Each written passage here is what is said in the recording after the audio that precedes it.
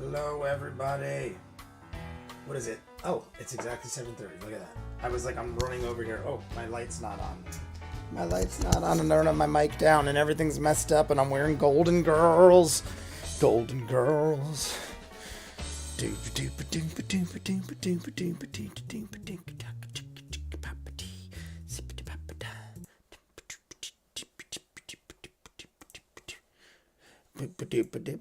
Turn that off. I must have heard that 500,000 times in my life. Hello, everybody. Hello, hello. We're here early. We're not going to start just yet. As you can see, I don't know if you guys noticed, those of you who are on Patreon probably already noticed this, that I accidentally uploaded the wrong Adventure Time videos. I've watched all of season 8. 8? Yes. I've watched all of season 8, and I had to post 2 of the last, I think there's 3 left I have to post, and I was going to post the final ones. And I uploaded the same videos I uploaded last week on my computer by accident, and I left my hard drive at work. So, I cannot post Adventure Time till tomorrow because I'm going to be doing this till probably 11 o'clock. So, because of that, I apologize. Hello, everybody. Hello, hello. The Dude JB is here. Thank you, my friend. I literally just am an idiot and completely forgot my days. I don't know why I thought today was Saturday, and that still wouldn't excuse anything because that means I would have completely missed the live stream. My brother's visiting for Easter, and whenever my brother visits, I try to get everything done rapid fire so I can hang with him, and I totally messed up. Luther Pendragon, what is up, my friend? Good recommendation for a video the other day. I'm going to have some kombucha. Oh, no, I don't want my kombucha yet. I want my Red Bull first. I don't have ciders or seltzers or beer today, guys. I have shots. So I have shots chilling in a glass, and we're going to take shots whenever I feel like taking a shot. I'm going to do one right now. Oh, my ice cube went in it. I don't like that. Got to re-pour that. I have it chilling on ice. Chilling on ice. Oh, absolutely. Plus 10 points to Luther. Colvin, let me see who's in the chat. Yet again, I don't remember to wear my glasses either. So, I have to lean in and read. What is that? The Chimic Piro. Sometimes I read things and I'm totally not reading it how I should be. Is that something else? Is it like I don't know. I'm probably butchering names. Anyway, we got Daniel O'Day, Colvin, the Dude JB, Amelia. I see Douglas Hampshire. Is that Hampshire or is that Hampshire? Delicious Muffin. I don't know what that reference is, but I feel like it's something. Luther Pendragon, Jared McGuigan is here. And I see Nuckin' Futz. What is up, guys? I probably missed a couple in the beginning, did I? Who did I miss? Oh, I see Vero's here. I see Indigor. I saw Indigor before, but I might not have said hello. D is here. And John Forsyth. John Forsyth. What is the actor who played, was it William Forsythe? The guy that was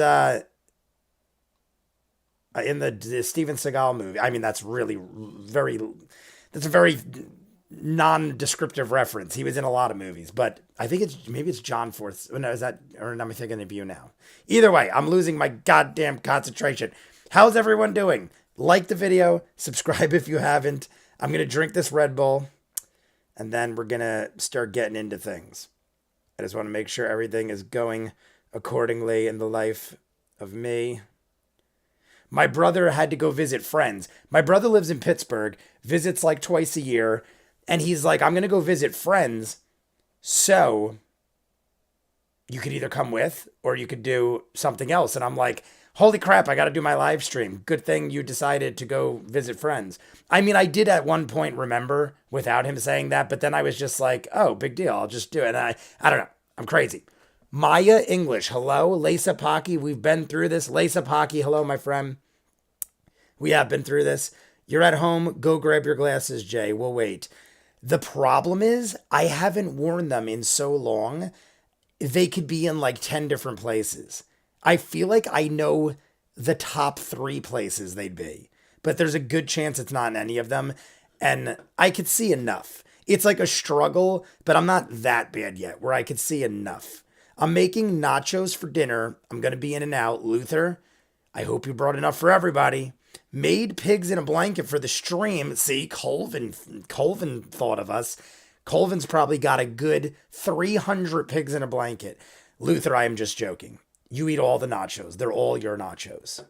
All the nachos. I'm going to, let's see here. Who's got some beverages? Anybody got a beverage like me? I've got all of them. I've got water. Here's the beverage lineup. As you guys tell me what you're drinking. Those of you who are drinking alcohol, I'm just curious. But we got water. We got the regular kombucha. We have my dragon fruit Red Bull, which I've been drinking for the last couple weeks because I bought a couple cases at Restaurant Depot. And then I've got Zambuca. I got literally just a giant glass of chilled Zambuca. My family's very Italian when they want to be, and this is the drink of holiday choice. So I'll be taking shots of that. I'll probably feel like shit tomorrow because it is pure sugar, and if I drink an entire glass of pure sugary shots, I probably will hate myself tomorrow. But it's the holidays and I'm off, so who cares? Coffee now, beer later, rye and ginger. I'm drinking Stella, love me a Stella, out of a Pokemon cup. Love it. Dry gin and orange juice. It is William Forsythe. Okay. From Justified, Boardwalk Empire, Raising. Yes, that is the guy. That is the guy. I know him most, even though he's in a million movies, and he's good in all of them. I enjoy the gentleman. I know as from the Steven Seagal movie, I can never remember. I think it's Out for Justice. It's the one where he goes in the pool hall and he goes looking for William Forsythe, who is Bobby. I think his name is Bobby. And he goes there and beats the shit out of everybody because his cousin runs the bar. And I saw that when I was a kid because my dad was obsessed with Steven Seagal. Like my dad was a martial artist and a power lifter. So he followed guys like Chuck Norris and Steven Seagal because he actually fought and trained. So like he watched things like that. But Steven Seagal was one of his favorites. So I grew up with that shit. That's Out for Justice. Yes. What was his name? Bobby? I think his name. I always remember Bobby. Or no, Steven Seagal's friend was Bobby. What was his name? It's so unimportant to everything in my life, but I just need to know. It's bothering me. Bobby was Steven Seagal's friend who William Forsythe killed. And he's like, did you kill Bobby? But what was his name? It was probably Johnny or something else because that was all the names. Richie, it was Richie. You are correct, my friend. Richie, did you kill Bobby Lupo? That's what he kept saying. Richie! I love the Seagal film where he gets his ass beat by Mike Tyson. Is that a movie? A Steven Seagal movie where he gets beat up by Mike Tyson? I don't recall this. Seagal was Gino. Yes, he was Gino. Okay. But Mike Tyson, I don't remember a Mike. I remember Steven Seagal fighting like every rapper and martial artist. At one point, he was in like with Jet Li. Then he was like Ja Rule. Then he was DMX. Then it was, was he ever? I don't think he was ever Jackie Chan. Maybe Tony Jaa. You mean where his double gets hit for every shot? Yes. I'm Italian. If you drink a lot of Zambuca, you should put a few coffee grains in it. It helps. I've heard that. I have also never seen you in the chat before. Cougar. Is that Cougar Saya? I've heard that before with the coffee, but I don't think I've seen you in the chat before. Welcome. But yeah, I've heard, I don't know the exact, people said something about doing something with coffee grains with Zambuca, but I never really, I don't know. They probably weren't talking to me or I've just like overheard it in passing, but that was a thing that people have said to me. So apparently you say you put a few coffee grains in it. It helps dampening the sweetness and adds a bit of kick to it. I'm going to try that because I have an entire 3/4 bottle. Like I just cracked the bottle. That's about a quarter of the bottle because I already poured a shot or two. I drank one shot before we started and I got one shot poured. That's about a quarter bottle. So tomorrow, when I drink with my brother, I shall try that because I'm also a big coffee drinker. I probably have 4 or 5 coffees a day, and that's probably a lot. And then I have one of these, at least 1 or 2 of these. I probably should stop before I explode. Not the grinds, just the beans. Okay, just put the beans in. Put some beans in. Oh, grains, not grinds. It says grains. I'm sorry. Yeah, because he put in the contract that he can't lose a fight in the movies. Oh, yes. But what movie is that? I'm trying to think of what movie. The scene in the movie, I can't remember the name of it. The dude, I saw Mike Tyson, I saw in, what was it? Ip Man. Mike Tyson was in Ip Man 3, I believe. And the same thing. He didn't win the fight, but he didn't lose the fight. In Ip Man, he's one of the only guys that had not lost to Ip Man. I think they ended the fight at a draw. Mike Tyson and Ip Man were going nuts, and then they ended a draw. And it's because I feel like they were like, Mike Tyson, you can't beat one of the most influential martial artists of our time or any time. You can't just beat that guy. That's not right. But he was like, but I don't lose. So they had to make it where like it was a tie, I think, or something like that. Are you also going to react to the wrap up of Campaign 2? I think you should. It's really good. I saw that the other day when I was looking at videos. I saw Campaign 2 wrap up, but I didn't know what that was. I'm assuming Campaign 2 wrap up is the end of the campaign. I wasn't sure. It's good you asked that because I honestly wasn't sure what that was. The way I saw it was that was the wrap up of the entire Campaign 2, but possibly I'm wrong. Do tell me if I am. So I'm going to take a shot. And then, guys, I think we're going to start. I don't know. Should we start 8 o'clock? 8 o'clock. I mean, 8 o'clock will still give us plenty of time. There's about, I think it was 2 hours, a little less than 2 hours we got to watch. Let's see here. We're starting at 2:38. I'll set up the clock in a minute. We're starting at 2 hours, 38 minutes and a couple seconds. And we're going to around 4:16, 4:17. So it's not that bad. It's an hour, 40 minutes. That's not bad. That's actually pretty standard for what we do. So we got an hour and 40 minutes. I guess we'll start at 8 o'clock. No sense in rushing then. That'll definitely get us done by 10 o'clock. And then we'll talk. 1,000% correct. Finishes the entire C2. I'm sure he'll watch oh yeah, at some point.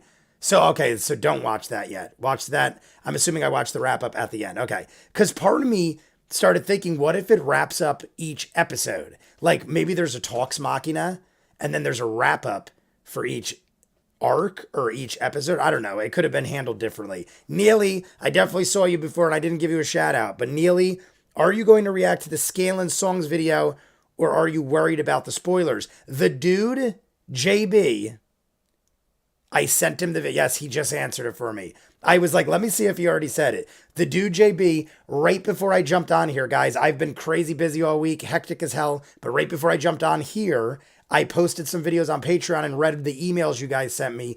The dude JB sent me one. Lace Up Hockey might have. Not, maybe that was previous. I think the dude JB sent me a video, the Scanlon Songs one, so I will watch that. And Miranda, I don't know if Miranda's in the chat yet, but Miranda's in here with us every week. She also sent me a video that she said she edited up herself to make sure there was no spoilers. And that, I believe, might have had to do with Talks Machina, but I'm not positive on that one. But people are sending me videos on Patreon. I mean, you could send them to me however you think I'll get them. If you put them in the comments of the video, I will eventually scan them. Honestly, the best way is if you're a part of Patreon to email me on Patreon, because the Patreon emails go right to my phone and I can read them while I'm driving. Not that I can't do that with other things, but Patreon, the app works so well now. Like the Patreon app, like YouTube, it's just, YouTube sends me every notification. So like if a video gets blocked or copyrighted, or I edited something wrong, or you guys write a comment, or something I like on YouTube that's totally unrelated to my channel, somebody posts, it's like I have probably 10,000 notifications a day from YouTube. So it's really hard for me to catch in there. But Patreon, I get a manageable amount of emails. I probably get a dozen a day, which is probably still a lot, maybe. I don't know. Either way, Miranda's in here. It is Campaign 2, Episode 1, Talks Machina. Yes. Miranda, I appreciate it. I wrote back to you right before I jumped on here. I don't know if you read it yet, but I do read the emails on Patreon. I read every email on Patreon. Patreon, I never skip an email because some of that is financial things that I have to make sure I take care of. YouTube is like a frigging free-for-all to me because YouTube, you make hardly anything off the ad revenue and then they give you 10,000 messages a day and it's impossible to read them all. So I'm just like, whatever. YouTube could be screwing me out of like thousands of dollars and I honestly just don't even care to look because it's just so complicated to read all their shit. But that is why sometimes I miss a comment or two. He gets you where it matters. Yes, I do. The wrap up is the entire campaign. Don't watch it until the end. You already reacted to the video I sent you. Got you, Lacepaki. Yes, I already, okay. That's what it was. Lacepaki sent me the Chaos Couch 2.0. I think there was a part of that email I hadn't read, so it marked it like it was unread, but yes, that was what it was. Spoilers, not kills Dumbledore. What book was that? Because I never knew Harry Potter until way after that. Like, I never saw any Harry Potters till way after that whole Snape kills Dumbledore thing. Sorry if I just spoiled it, everybody. The Do JB nice. I love that video. Yes, everyone. The funny thing is, I'm assuming you all kind of like more the better video. I mean, like if there's a really good video, I'm assuming most of you would all like that video because a lot of you have been suggesting the types of things that others are sending me videos of. So it's kind of like everyone's thinking the same thing and it works out good because it gives me something to watch that everyone wants to watch. And I know that you guys previewed it, so I can't get spoiled. Everyone works together like a big happy family. It's so loving. What I would love to see is Jay reacting to the Talks Machina debut of Pull Out King. Pull Out King? Pull Out King. I know, it looks like one word. What was I just going to say?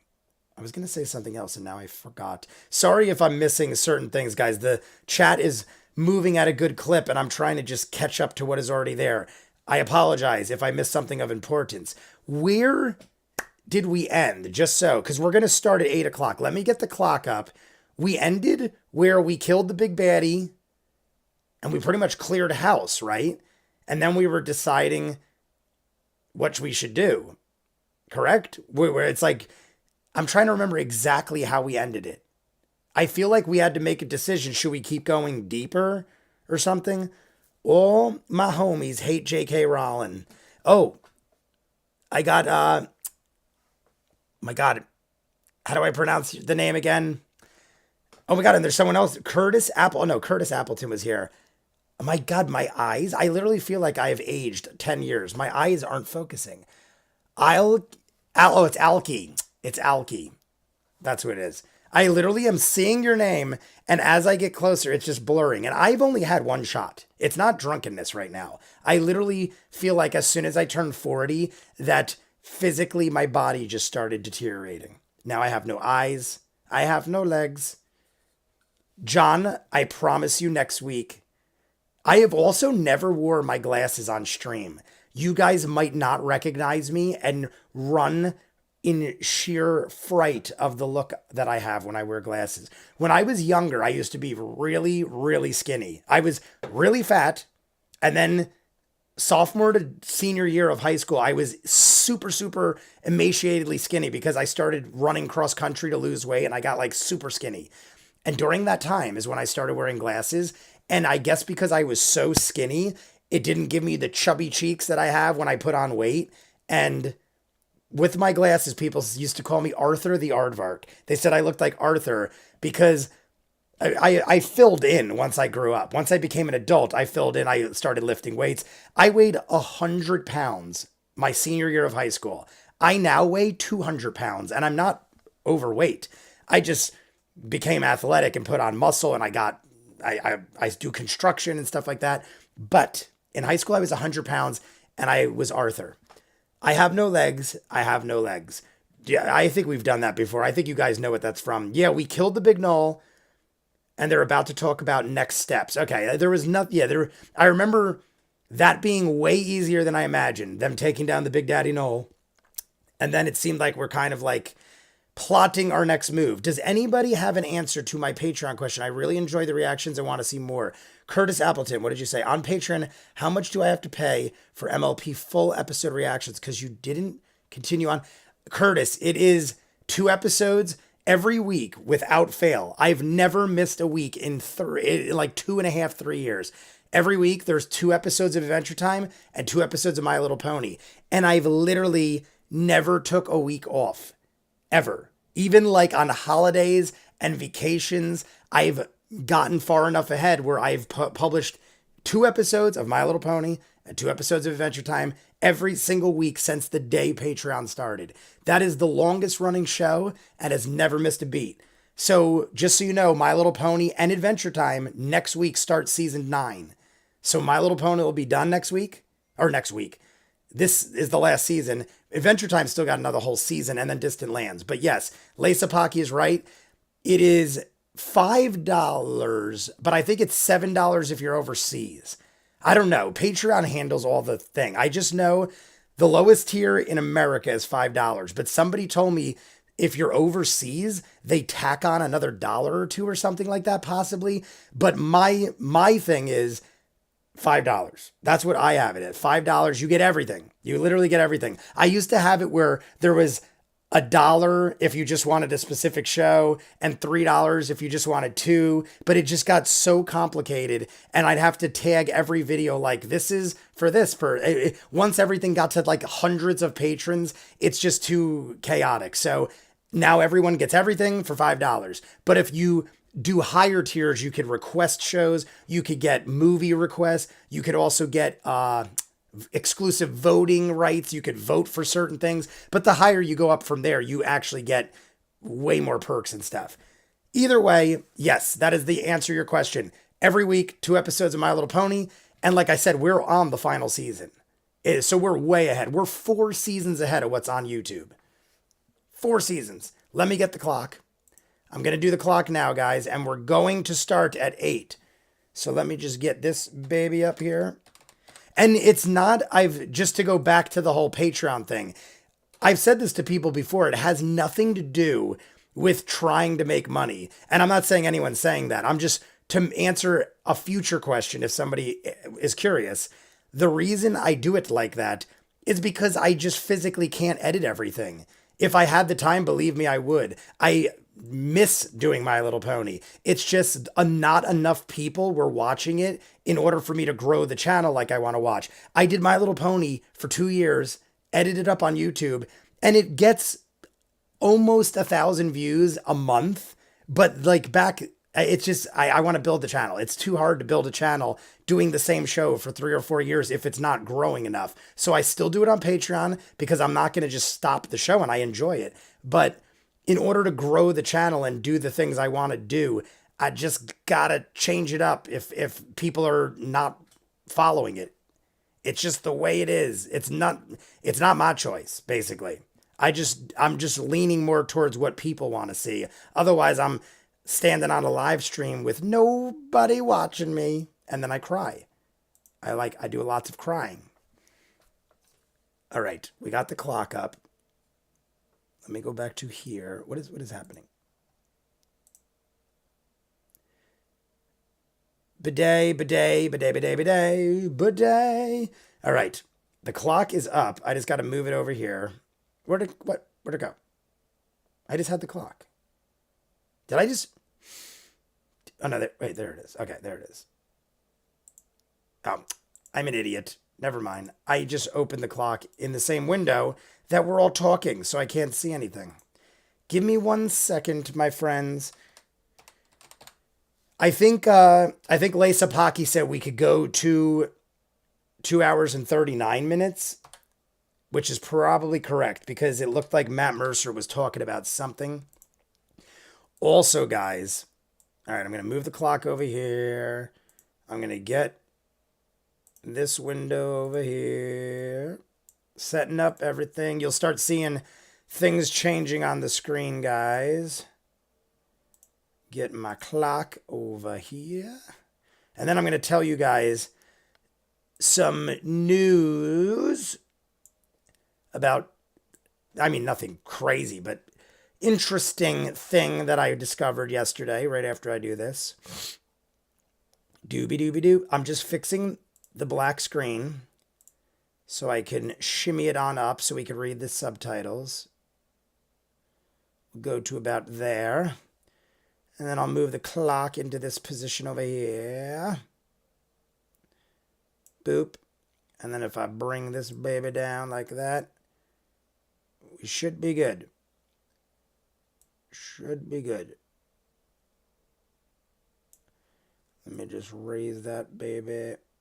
I'm getting into like a weird zone. I didn't even smoke yet. We got a smoke and a pancake. I really like this. The image of Sam Riegel with the Mighty Nein thing is pretty hilarious, I think. All right, let me go back to that. All right, guys, you see the clock. Everything's good. Like the video. Bop, bop, bop, bop, bop. Daniel, you need to stop the rampage of spoilers. Daniel, I don't know who Daniel. Daniel O'Day.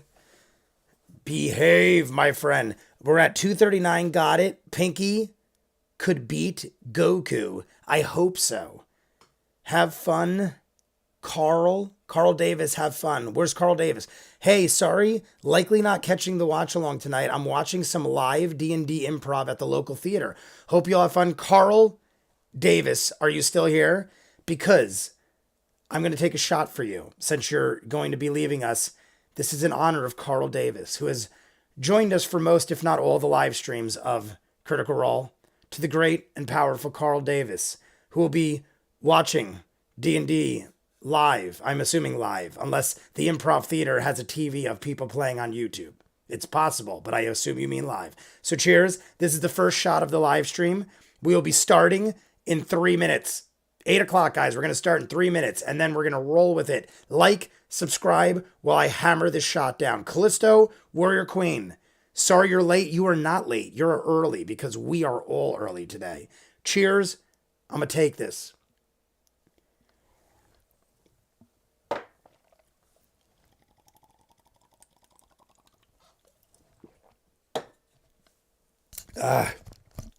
Just so you guys are aware, when my brother visits, there is actually a bed in this room. This is my office / guest room. And my brother the only one that ever sleeps here is my brother, and it's like twice a year. So all of his stuff is packed up against the wall. So at any point, if you hear like knocking or banging, it's probably because he came home early from his friends gathering, and I don't know, he might just not realize I'm live streaming and just bang on the door and make a whole lot of noise. So right now, we're good. He shouldn't be back till like 10:30, 11 o'clock. And we should be finishing up by then.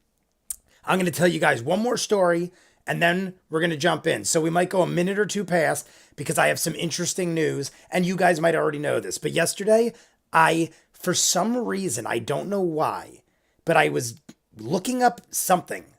I cannot remember what it was, but whatever the heck it was, I ended up finding out that Hot Toys, the company Hot Toys that makes all the really awesome figurines, why can't I talk? Figurines, I'll call them adult figurines. They also, I didn't know this, but they make weapons. And they are doing, you could go buy it right now. I already bought mine. So they're still available. But Storytime with Jay, yes, Amelia, Storytime with Jay. They had, I couldn't believe it, they just created a Inigo Montoya sword from The Princess Bride. I am a massive fan, one of my favorite movies of all time. They have literally made Hot Toys. You can go buy it right now. It doesn't ship until the end of this month. But if you pre-order it right now, you get it at the end of this month, early May. Probably early May is more likely with the way the world isn't shipping. $400.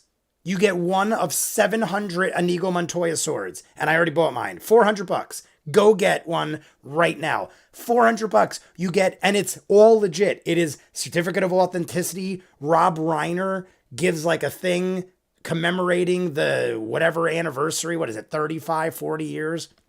Probably 35 years because I'm 40. It can't be older than me, I don't think.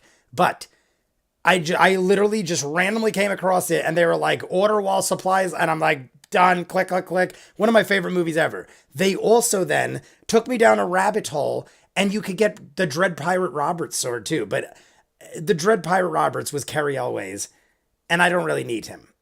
I mean, I love him. Don't get me wrong. But Inigo Montoya, Mandy Patinkin was everything to me in that movie. Cary Elwes is great.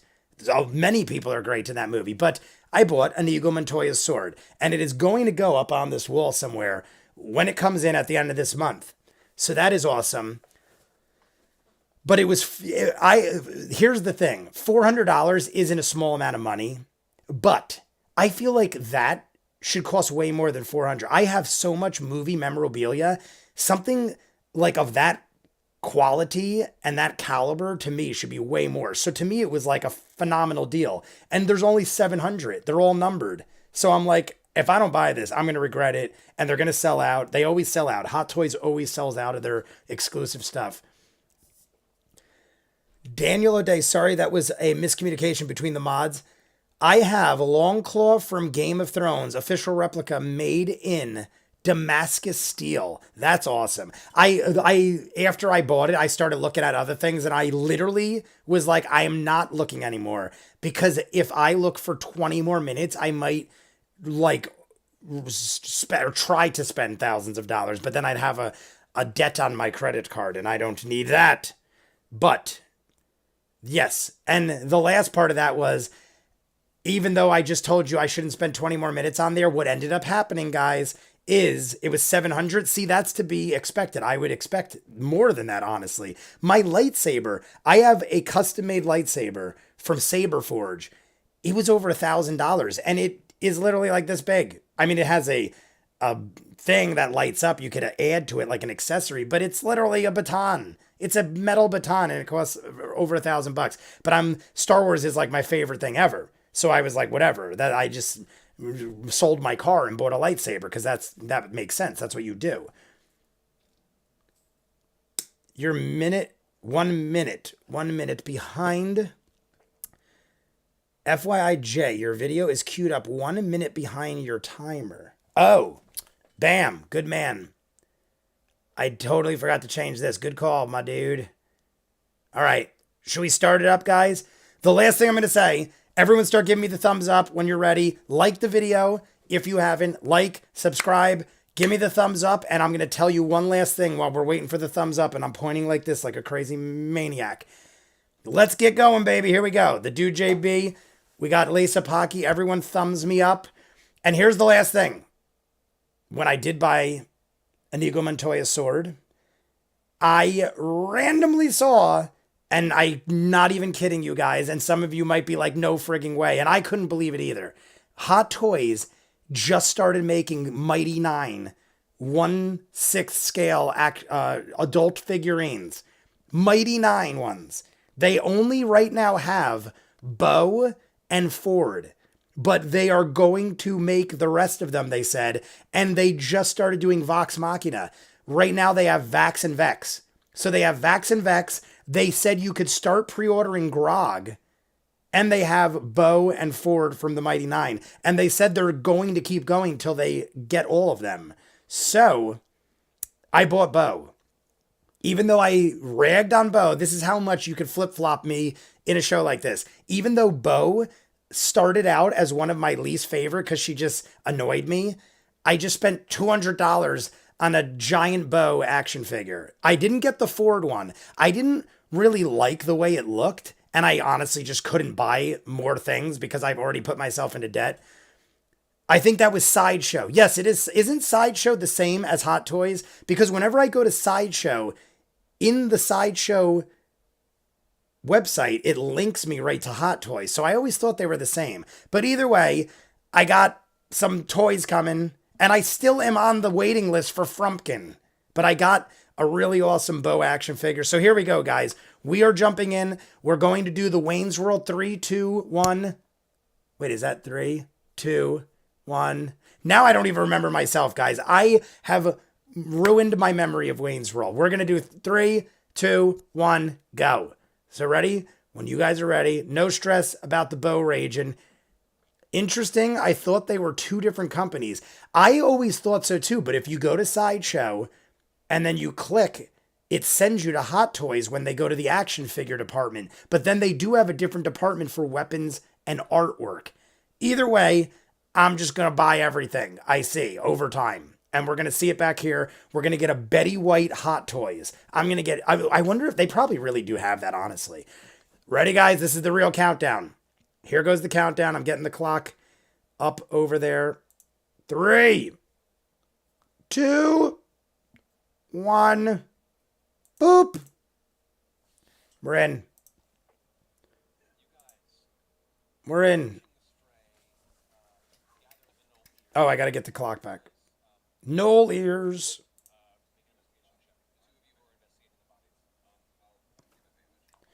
Give advantage. I feel like I'm really... There we go. I'm like brighter now. Oh, I got to put the other one in back. I'm not used to Laura sounding so serious. Why so serious? Hans Gruber's brother.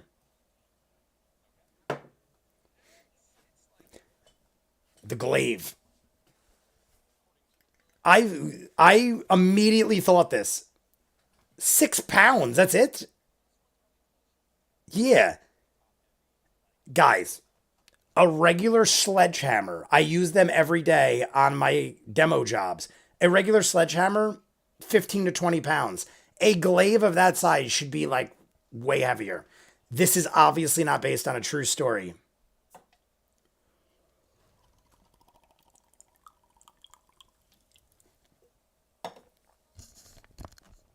Who wants this gold? Anybody? 20 pounds. To be fair, Bo is like built to be an action figure. Honestly, go look at Bo's. Watch me. But later on, go to Sideshow and look at Bo's action figure. It looks badass. She's got the bow. She's fighting like freaking martial arts stance. Chicago.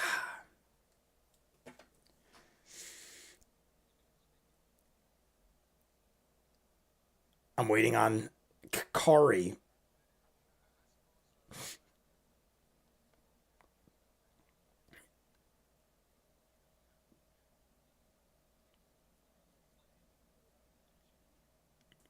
A regular longsword should max at 4 to 5 pounds. Really? I feel like I don't see when it comes to swords, I don't know. I just feel like a glaive would be more like a sledgehammer, and I know a lot about demo tools.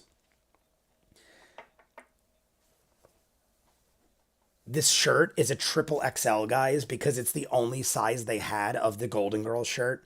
So that's why I keep yanking on it. It is like I could fit 2 of me in it.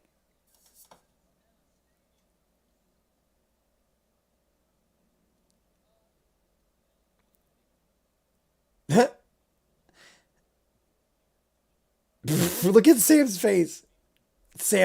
She's not leering at you as Sam makes the weirdest face ever. Now, guys, I know it's been said 50 times. What was Anastasia? It's the Grand Duchess Anastasia. What is the last name? Could somebody spell it accurately? Because whenever I see it on the subtitles, I can never, like, fully grasp it all.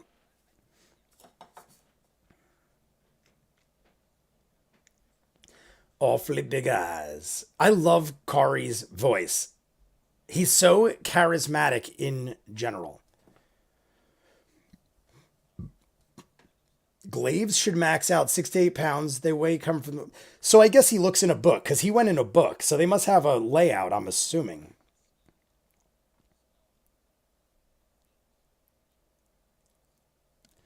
Urine and citrus, my favorite mixtures. That honestly is probably a pretty standard mixture. Like from running an arcade and having to deal with bathrooms and I mean, you basically just spray a lot of citrus chemicals and cleaner, and then you got urine and oranges.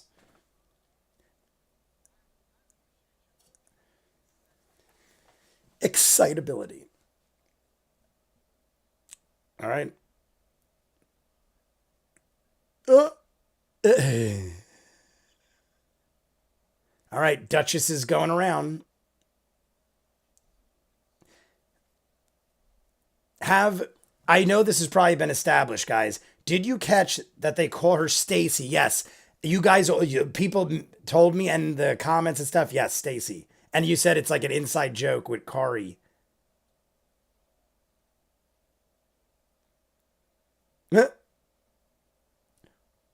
Oh, great. I can't believe I these are things I wouldn't do. I mean, it's funny, but I feel like things like this could come back to bite us in the ass. Not Sam just robbed Jocasta and conceals it from the entire group or tried. Yeah, like I don't know if I'd pull moves like that because what if Jocasta could actually like do something great for us and now doesn't trust anybody?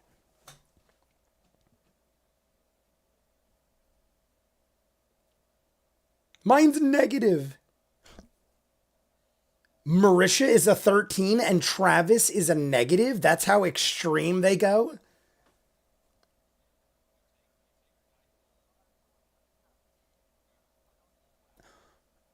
What? No. Sam's got to cut it there.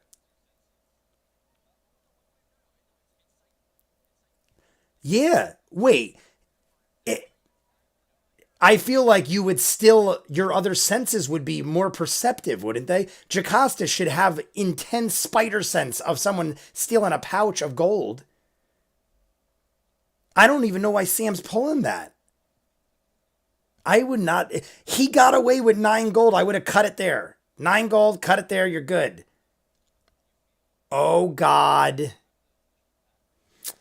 Bad move, man.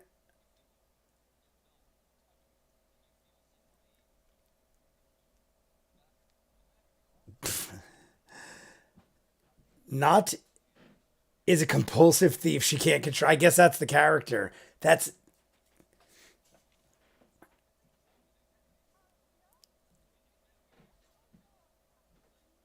I would, if I were Sam right now, I'd immediately say, my bad, I tripped and I grabbed onto you to hold myself from smashing my grill into the ground. But see, now Kari's not reacting, but he knows.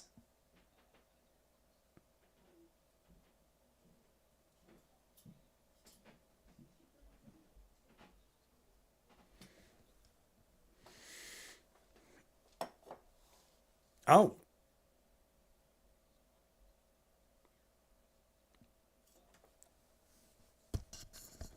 are we going to get to something crazy?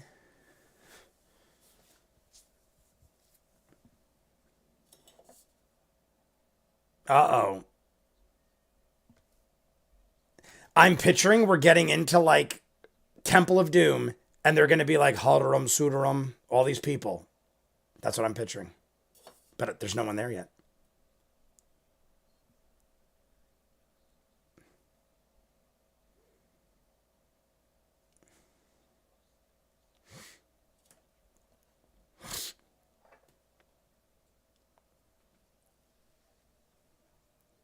We had to start early because of Easter. My bad, my friend.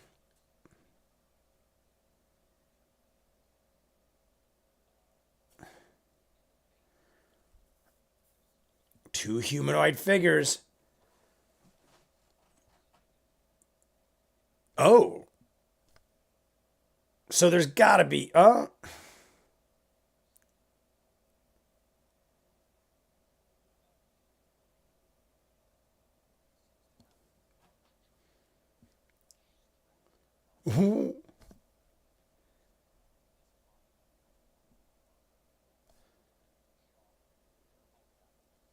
What?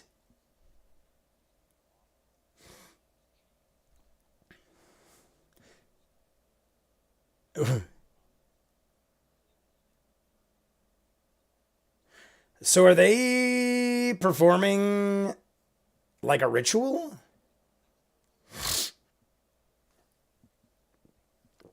They're literally doing a Temple of Doom, a Hadram Sudaram. They're going to rip his heart out and throw him in a pit.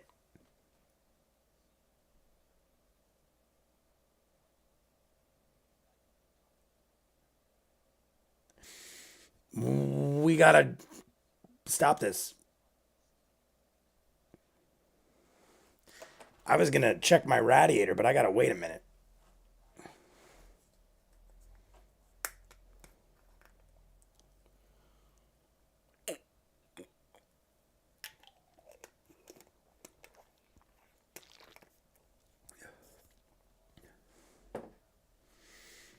What? What is that?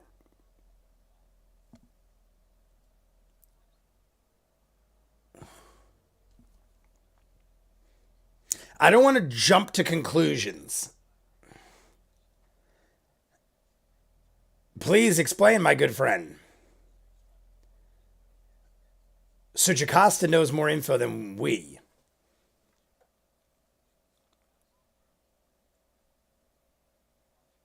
All right. Is it a chimera?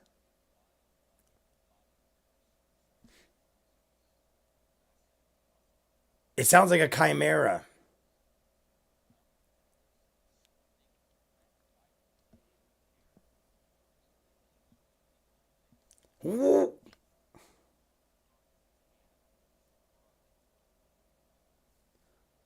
I need to see a visual of this thing.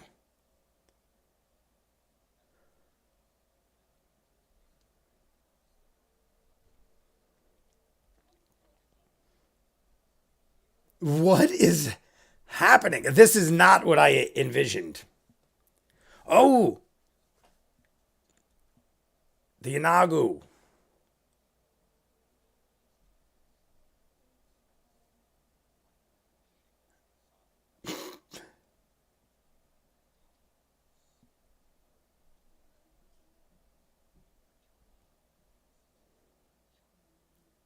And your child.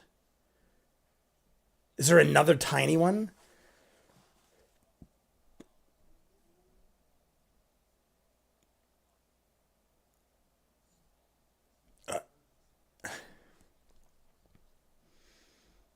I would love is to, I hope he has an action figure. I hope he has a marker to represent this. I need a visual of this right now. Maya, English, what is up?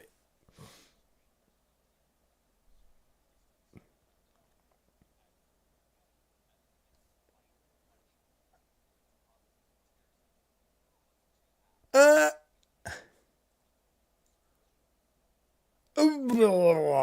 okay. Well, guys, I pictured some sort of ritual or some kind of like cultish worshiping thing going on.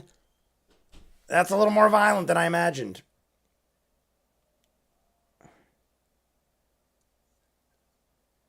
Yeah. Yeah, this needs to be put to an end. What am I wrong to think of like a chimera? I feel like it's obvious. I mean, it sounded like the start of a chimera. Wings, lion, mane, but a human face? What? Callisto Warrior Queen fair. I think the cast got over it. Something happened. Oh, we're reading all the things. You'll find out. All right, I ain't saying nothing. I'm packing my little pipe over here. Giving a visual. Yes, yes, yes. Getting a visual. We are getting a visual. I knew. I'm like, there's no way you bring a character like that into the mix and you don't have an awesome little toy of it. Show me the money. Guys, I went down a rabbit hole 2 days ago on the website of Wormwood and was watching all the tabletops you could build. I've never even played D&D, and I want to buy all these interesting tabletops. They had magnetic mug holders and stuff. Set the nest on fire to, hey, that's not a bad, I do it. Let's do it. Oh, yeah, look at that maniac. I love it. That is awesome looking. That is huge also. That is probably the biggest thing we've encountered yet in the show. Way bigger than Toadman. That is like 2 or 3 Toadmen. I'm checking my radiator. I'll be right back. No, I'm not going anywhere.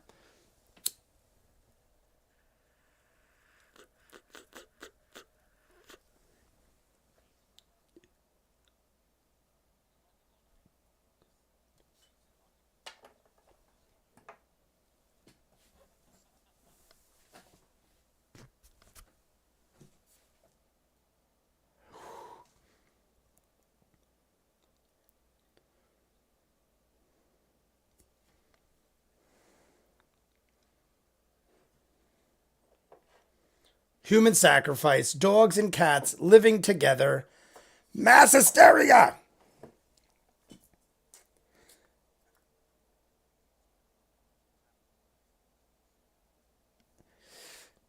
Is it enough? I mean, I'm not saying to do this, and I don't want them to do this, but would it be better for us to go back and regroup? I still feel like we could do this, but it's a little risky and leave. That's kind of what I'm saying. Take the survivors and bail. Come back at another point. Can we steal the baby? If I were to bring the baby.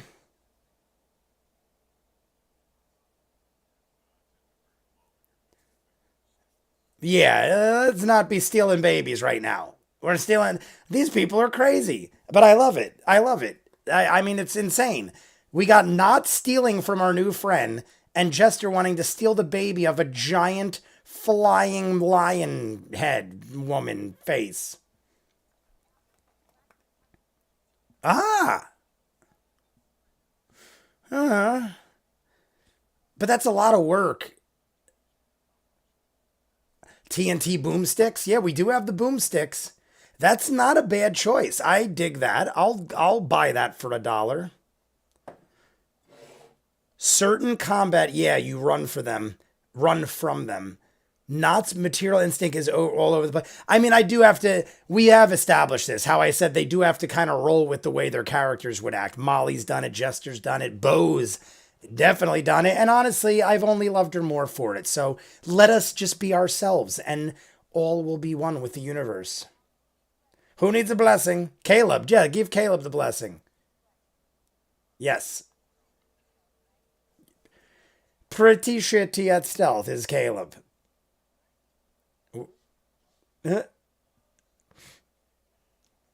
Thank you, Jester.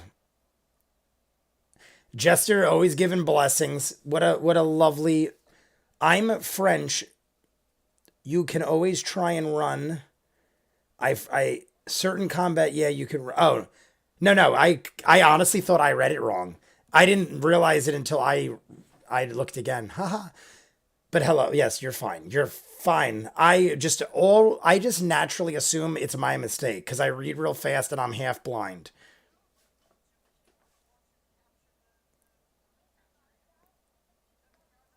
I like that you're catching references. People are catching references. Totally random, totally out of this, but with the Mighty Nine. When I got the Bo action figure, there was a Ford action figure that he was tall and more like lanky than I would have imagined. Who determined what they actually looked like? Was it Critical Role or did fans draw up stuff and someone just kind of went with a look? I'm curious. I feel like it all kind of helped each other. Like how did we get this look of these figurines right here? Cuz that's kind of what the toys look like that I'm getting. I definitely am getting Jester, definitely getting Not. Molly probably. Grog comes out in July. Grog Hot Toy. Cut them free. Let's get the hell out of here.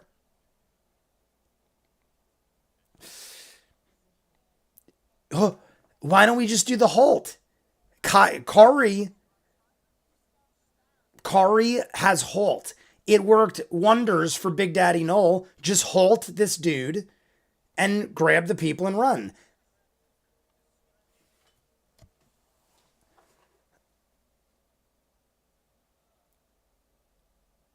Thaumaturgy? Thaumaturgy. Spiritual weapon. Maybe he's already, Ford is a little buff, isn't he? See, I thought he'd be buff. If you go to Sideshow and look at the toy, he's real skinny, like real tall and skinny, like no meat on him at all. And Bo, honestly, it looks like Bo has more muscle than Ford's figure. And Bo looks badass. That's why I bought Bo. Bo looks badass. Bo's got the staff. I'm like all about Bo now, as far as fighter aspect. Jester and Knot are great entertainment and comic relief, but Bo is probably my favorite fighter right now because she's got the key points. She could literally catch shit, defend shit, eat shit. No, she doesn't eat shit.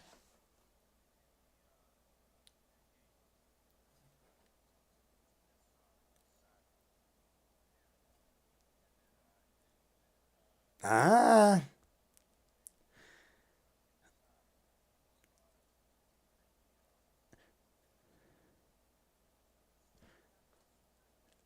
They are really planning this out. I mean, hey, you got to, but this is. And I don't know if we're even agreeing on 100% of everything. If I feel like everyone's just spitballing.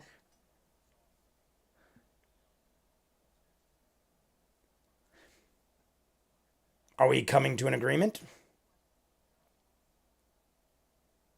Huh?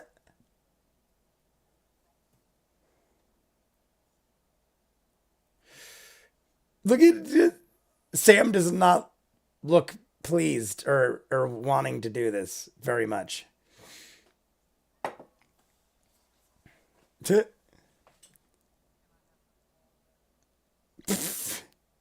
One, are we keeping tabs on how many ball bearings we have? Because does that matter? Does it matter how many ball bearings we have? Because I feel like at some point we would run out, unless we just keep picking them up when we use them.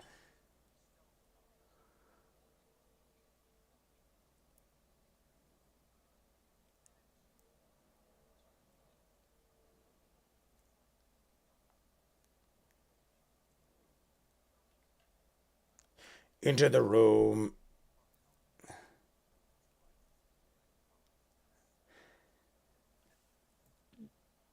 I've also, I'm trying to remember if he turns dancing lights on and off.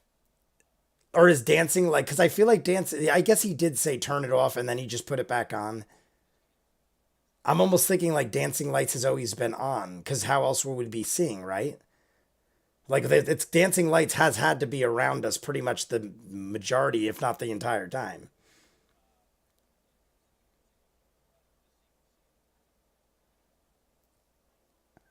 You know nothing. You know nothing. She has 1,000. If she go is if she goes crazy with them, Matt will at some point. Okay. I was gonna say, like, what if we just keep throwing like hundreds? But I mean, you really probably don't need a whole lot at like one big bing bing bing.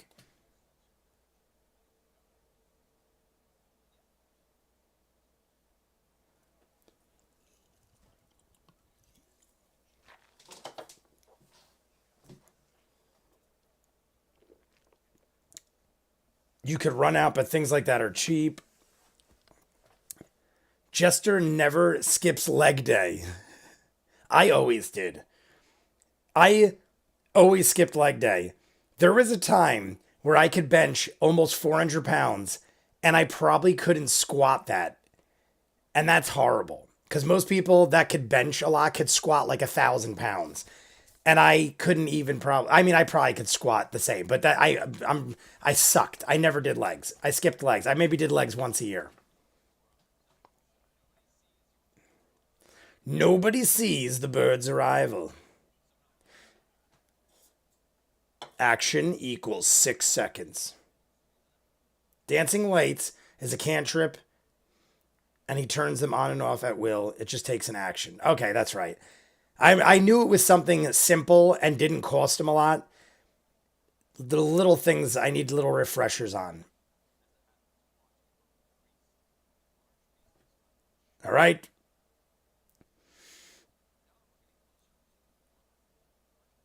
Oh, what does that mean? General nature check. What does that look for? I don't think I've ever. What's a general nature? I don't recall hearing this, or if I did, I don't remember what it is.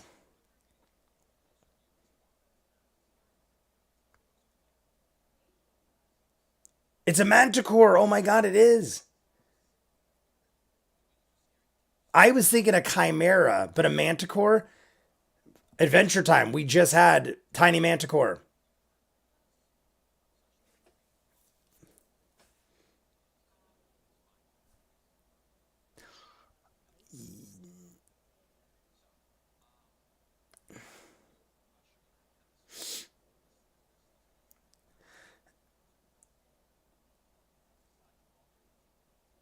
Uh, my God. I feel like we are in some serious bad position. I mean, hopefully their plan works because right now I don't know about this. My God. I mean, that's basically what Not's good for.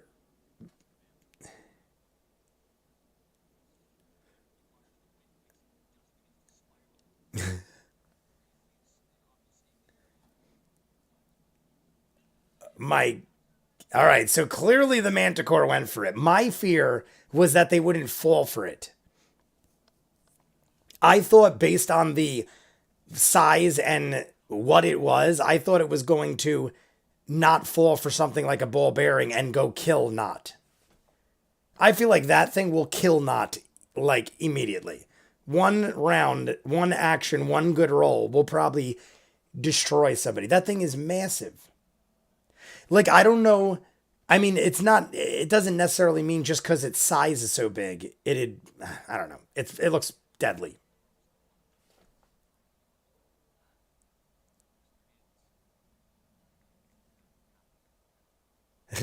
What?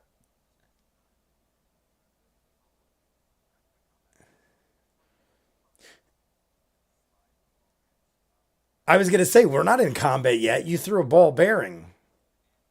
I mean, I guess you could maybe call that combat.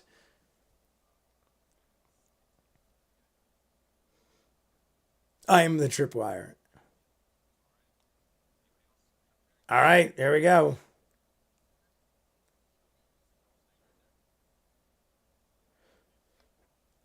I mean, Travis is like, I don't want to do this, but you guys are putting me in a position where I kind of have to now because basically we're all in right now. What are we going to do? Half not fight? I mean, we just got to go for it.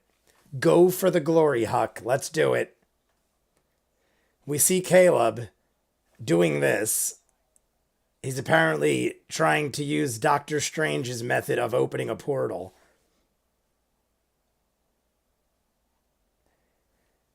I mean, the way I look at it is we have seven against basically the humanoid guy is probably nothing much. I mean, he probably could use magic or spells or something, but we got like a solid seven against a giant manticore. Let's just all out attack. That's me. I go offense. Chaos crew.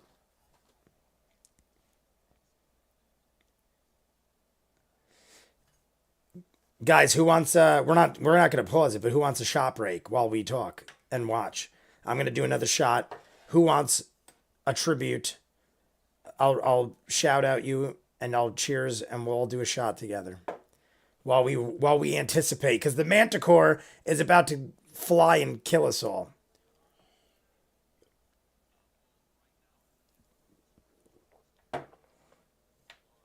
CJ Cook, what's up? Says a man who has never fought a manticore. I may have fought one, my friends. I just don't want to brag about fighting manticores in my younger days. None of us have. Oh, need you to roll initiative. Here we go. All right. Let's see what their rolls are. They're rolling initiative. The manticore is right in front of us. I raise my Diet Coke to you. Fighting manticore. To McGuigan. To fighting manticore. To all of you. 20. Oh, everyone got some solid rolls so far. 22-20. Cheers, my friends.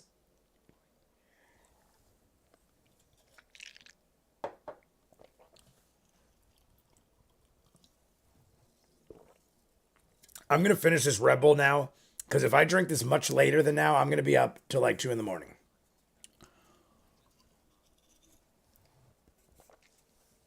Sometimes I always forget and I pace my Red Bulls. And then I'm like, oh, it's 12 o'clock at night and I'm still drinking a Red Bull.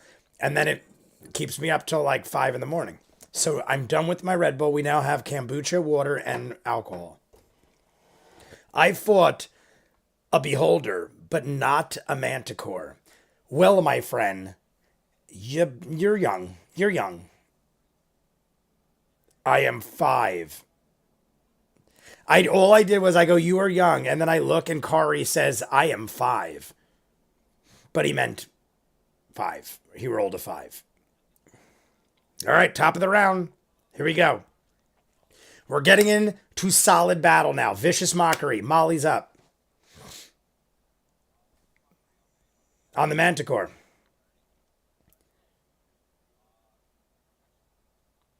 Yeah, what is it rolling against?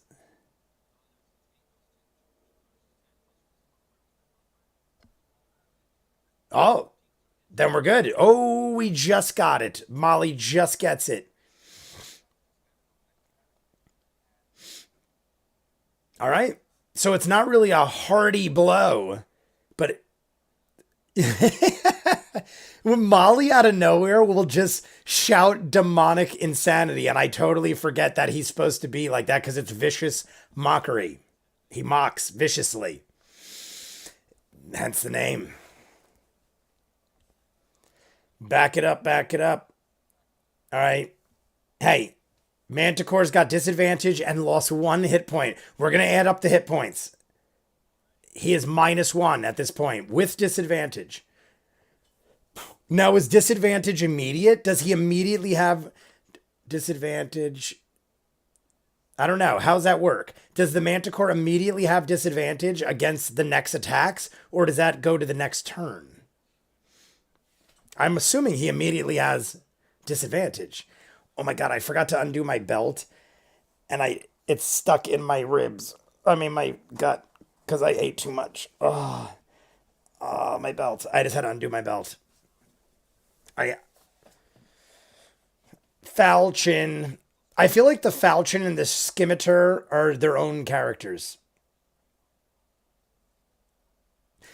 Honestly, if the toy, I wish they made Ford a little bulkier in his toy. Kind of like how my brother has him in the image I always use. But bulkier, and I wish in the toy the sword was doing the water thing. If the sword was doing the water thing, I would buy 10 of them. And I would have them all face each other and then try to make them fight in real life. That's it. Jester. This is dumb. She did this last time. She did this the image is too bulky. I agree. Somewhere in the middle of what the toy is and the image. But I feel like he's got to have a little more size. I could be wrong. It's not my character. I'm just what I pictured. This is not good. Love it. I want a giant toy of it.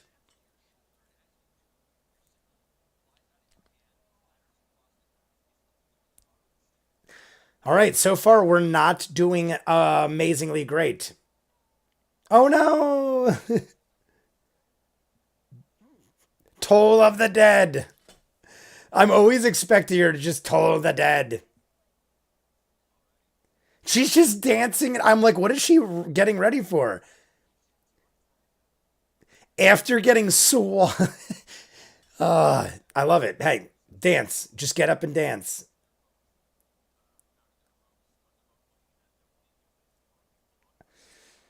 All right. At least the people are unbound.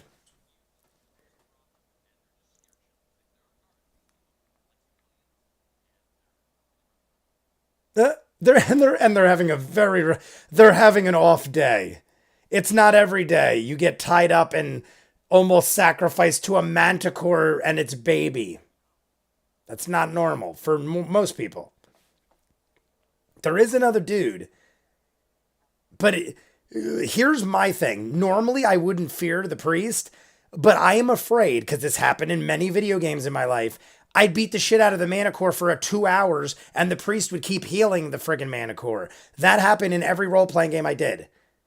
I would go all out attack on the Manticore, or whatever it was, and some stupid priest would be in the back and keep healing him.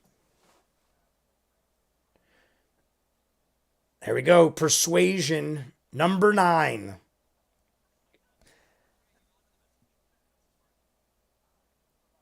All right. At least it conveyed the message.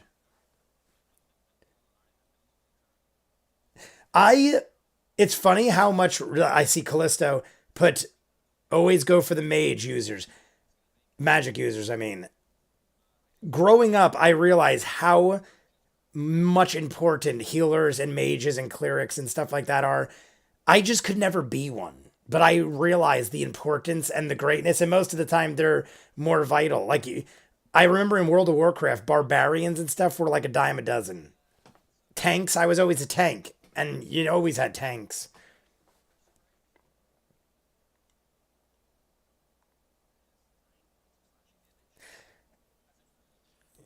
Damn it, Nein again. Is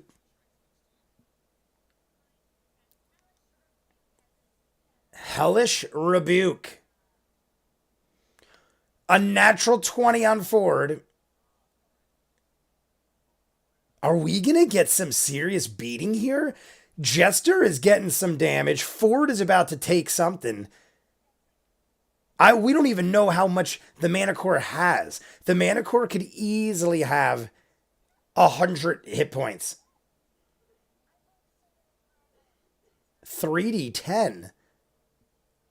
3 2d.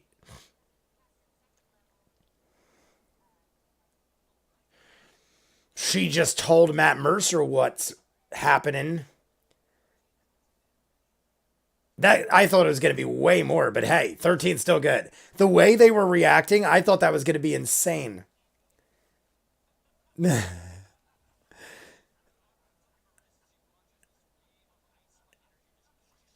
Infernal. What was that again? Infernal Rebuke? Is that what it was called?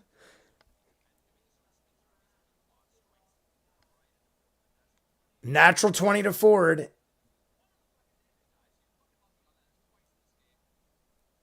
A number 1.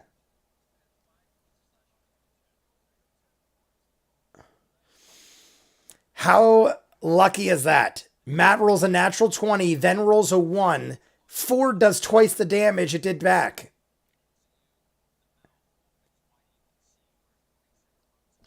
Ah, Shark Maw. Shockma. That's what I'm like, why does that sound familiar? Shockma. Go check it out if you don't know what I'm talking about. 80s movie. Everyone's getting smacked around. Liam. I was saying the last episode that Liam's been much more comical than usual, which is not typical of Liam, I feel like. I've said that, but he's calmed a little down. Still jokey. I like it. Just point it out.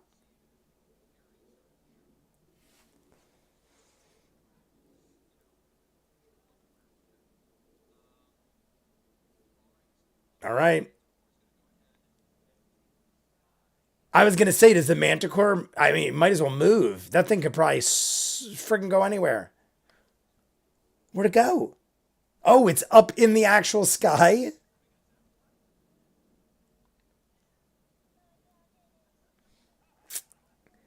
So it literally is flying above them. Jester misses. Travis misses.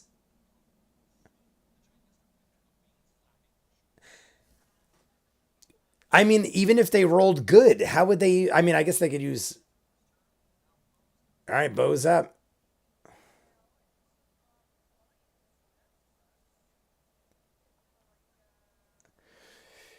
Well, these wings ain't for walking.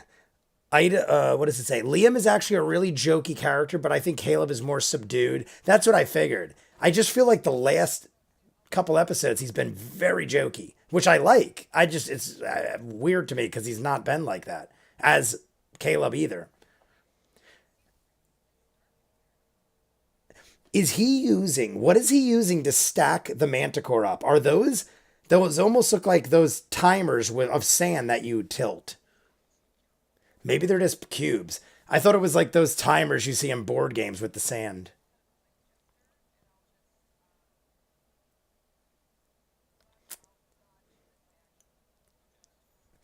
All right, Bo is just chilling out. My God, the Manticore is so high up there. Liam is actually really fun and outspoken. I dig when he is. I hope he continues down this road of greatness.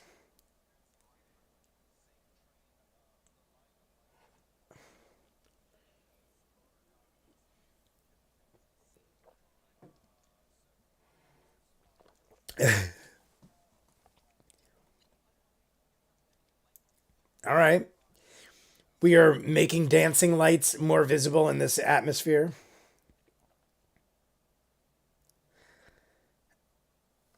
Molly is what is Jocasta like? I'm wondering. And what is the priest going to do? I will shit if the priest ends up being like more of a badass than the Manticore. Watch the priest is controlling this whole situation or something, and we're not even concerned of him right now. I don't think that's the case. I think the priest is going to go down like easy as pie. But I'm just saying, we're assuming the priest is not to be concerning. Ugh.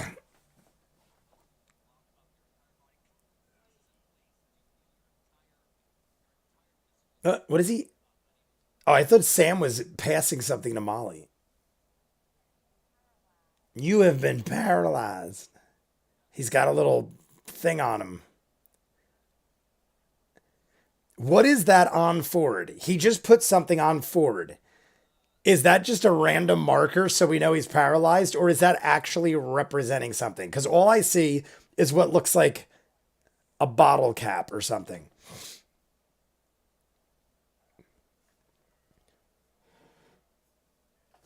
It's immediately paralyzed by the priest. LOL. Straight up.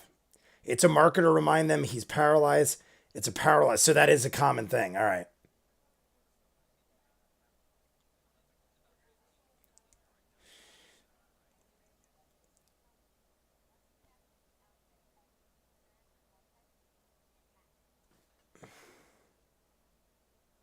Spiritual weapon.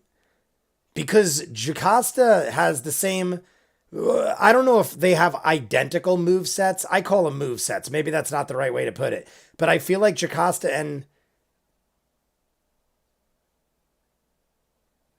All right. But Jester and Jocasta, I feel like, have similar move sets. And they're talking about spiritual weapon, which was the lollipop in Jester's case.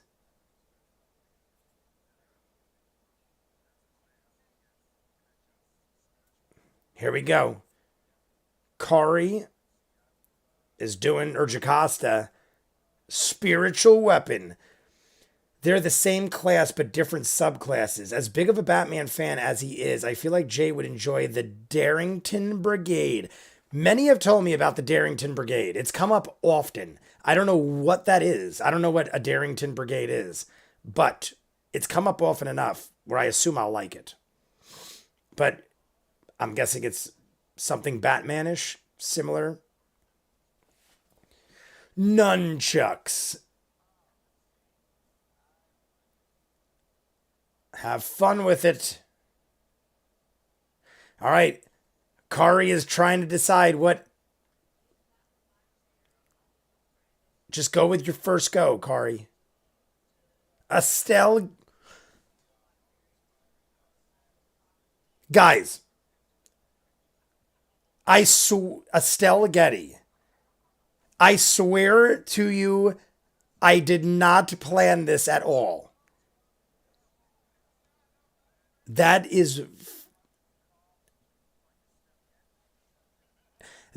creeps me the hell out. That I randomly was like, it's Easter. This is the most Easterish color shirt I have. Because we do egg coloring and stuff. What the frig is the odds of that?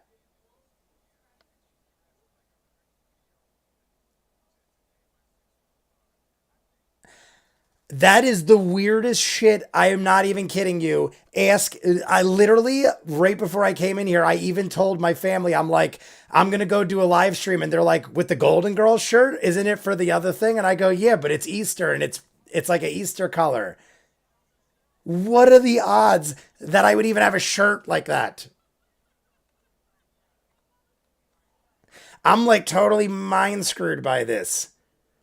I didn't even see like a thing. Like sometimes I'll randomly click things to see where to line up and I'll read a line or something.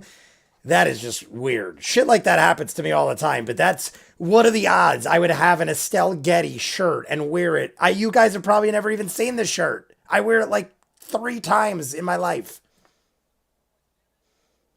That's just I'm going to go play the goddamn lottery. After this, I'm running to the convenience store and I'm playing the lottery because that is insane.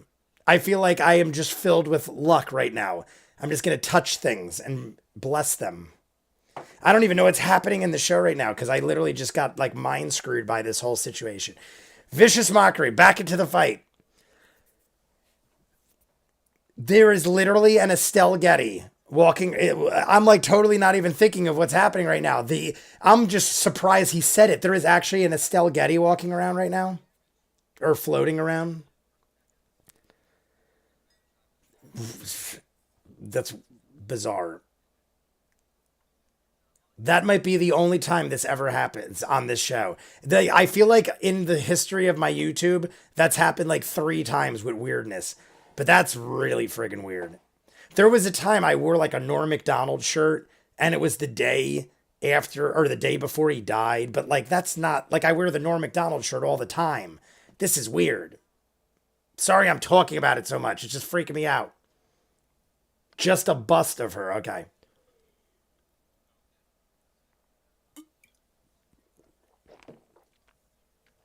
The funny thing is, so many people probably assume, I mean, I don't think you guys think I'm lying, but that's just so weird to me that I wouldn't believe it. Cause like, it just doesn't make sense in my head. So there's probably half of you out there that are like, he had to have seen something and I didn't. And that's weird. The traveler has come. Choose and perish.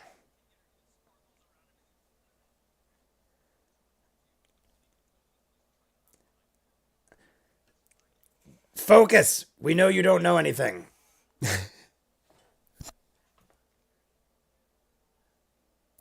He fails.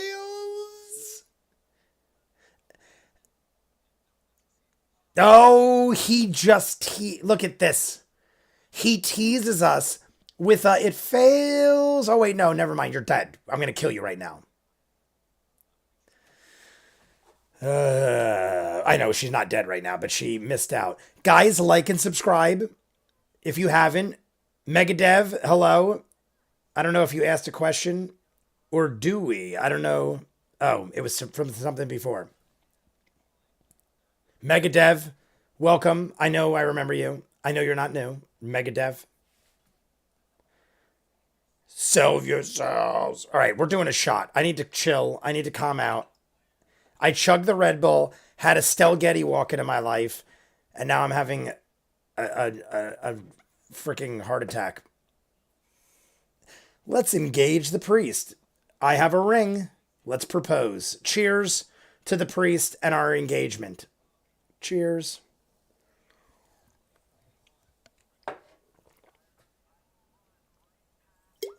Regular no, regular no.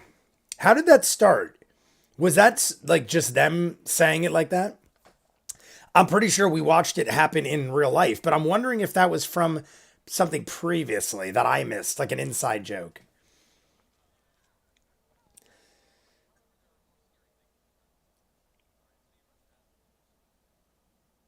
All right. Keep calling them guards. Keep calling them guards. I'm watching. All right, guys, focus. Got it.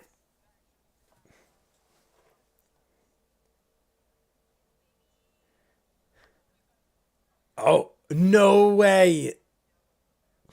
Oh my god, is he gonna try to take the baby or is he gonna No.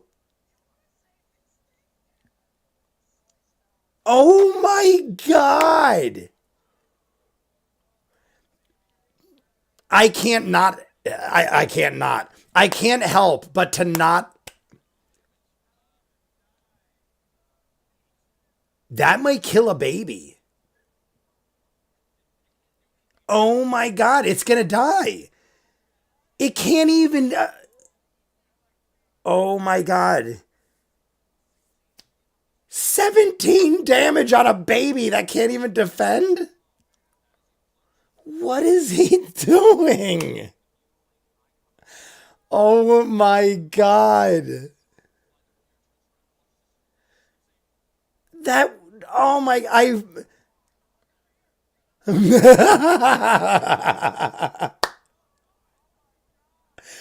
What is. Oh my god.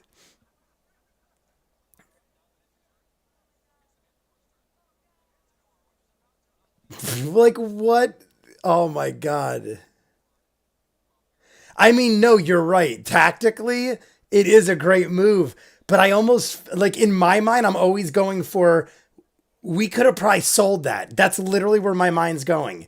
I'm thinking, don't kill that because after we kill the giant manticore, I want to sell the baby. I'm going to sell that baby.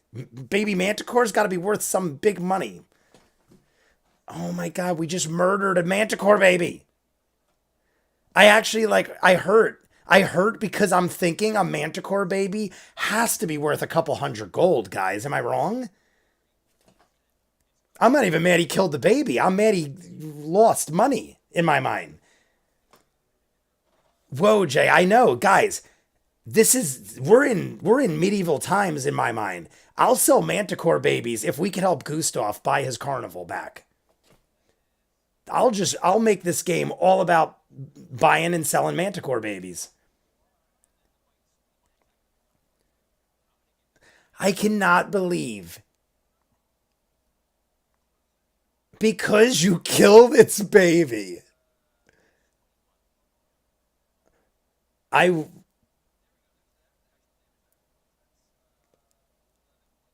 Ooh, 1 point. He's got 1 point. Now, guys, is this like?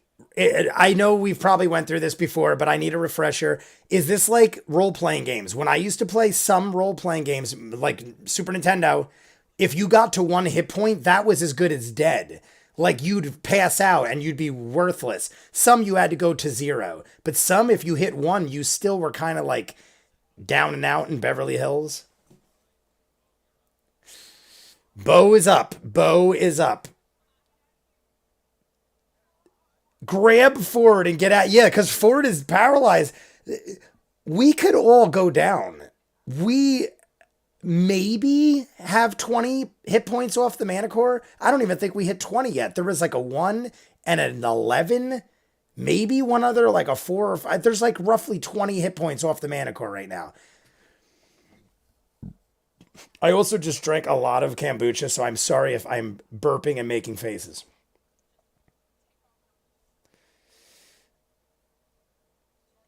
Towards not.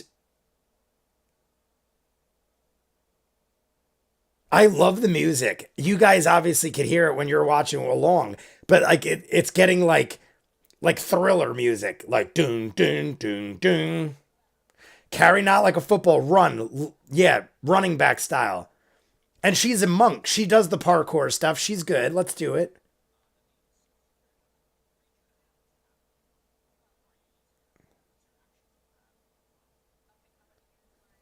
I got to see how this works. Step of the wind, key point. Okay, I was gonna say, how much could you do? Like she ran over, grabbed him, ran back, carrying him, but that's the action.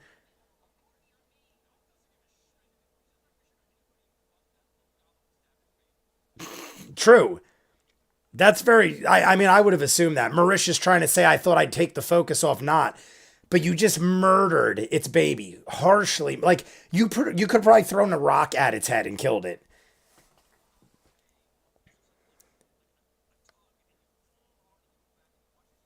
Uh,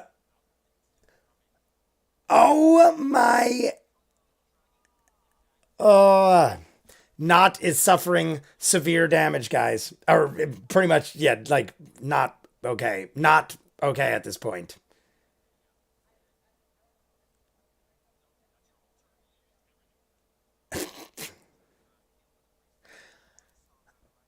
I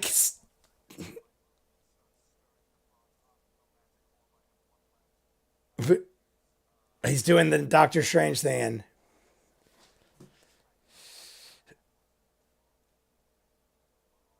Come on, please. Oh, 25. 3d8 cold damage.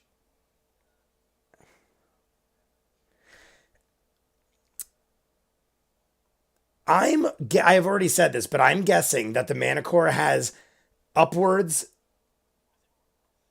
of 80 hit points, close to 100.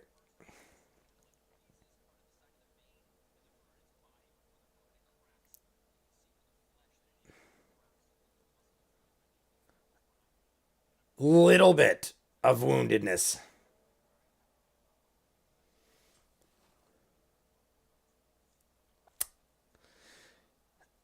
Oh, and we still got the priest. Oh, still holding. Okay.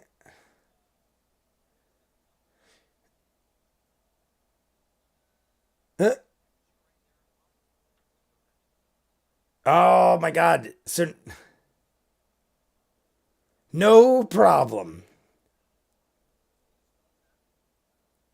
I'm like holding up my hand. Sometimes I freeze and I don't realize I'm like holding up my hand for 5 hours. My apologies. I will catch up to the chat in a minute.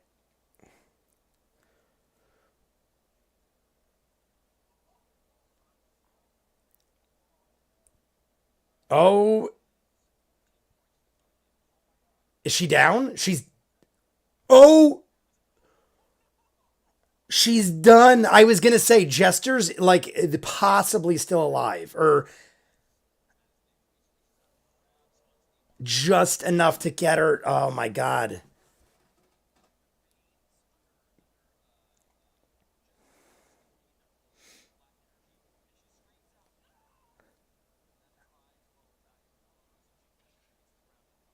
Oh my.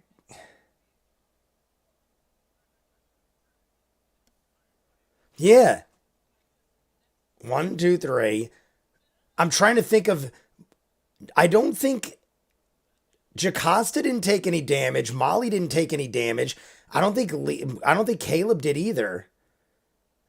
Bo, I feel like Bo. I'm trying to remember who got hit when. I know there Ford is paralyzed. I don't. I think Bo might have got a little damage, but most of them are still pretty solid.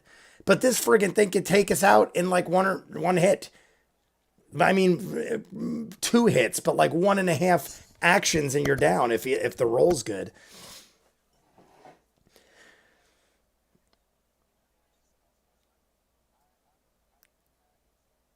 All right, we're trying to map out some kind of plan here, I think, because shit's getting dangerous now.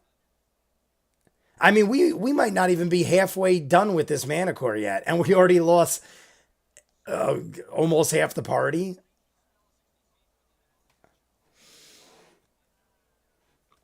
Laura and necrotic damage never mix.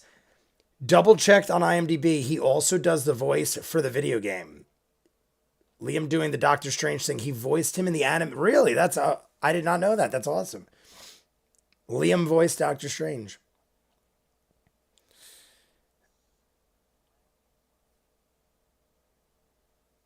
I'm assuming you guys have told me this before that this is Khary's first go with them because this is before Undeadwood. So I'm assuming they're trying to help him and determine what to do because he's a newbie kind of thing. That's what I'm assuming because of what I remember, if I remember correct. There we go. Khary damaging. Hit the 3+.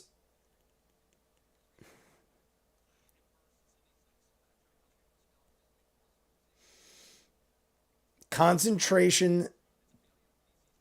Boom. All right. That's great.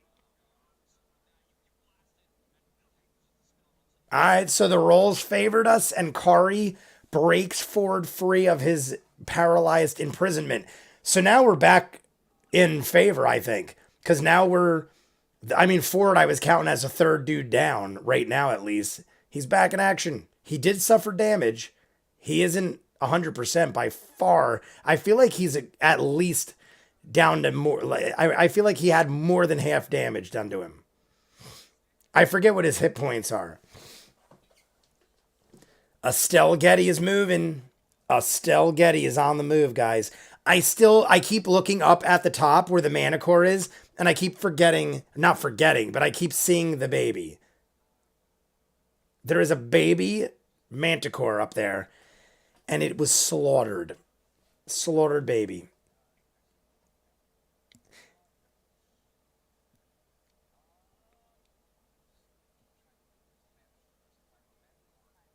Vicious mockery.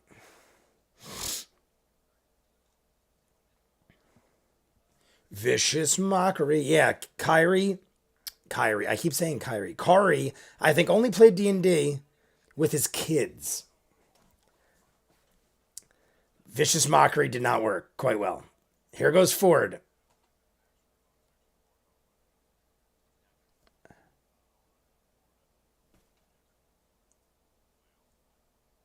That's love. Yeah, there you go.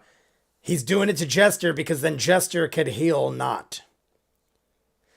I almost feel like this reminds me of when I'd be in the middle of a fight where I wanted everyone to get experience, and I would start healing all my party members so they could experience or get the experience.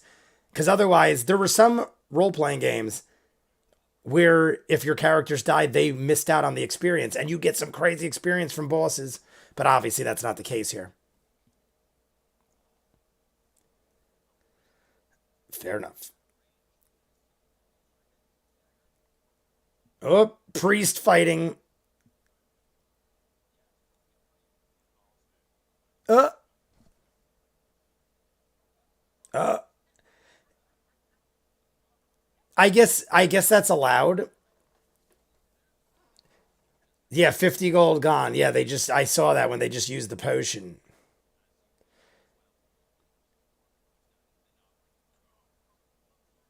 Like Ford moved, and then Matt goes, "I'm going to attack you with my priest." And then he goes, "Oh, then I'm going to move back because I didn't know you could do that." I feel like you should still, tough shit. I'm going to attack you with my priest. I guess we're not being mean.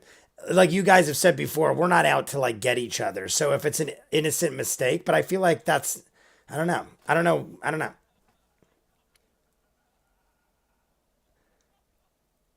8 points. All right. We're starting to heal up and we're all reaching the Manticore.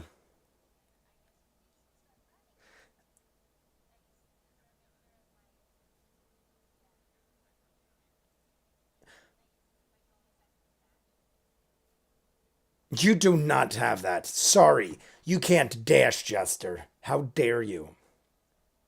Clerics do not get. I like Matt is fully expressing. He's like, no, you cannot. Why? Because clerics do not do that. You know this. And you know this, man.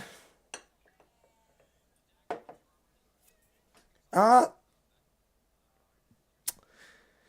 I know is we are not giving me any confidence in the attacking area. We're all surviving for the most part.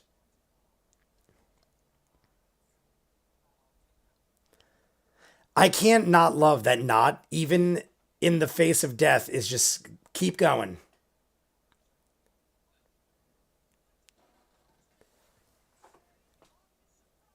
What is oh my god. Manticore kill not for that horrible joke. Yeah, how much damage is that horrible joke that Sam just. See, sometimes I think Sam is intentionally telling a bad joke, though. So it's genius if you think about it.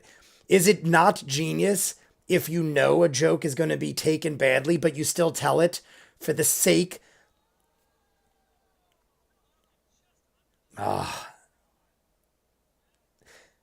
The dad joke works. The dad joke prevailed.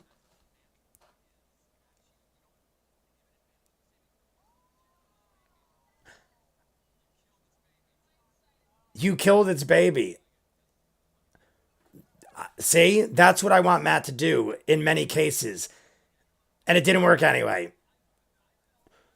I think he's right. I 100% agree with Matt. Not just because I want to see insanity, but Matt's right. You kill my baby. The dingo eats my baby. I'm going to be way more likely to kick your ass. Like a manicore. You just killed his baby. What do you expect?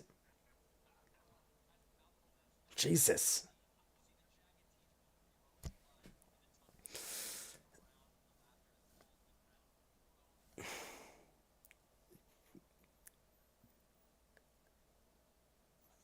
Yeah. What? Liam is asking what I'm asking. Yeah, Liam is saying, why is he laying down? All right. Liam and me thought the same thing. I'm like, why did we just defeat him? I've never seen him.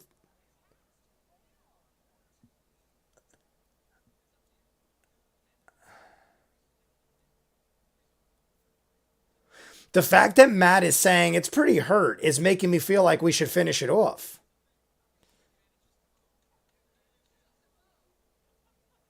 I don't get that reference. Advantages to both. What is that from? They looked very excited about that reference.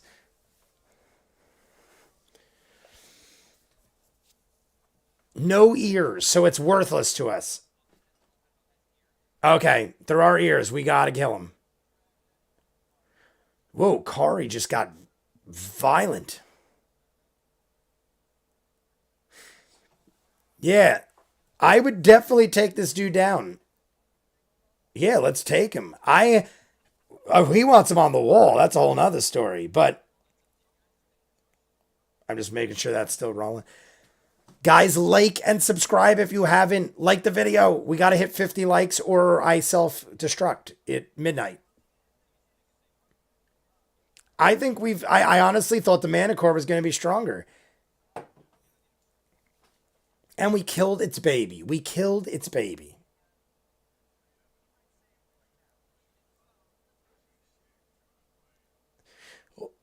I wonder, I'm assuming it's not going to be a big deal, but I'm wondering if killing that baby is going to have consequences in the future, like we needed it or there was a purpose.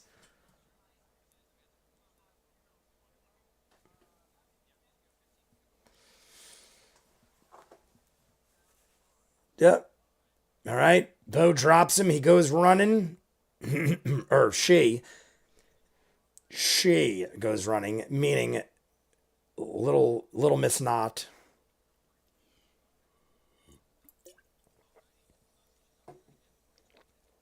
30 feet of the priest, so he can attack still. You cannot in the middle of a manticore howl.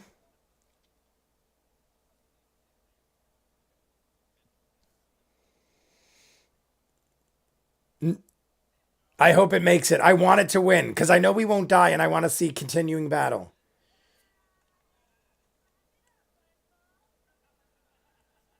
Is it wrong of me to sometimes root for the bad guy? I want the fight, like, I love these big battles like this, so I kind of root for it to continue, even though I don't want him to lose. I want it to continue.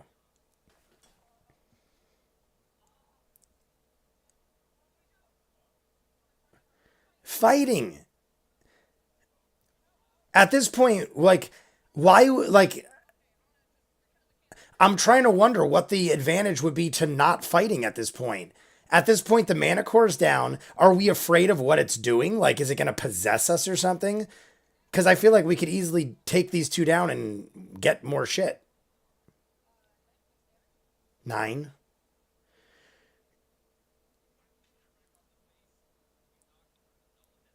It's wrong of me to cheer against the good guys. I'm not cheering against them. I'm cheering for battle to continue.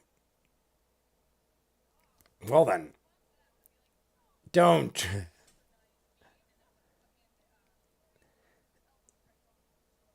Love it. Sequensu elbow thrust.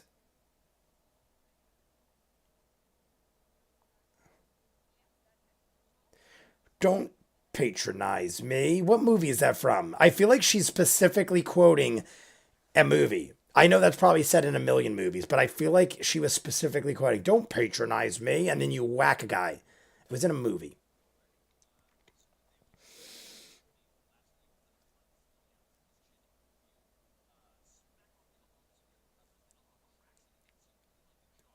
Uh, he's still up. I feel like the next blow is going to take this dude out.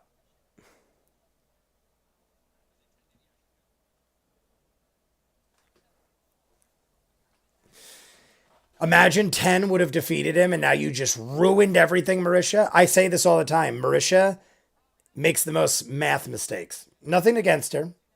I'm just pointing out facts that every time I've seen or remember math mistakes, it's Marisha. I think she's trying to use her marriage to Matt Mercer as an advantage and fake like she's bad at math, even though I'm joking. That's obviously a joke, but I'm serious, but I'm not.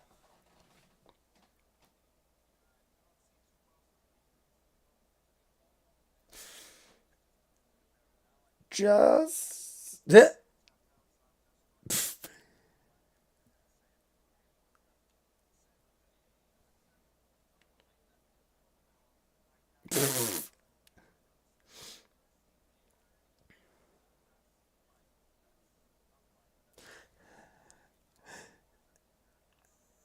So Caleb just put himself in possible. Oh, this could be it for. Oh, all right. That should easily take out one of them. The priest. Yeah, there we go. Well, wait. Oh, so he could hit both.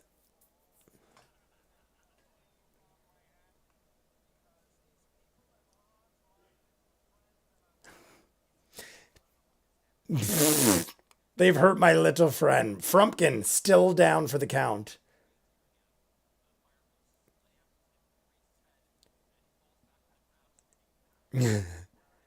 Ghost Rider. I love it. Ghost Rider style killing priest. Marisha got accused of GM favoritism a lot, and it's a sense. Is it? Oh, my bad. I'm joking. I honestly am joking. I think she really is just bad at math. I just notice it's always Marisha, but some people are just bad at math. I mean, it's not even necessarily bad at math. It's remembering what you got to plus and deduct. It's just it's honestly a simple mistake. I just kid.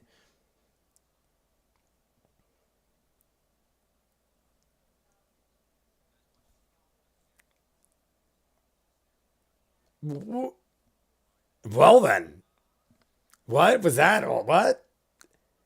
Yeah, like I totally was paying attention to everything that just went down, but I didn't think there was going to be more to it than that. But yes, there is definitely something going on there. What was that?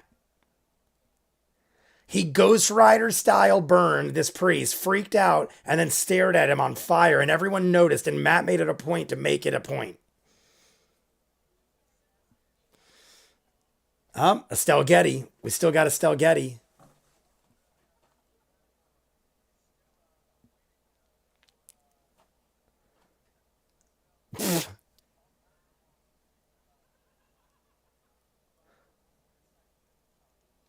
Hey, the Manticore is about to die, and Estelle Getty is telling him stories of South Florida. I mean, what better way to go?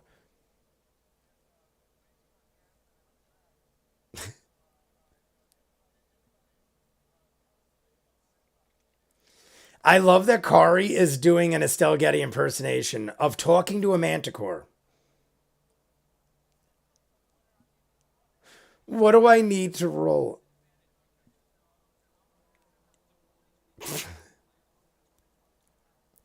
20 tight. 20 twice. 9, 3. 9 plus 5. This might finish him off. I feel like anything over a 10, he's done. Maybe an 8. I'm going to go 8. That's my guess. Anything over an 8, he's dead. 7. 7 do it? 7 didn't do it. My 8 could still be right. Oh, wait.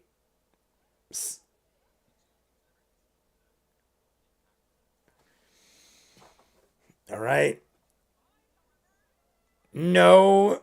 Is this it? Oh, this. I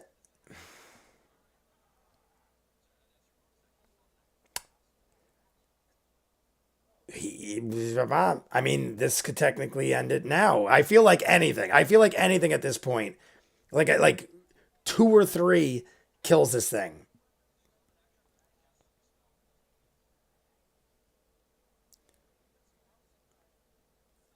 Not too good.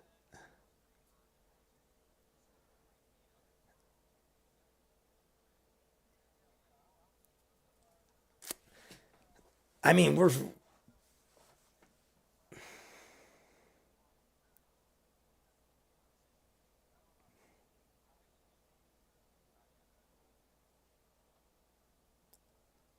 thunder.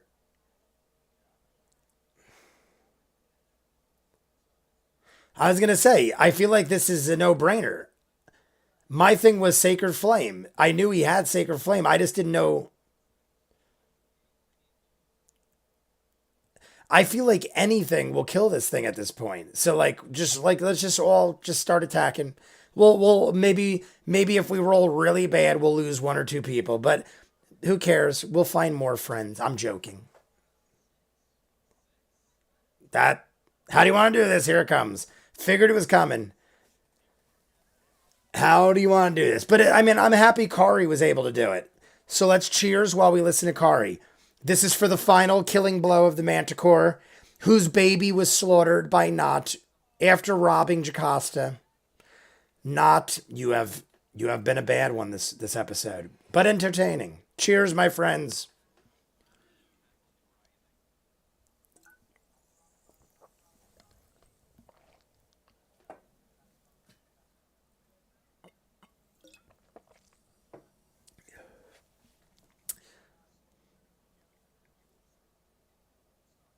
Uh, Look at him.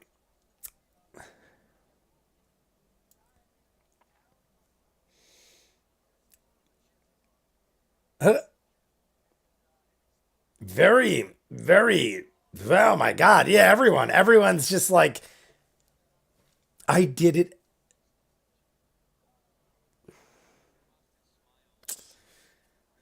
Matt will say it well.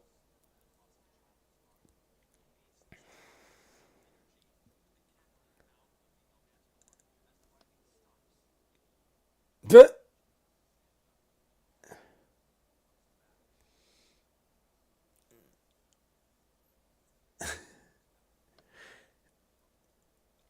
the corpse of her child.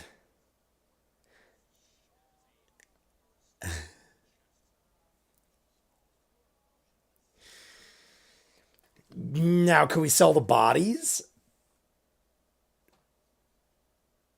I mean, how heavy is this manicore? Can we mount the head in our wagon, I guess, because we don't really have a house.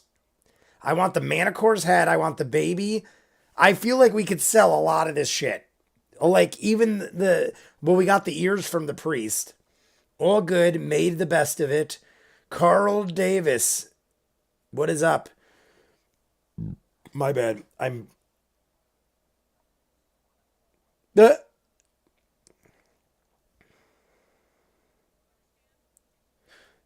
Beautiful. Quick scan, perception check, see if we could get anything. You can certainly try. Here they go.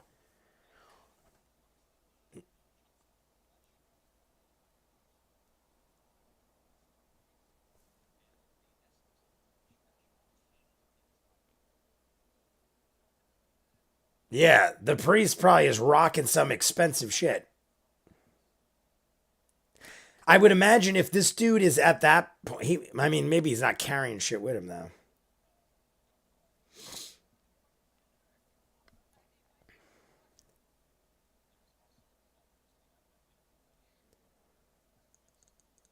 Take it. Take everything.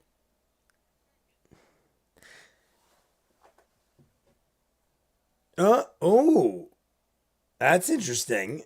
Maybe it can concentrate magic. What is with the glove on the dude's hand? Maybe it can concentrate magic. Did we miss the backstory whispers? John Forsythe, they said something happened with Liam, if that's what we're talking about. So Liam was looking at a burning man like a crazy person.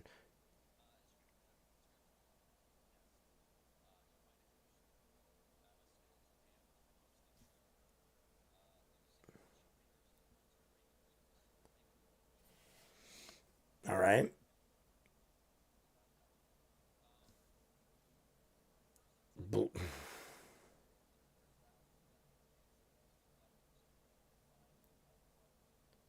Are we going to notice things?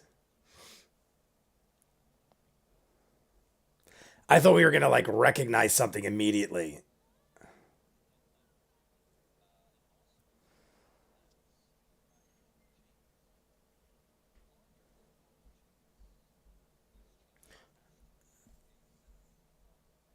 Uh, oh, great. Is this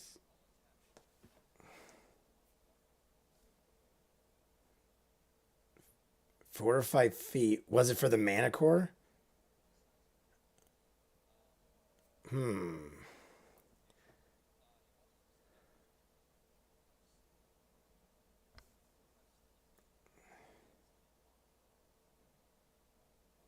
What?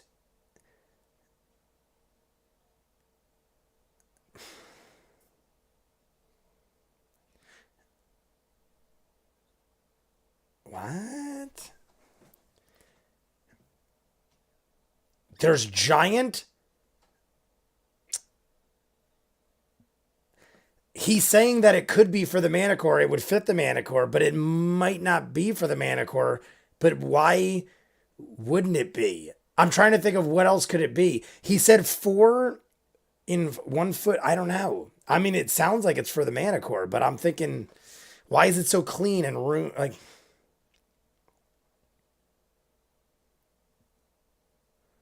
I don't know. That's weird. That is weird.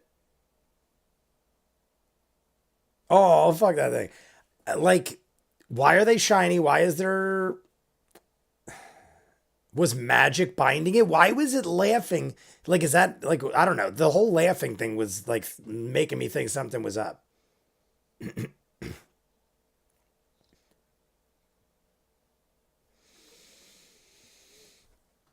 What? Yeah, like what is happening?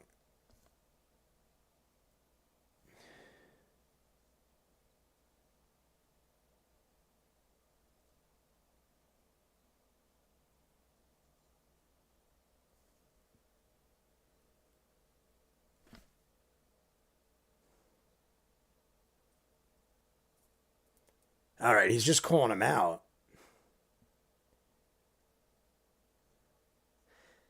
What? Yeah, like is something more about to happen? Kari's calling out him for stealing the gold before.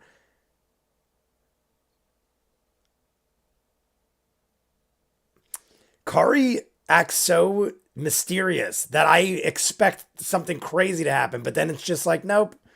He's just making his statement and acknowledging that Not stole his gold before.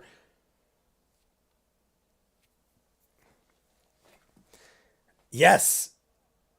Forward, let's do it. There we go. Take your falchion and your what is it, a scimitar? I always pronounce it weird. I think it's a scimitar. Scimitar.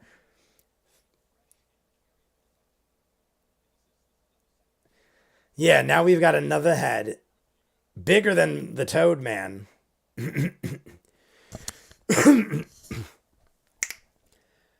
Giant manacles. He said, where's the daddy?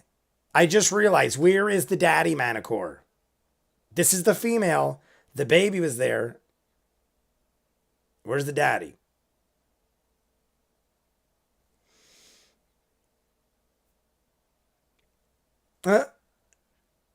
That's how much I weigh. It is scimitar. Scimitar. Okay. I thought there was an H. For some reason I thought it was how you spelled it with an H. Scimitar. Okay. That's why I thought it was like scimitar. I thought it was an H in there somewhere.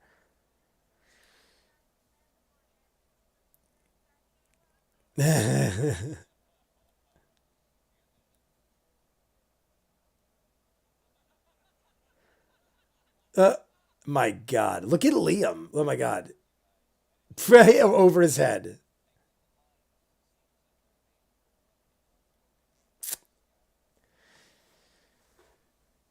All right. So we have reached the end. We could be done. We could be close to done. I feel like we're either close to done or maybe 10 more minutes.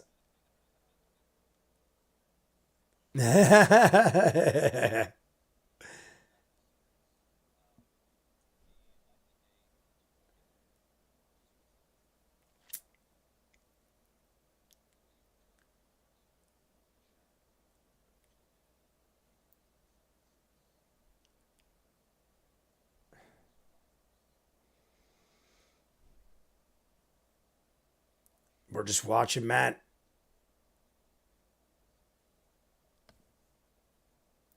Oh, there we go.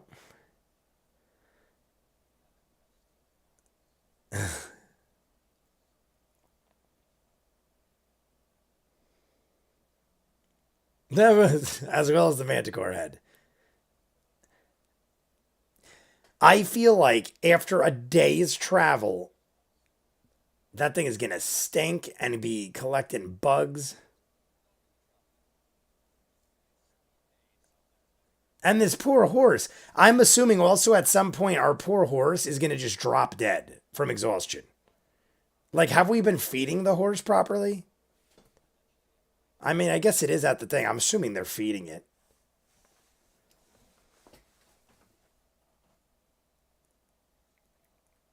Yeah. Oh, is something gonna happen?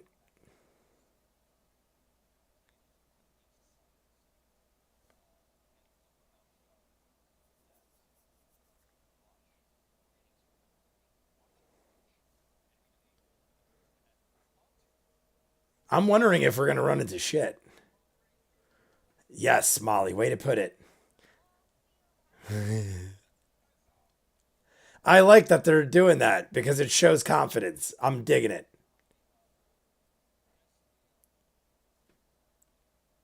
See, look how he responded. I think the way I mean, what are they gonna say? Yeah, look at our wagon.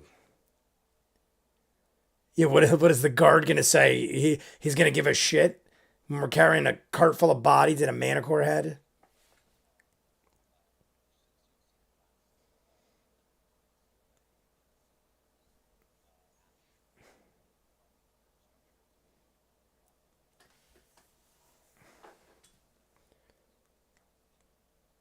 Are we gonna run across? Ah, how much money? Oh my God, are we gonna find out? I've been waiting for this.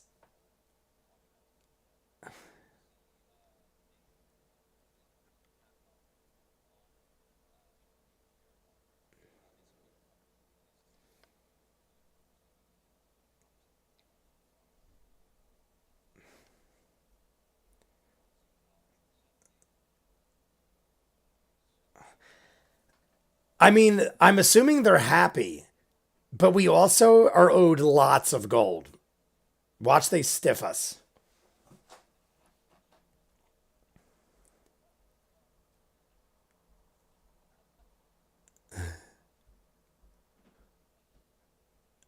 The Oh shit, is this where we get the name? What do we They're we're the TBDs to be determined. We still have not been labeled the Mighty Nine. Obviously, I know that's the whole thing, but we have still not gotten that name.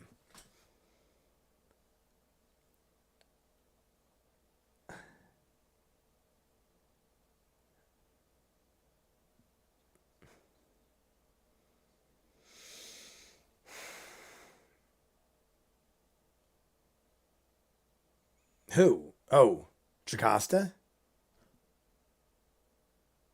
What? Who? What's going on?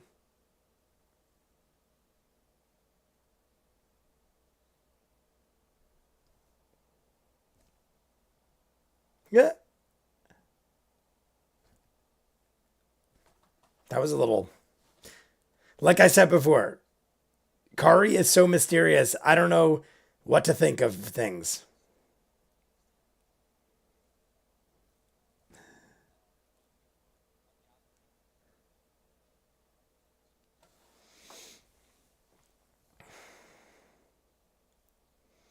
Closure.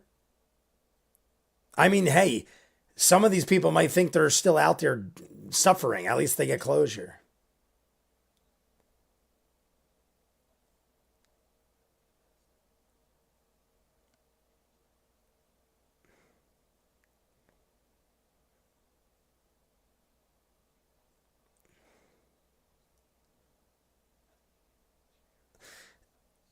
I'm assuming we're going to end on happiness, but I wouldn't be surprised if some crazy shit happens.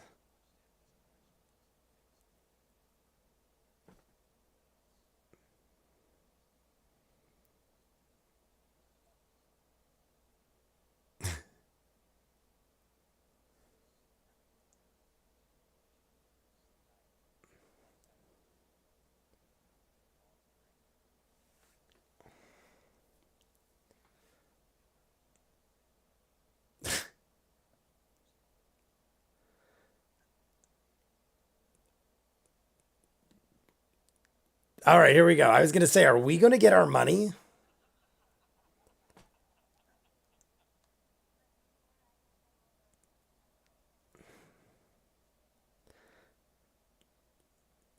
Yeah. Thaddeus Candle Glow.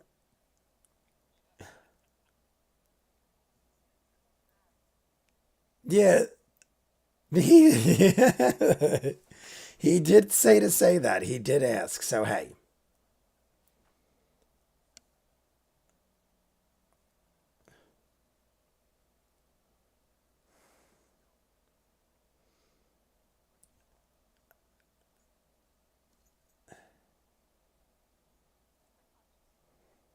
That's so cute. That's pretty adorable.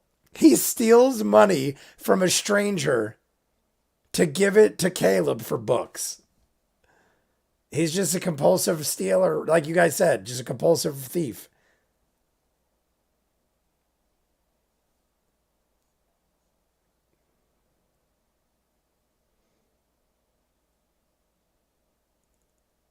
What?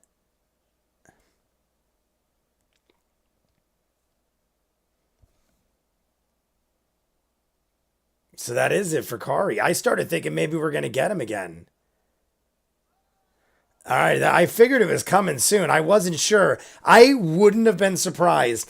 Literally in my head, I was like, is a frigging daddy manticore going to come? And Matt's going to be like, to be continued. I could see that happening. Because the whole time I'm thinking, where's this daddy manticore? It's going to be way bigger than this other one's. Well, let's watch part of this. Shikasta. Love Shikasta.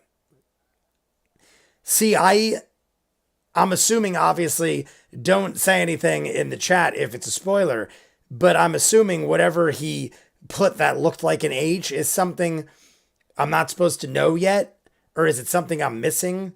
I'm assuming it's something I'm not supposed to know yet, or maybe it's something I could figure out if I don't know. But here, Khary's saying he's got a gift. Let's check out what Khary's gift is.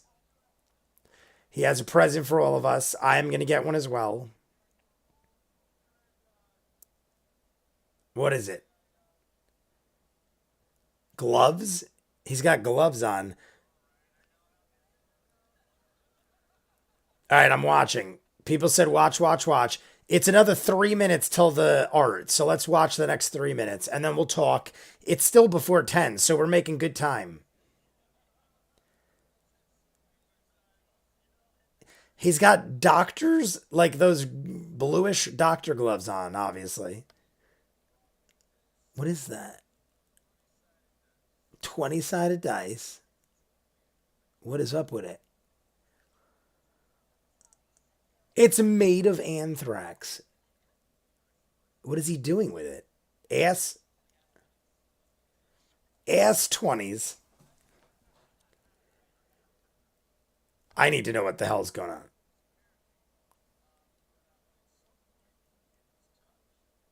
By a 20-sided die touched by Will Wheaton. Is he going to bash it? Or I got a hammer.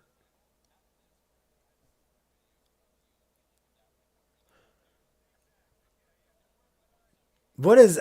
I know who Will Wheaton is. Will Wheaton, Stand By Me, Star Trek fame.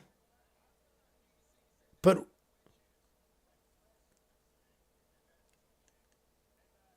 Two witches blessed it? What? I'm going to read the chat in a minute, guys. I'm sure you guys have a lot of explanation for me as to why Will Wheaton... Apparently, they don't like him. The second he said Will Wheaton, Liam went to smack it out of his hand as a joke, and they're going to hammer it to pieces. And there's a video of it. It says a video in the near future. I'm going to read the chat in a minute about this.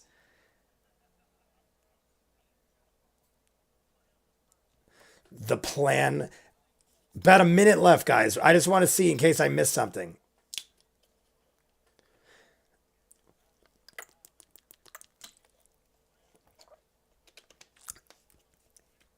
Murdered. It seems like everybody is okay with the baby getting murdered, but I mean, hey, it didn't amount to anything, I guess. Thank you, Khary. We're all applauding for Khary. Shikasta goes into the wild mount. We'll be back here next Thursday. Well, we'll be back here next Friday. Ha ha ha. Ha ha ha ha. Thank you, Matt. Thank you. Take care, my friend. All right, guys, that is it for that. We'll chat, obviously. We ain't leaving yet.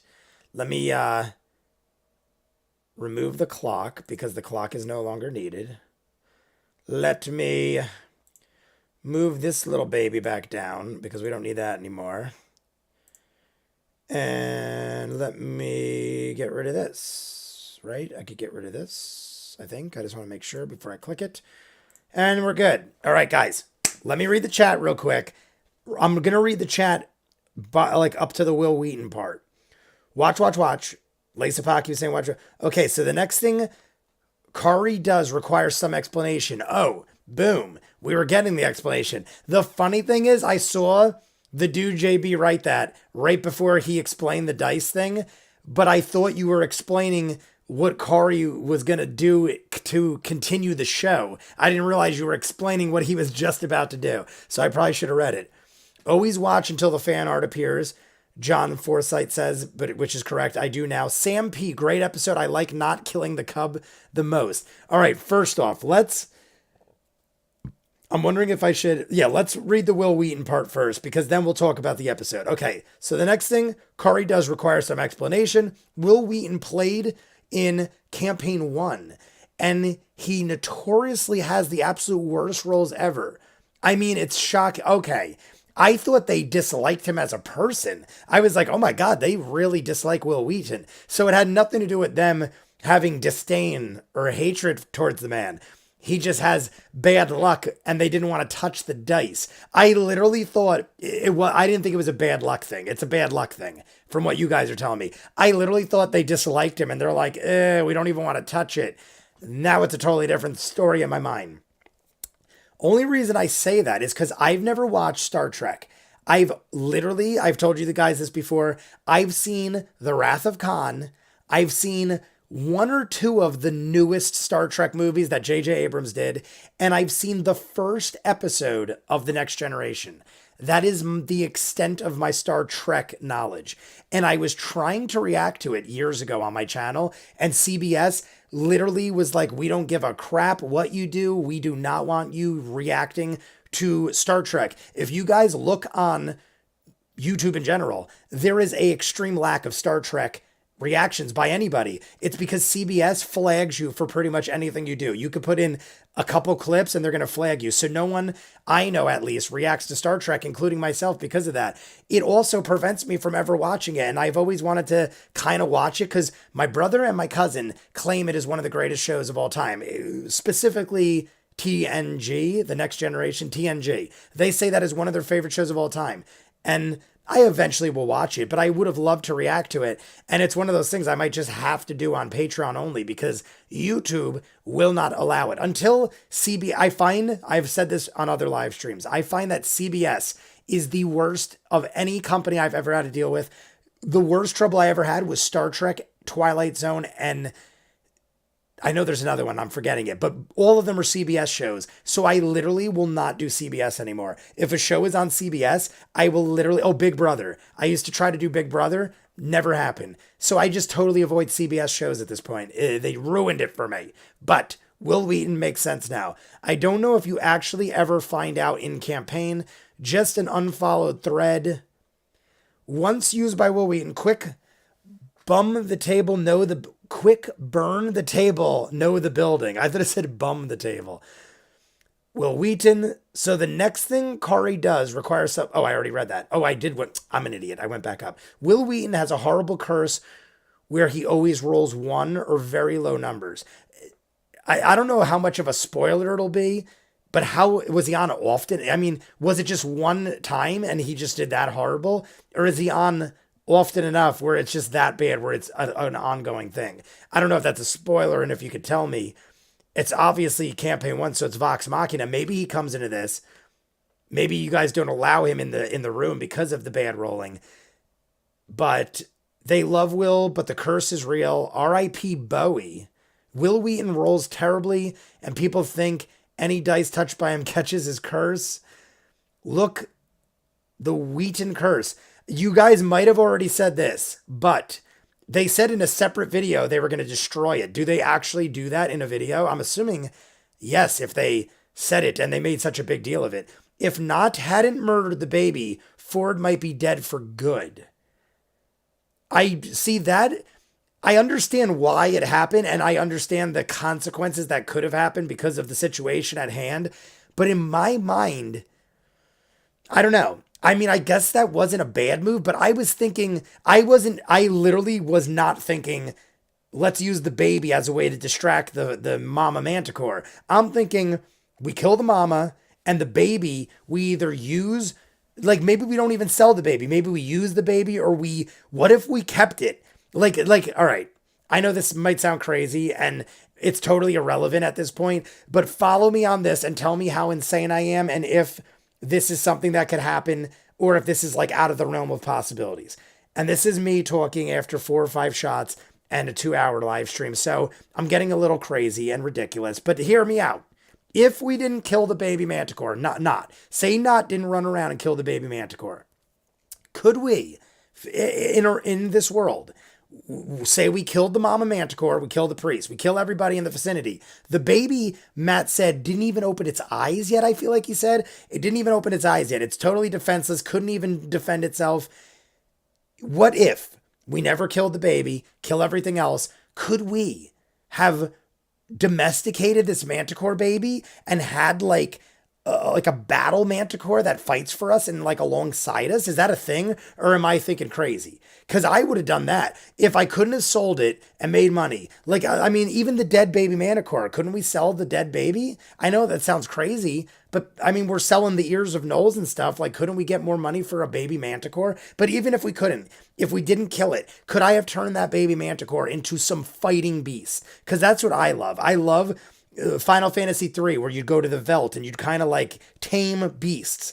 I'd want like a whole range of beasts. I would be like a beast, like even in World of Warcraft, I would always be a hunter and I would be like a beast. I feel like there was different types of hunters. I can't remember because I played so long ago, but I remember I was an orc hunter and there was like a different path you could choose as a hunter. And I feel like I tamed beasts or something. Is that a thing? I can't remember. It's so long ago when I did this, but I'm going off on a rant. Could I have a baby manticore become my beast buddy? Like a gozer dog or like a zool dog, like a gozer dog. I want a gozer dog manticore baby beast.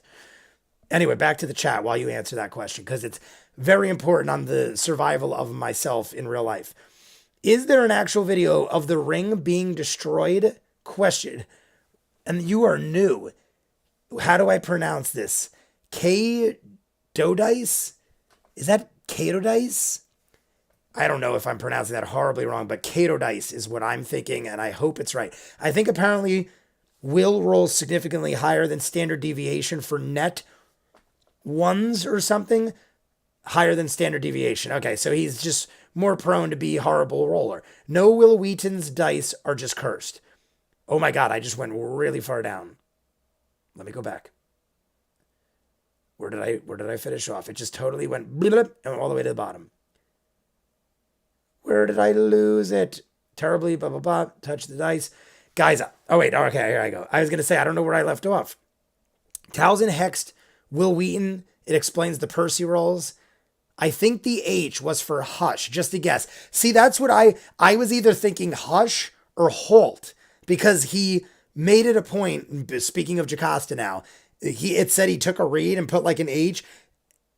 I know, okay, you guys can't tell me because of spoilers. I think I saw that's coming up somewhere. Someone said we can't spoilers, but I don't know if that's something in the future, but that's the first thing that came to my mind. He said hush, and then he said halt. Well, he didn't say halt, but well, I guess he did say halt. He had to say halt to cast the spell. But either way, I was thinking it was halt or hush, or maybe it's something in the future that I'm not supposed to know yet. And he's just like, here's an H, think about it. Tal'dorei, I already read that. Is there an actual video? I already read that. I think apparently, oh, wait, okay, now we're back. Wheaton is great. He just breaks probability. Pilot and S1 of Next Generation, to be honest, isn't the best part of the show. I also have heard that. I've heard that that Next Generation season 1 is not great. I didn't know about season 2, but people said if you jump in, bear with it for the first season. Maybe they did say season 2, but I do know the middle seasons are the best.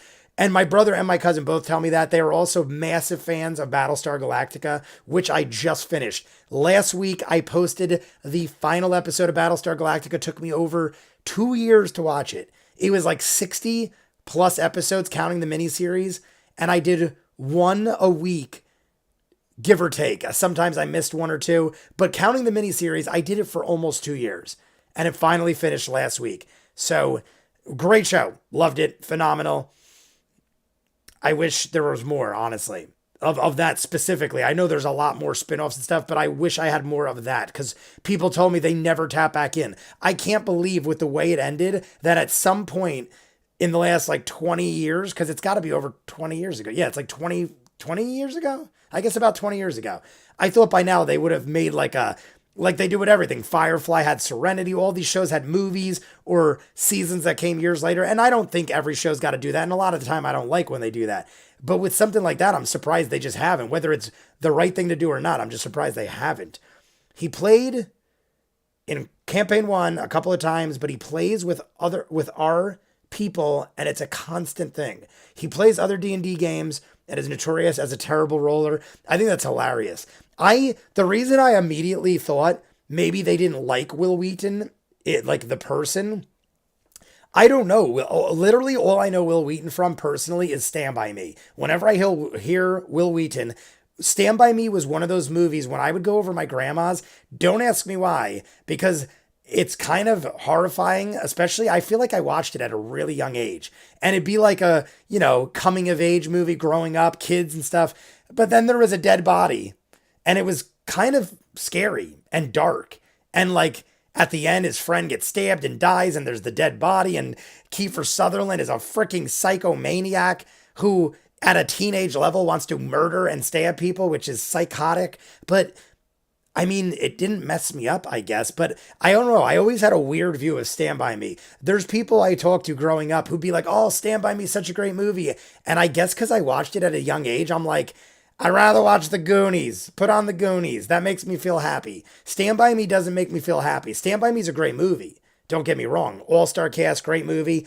But when I want a day off and some happy times, I don't put on Stand By Me. I put on, if anything, I'm going to put on The Lost Boys. That's got Corey Feldman and Kiefer Sutherland. It's horror, but it's got good music. And it doesn't have a dead body. Or it has a lot of dead bodies, but in a different way. You got the Froggy Boys. It's better. The Froggy Boys make it better. Corey Haim, the Corey brothers. Come on. Well, they're not brothers, but you know what I mean. Not everything can be domesticated. Oh, we're talking about my baby manticore question. Up to Matt, but probably crazy. In theory, yes, but that's a lot of commitment. Imagine that. Imagine, like I know what you guys are saying. It's crazy. Like I'd have to focus like half my journey on domesticating a wild baby. Well, it's a baby manticore, so I don't know how wild it would be. But imagine I was just like, Ford, Bo, Jester, I am going to part with you guys for a month. I'm going to domesticate my baby manticore.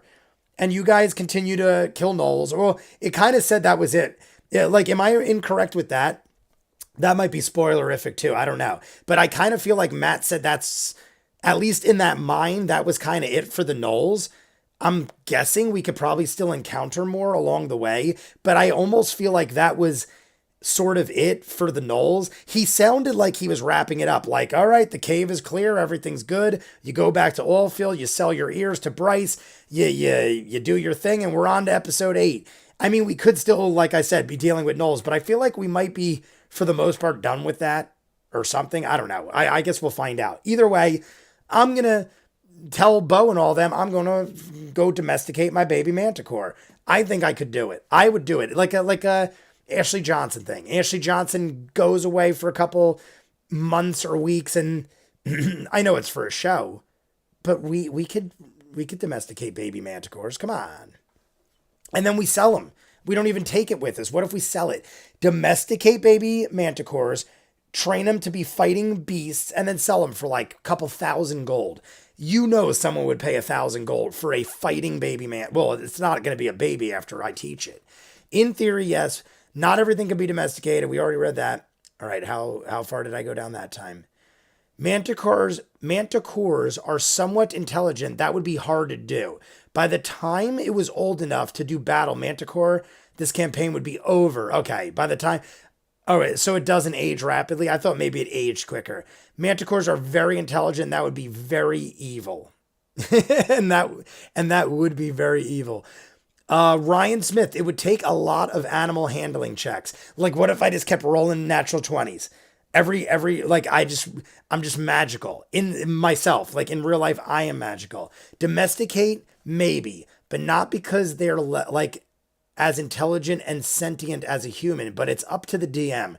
Theoretically, yes, they could. It would not be easy, but yeah, okay. So pretty much that's what I thought. I'd basically have to go off on a side quest, disappear for a while, and then I'd still probably come back. Like, imagine I just disappeared for the entire campaign. And then like episode 138, I come back and I'm riding this giant manticore. And everyone's like, who the hell is that? Oh, that's that guy that saved the baby manticore. And I will be the hero. That's what I'm thinking.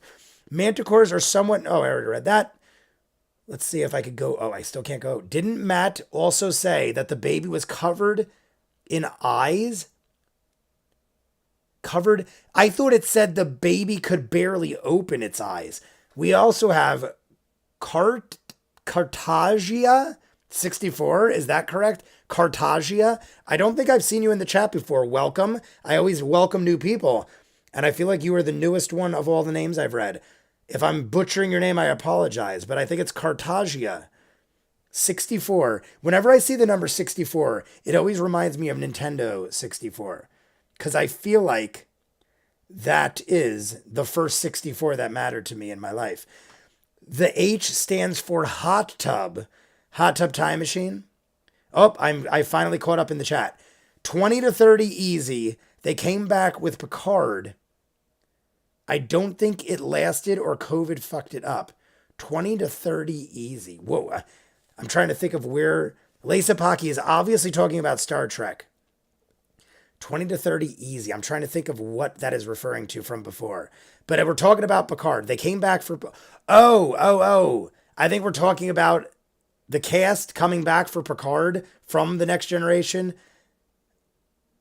But I know Picard is on right now. I watch Red Letter Media all the time. And I don't watch Picard. And I don't watch their show of Picard because I don't understand what the hell it would be if I did. But they do a review for Picard Season 3 right now. And I'm pretty sure it's Picard Season 3, unless it's Season 2. But I also know that my cousin and my brother were raving, or not raving, but talking about the fact that the entire cast of The Next Generation is coming back for the next season of Picard, which I also heard yet again was horrible. I've never seen it. I know nothing about it, but I heard from many people that Picard, I heard in both seasons, however many there are, I've heard that the first episode is good and maybe the second episode, and then it all goes downhill. I've heard that about both seasons. And then people gave it another chance, and then they're like, oh my God, it's starting off good. And then it totally sucked again. Oh, Season 3. I need to catch up. Yes, so I think it's Season 3 is where the Next Generation cast is coming back in numbers. I feel like a couple of them came back. I think somebody said Whoopi Goldberg came back in Season 2. I think in Season 1, Riker came back. I know all the characters.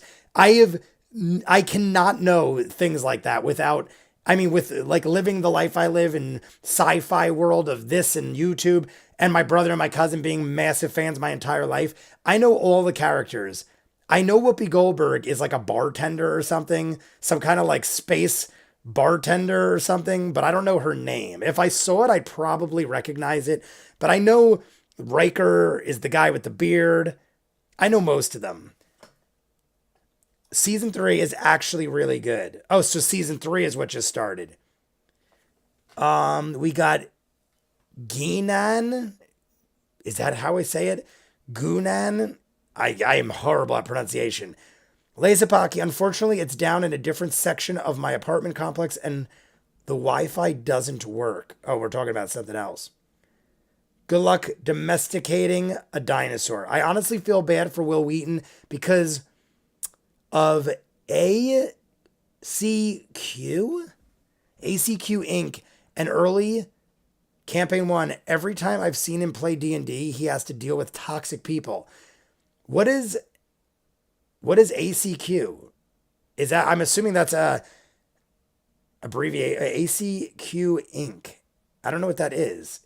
ACQ Inc. Incorporated, I'm assuming. Can't lie, I choose the Goonies as well. Goonies is one of my favorite. If I ever go back, it's either Ghostbusters, Back to the Future, or Goonies. If I ever want just to forget about life for a while and smile and be brought back to my childhood, I'll also throw Labyrinth and Neverending Story in there. These are all movies that bring nothing but happiness to my life, and the music is great. Characters are great. I would probably say The Neverending Story, Goonies, Ghostbusters, Back to the Future. Labyrinth would probably be nearing the end of the top 10, but the first four I mentioned, I've no joke probably seen over 100 times. Easily over 100 times each. I might have seen Ghostbusters 10 times this year alone. And Goonies, I know I've seen Goonies twice this month. Like, I've already watched Goonies like earlier this month, and I watched it like a week ago. I watch Goonies all the time. It's amazing. It's the greatest movie ever. And it's not like a masterpiece. It's just my greatest movie ever. Don't know it made it that far. I'll have to get back into it. Oh, talking about Picard. Guinan, I'm assuming, is that Whoopi Goldberg's name? Because honestly, if that is, then I don't recognize it. So it's Guinan. Gainan, I'm assuming is what it is. Accusations. Oh, accusations. What about the Stargate shows? Patricia, what about the Stargate shows? Are you asking where they are, or was there a question? Because if you're asking about it, I'm posting one tomorrow. There'll be an episode on Patreon of Stargate tomorrow. I'm done with season 2. It won't be out for like another couple weeks, but I marathon 3 episodes in a row, so I'd be done with season 2 because I wanted it to be fresh in my mind, and I marathon through it. So I finished season 1 of Doctor Who, season 2 of Stargate, and all of Battlestar this week. And Patriot. I finished Patriot, the whole series. It's another D&D live show. Oh, Accusation is a D&D live show. Okay. I was going to say, I'm like, Accusations. I'm like, what did Will Wheaton do? Because Accusations nowadays, I'm thinking everyone's getting cancel cultured. I'm like, oh God, what did Will Wheaton do? He's over here getting canceled again. Will Wheaton, though, why does he get a bad rap? What is it like? I just know, I don't know why, but I know people, I see people sometimes in chats, I see people talk about Will Wheaton, and I see people going like, I freaking hate that guy, and I don't know why. Is it to do with Star Trek? Or is it something else? Or is it just people being, I mean, I'm sure it's just people being mean in the long run, but I see that often, that people rag on Will Wheaton about something, but I never look because I don't know Will Wheaton, so it's like, I wouldn't relate. Will is just fun to hate, I guess. Callisto Warrior Queen, he was in Explorers. Maybe you're thinking of that. Explorers, yes. Explorers, I do remember Explorers, but who was in that? Who we talking? Callisto Warrior Queen. I thought Tal'dorei was in Goonies too, but it's not listed on his IMDb. Tal'dorei was in Explorers, the movie Explorers from the 80s? What does he play? Is Tal'dorei one of the kids? I gotta go back and find that thing. Where did it say that? I thought he said it in one of Talk's episodes, but I don't know where either. Might have said a family member was in it or work in it. Where did it go? I thought he said that too. Maybe it was an unnamed character, so it's uncredited. He was also in Mr. Mom. Tal'dorei was? Was Tal'dorei the kid in Mr. No way. No way. What was Tal'dorei in Mr. Mom? Are you guys talking Tal'dorei is a child actor? No goddamn way. That's blowing my mind right now. Is he the kid? I just saw that for the first time in my life. Oh my God. Guys, I'm not even kidding you. That's another weird coincidence. I've never seen Mr. Mom. I started reacting to movies and I'm getting like a date. I'm not posting them or editing them up. I've been watching movies from the 80s and other decades that I've never seen. Movies like Mr. Mom and other things that I've never seen before. I did Moving Out with Richard Pryor. All these random 80s comedies that just have escaped me. Once Upon a Crime the other day I watched. But I'm like kind of just watching these and building up a library so that one day when I have time, I could edit all these up. But Mr. Mom, I watched for the first time in my life the other day, and I kept looking at the kids. And I'm like, I know these people, but I don't know why. And if that is oh my God, I have to go back and watch it now. Tal'dorei with his whoopee. Yes, oh my God, that's frigging blowing my mind right now. I almost feel like I went into IMDb and looked. How would I have not have... That's blowing my mind. How did I not see Tal'dorei in the cast? I'm assuming he's in IMDb for Mr. Mom, or is he not? If you guys are saying he's a child actor, oh my God, he's probably in a bunch of stuff. Guys, this is 2 things in one live stream that have blown my mind. For whatever reason, if you go back and look in my videos, I don't think I've worn the Golden Girls shirt in a video on YouTube in at least 2 months. Maybe longer. And even when I did, it's maybe in like 3 videos in the lifetime of my YouTube. And I just randomly was like Easter color, wearing it. My only other choice, you guys know how Easter is. Look, I even have my Easter lighter. I'm not even kidding. I color coded my Easter, like I didn't do it intentionally. Like I didn't buy it intentionally because of that, but I had it. So I'm like, oh, it matches my shirt. I had no idea Khary was going to make a Stelgetti his spiritual weapon. And then I like a couple weeks ago watched Tal'dorei and Mr. Mom for the first time. I didn't even realize it was Tal'dorei. I gotta check my radiator.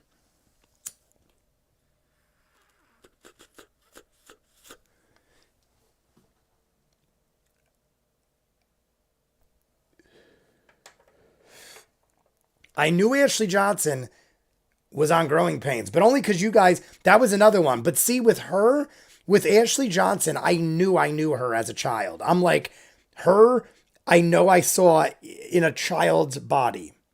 But Tal'dorei, I didn't even think about that. Ashley was in Growing Pains. She was also in, you guys told me, she was also in a movie.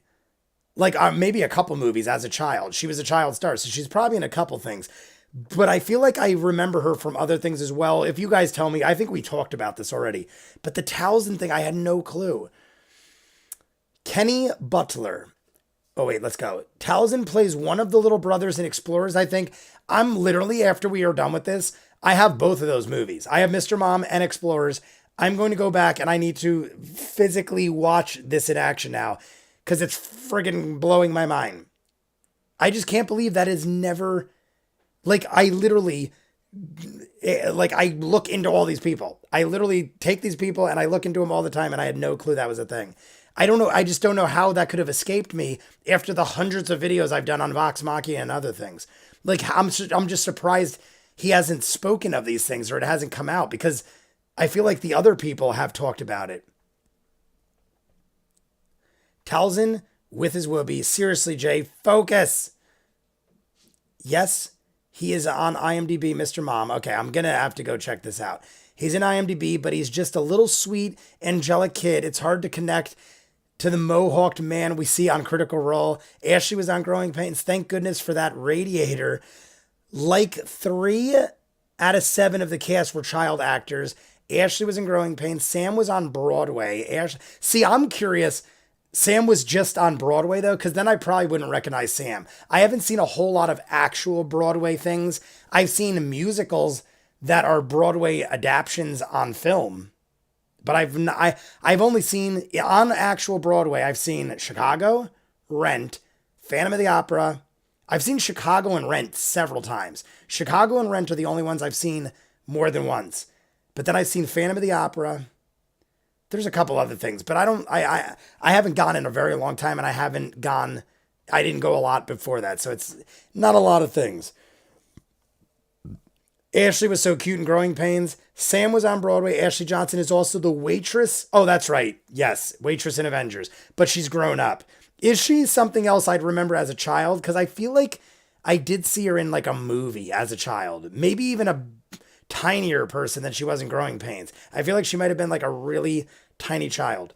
I love the Jay mind-blowing moments. It is amazing. Go react. We will watch. Go react. We will watch. Oh, to Tal'dorei as a child. I probably could pop it up on my computer right now because I have it all on a server that I could watch from any location. I love the Jay mind-blowing moments. Ashley was in Annie, a royal adventure. I mean, it would make sense for her to be an Annie because of the hair and everything. I did not know the What Women Want thing. Oh my God, what? Oh my God, I gotta go back. Where's What Women Want? Ashley was also in What Women Want. Oh, Ashley was also in What Women Want. That was the Mel Gibson movie, right? I don't think I've ever seen that. I've seen bits and pieces. I remember the trailer. What Women Want. I'm pretty sure that's the Mel Gibson one. If it is, I've never seen that movie, so I cannot relate. Ashley was the voice of Gretchen in Recess. Never seen that either. I know what you're talking about. I've never seen it, but I remember the commercials for Recess. Let me go back. I did not know that. Sam was Gavroche, the little kid, in Les Mis. I don't know if I'm saying that right. Gavroche, the little kid in Les Mis. I know the kid you're talking about, but on Broadway. Yeah, I guess. Oh, so I'm assuming in like the well-known one on Broadway. I remember growing up, I used to watch Channel 11 all the time. Channel 11, if I could pick 2 channels when I was a child growing up that I would want, it was Channel 11 and USA. I would watch USA Up All Night and Channel 11 for their horribly edited horror movies because they would cut out all the good parts, but it was the only way I could watch Friday the 13th and Creepshow and all these great horror movies in the 80s. They would put them on Channel 11 in USA, and I'd watch Gilbert Gottfried, who just passed away. Another horrible reference to something that happened this week. But Gilbert Gottfried used to host USA Up All Night with some giant big-boobed, like, porn star. And they used to do USA Up All Night, and I used to get all my horror 80s knowledge from there. And then later on in life, when I was an adult and could actually rent and buy the movies, I'm like, oh my God, there is so much more in these movies than I ever expected. I grew up with, like, totally like, no cursing, uncensored. I mean, censored, all censored. Some help. Oh, there it is. We got Gavroche. Gavroche. I think that's it. Gavroche. That's what I'm going to say. One word, Gavroche. Anyway, What Women Want. It is Mel Gibson. It was the Mel Gibson movie, and she did the Recess character. Ashley was the voice of Gretchen in Recess. Everyone is confirming such things. Ashley Johnson was also in Lionheart. Yes! That is what I'm thinking of 100%. That is the movie. Thank you. Who said it? Lionheart. Let me go back. Callisto, Warrior Queen, you are amazing. I don't know if anyone else said it. If you did, I am sorry that I didn't give you the credit first, but I don't think anyone did. That is 100% the movie I'm thinking of. When I grew up, guys, I told you, my father was a big martial artist, weightlifter guy. That's why I was as well. 20 years of martial arts, and I lifted weights my whole life since middle school. But the point being, he used to watch Jean-Claude Van Damme, Steven Seagal, Chuck Norris.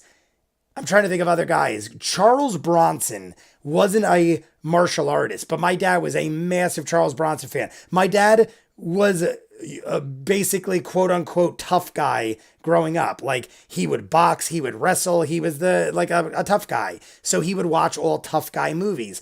And I grew up watching them and doing similar things. I just don't fight, and I don't do the things he did extracurricularly because he grew up in Newark. So he had to be a fighter. He had to be a tough guy. I didn't have to do these things. Rhonda. Oh, I got to go back. Where are we at? Ashley also was in Roseanne. I do remember that. I was thinking, I do remember we talked about it, and I do remember because I did watch Roseanne growing up. But Lionheart, 100%, I would see Jean-Claude Van Damme movies all the time. And Lionheart, that was where I remember. I was like, I definitely remember being a tiny child in a 80s movie, but that is it. 100% Ashley Johnson. Okay, Jay, so we just killed all the Knowles. Where do you think the story is going next? Any theories? And Rhonda Shear, just making sure we got everything. Some help with the pronunciation. We got it. What? Gilbert Gottfried died? Yes, guys, Gilbert Gottfried died Tuesday morning. It is now Friday. Gilbert Gottfried died Tuesday morning. It shocked me because I'm going to go back to your question, Lisa Pocky. After I answer this, we're going to go back to the actual show. But yes, Gilbert Gottfried died Tuesday morning. I didn't find out till like 9 o'clock at night while working at the arcade. Somebody came in and was like, they knew I love Gilbert Gottfried. And they were like, yeah, could you believe it? Norm Macdonald, Bob Saget, Louis Anderson, Betty White, Norm Macdonald, like all these people have died in the last year. Like crazy, major, famous. I know I probably missed somebody in there, but major famous comedians that I grew up with. I'm not kidding. Out of the names I mentioned, like 3 of them are my all-time, like 10 of my all-time favorites. Gilbert Gottfried, Norm Macdonald is in my top 3. Norm Macdonald, if it wasn't for so many great comedians, Norm Macdonald might be my number 1. I just find it hard to... George Carlin's one of my favorite. Richard Pryor. I don't know. It's hard for me. But Norm Macdonald is a solid contender for my top 3 comedians of all time. Gilbert Gottfried, I think, is a legend. But because I just have less things to remember him as, he's a phenomenal dude, but there's just other guys that precede him. But Gilbert Gottfried, I freaking love. Bob Saget, I freaking love. Louis Anderson, amazing. All these guys are epic legends. But Norm Macdonald, I could argue him being the greatest in my lifetime. I could argue that. Because I feel like George Carlin was before my time. I feel like Norm Macdonald, in my lifetime, I feel like Norm Macdonald may be my favorite comedian of my lifetime. Not counting George Carlin, Richard Pryor, guys like this. Such an icon lost. Gilbert Gottfried. Yes, horrible. Horrible. And he's apparently had a heart condition. I thought it just was sudden. They're like, no, he lived with a heart condition. Anyway, back to campaign 2. Guys, like and subscribe if you haven't. We have still not reached 50 likes, and I will not stop until we do. No, I will stop if we don't, but it would be nice if we hit 50 likes. So like and subscribe if you haven't. RIP, Steve Smith, not actually dead. Red Green, Steve Smith. Why do I know that name, Steve Smith? I feel like I know that, and I'm just brain farting. Chuck Norris. Chuck Norris memes are my favorite. I mean, Chuck Norris could probably go down for top 10 greatest memes as far as usage. I can't think of many people that have been used over a longer span of time than Chuck Norris. Like, I remember back when I was like in high school, people doing the Chuck Norris is tougher than you kind of memes. And it still continues to this day. It's got to be that. Marion Ravenwood, hello, thank you. You missed the live stream, but in the live stream, one of the characters turned into a Stelgetti, or used a spell to create a Stelgetti as a spiritual weapon. And I coincidentally wore the shirt, so my mind was blown. Rick Astley would give him a run for his... there you go. Neely, good call. I'd have to agree with you there. But see, Rick Astley, you're not wrong. So I will give you credit. You're not wrong. But Rick Astley, I feel like, is hairpinned into one thing, like the whole Rickroll thing. Chuck Norris has probably had, yes, they are all related to Chuck Norris is tougher than you because of this kind of thing. But I feel like Chuck Norris is over a wider span of memes, where Rick Astley is just like, it's all about the Rickroll. And it still is a thing. So you are right, Rick Astley. But I feel like Chuck Norris, like I have that shirt where I have all the Chuck Norrises, and it's like the many emotions of Chuck Norris, and it's all the same face. Or Chuck Norris is tougher than you, or Chuck Norris can eat a grenade and do that. Like, I just feel like it spans more. But you're not wrong. Rick Astley, solid contender. I'm trying to think of other ones now. It turned... Whoa. Hide the pain. Harold is climbing up there. What? Hide the... What? I must have missed something. I literally had to look behind me. Like, is someone looking at me? Chuck Norris would definitely rock that shirt too. Chuck Norris would. See, I remember one time when I first wore this shirt, somebody was like, not on stream, somebody that I know, like a friend of mine was like, dude, you're going to wear that shirt? And I'm like, why wouldn't I? And he's like, it's pink and has the Golden Girls on it. And I've never spoke to that person again. No, I'm just joking. I was just like, what does that matter? And they're like, aren't you going to be embarrassed wearing that on stream? And I'm like, no, I'd be embarrassed if I didn't honor the great Betty White, Estelle Getty, the Golden Girls. And pink is great for Easter. I need pink. Everyone needs some pink in their lives. That is somebody who is self-conscious and thinks too much about what other people think. Clearly, you guys know I don't think about that. Focus, Jay. Focus. The do JB. Okay. Thank you. Back.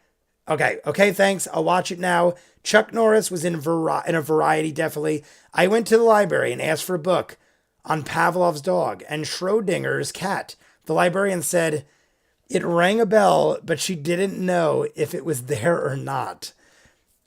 Is that what we were talking about before? No, I thought that was related to the thing we talked about before.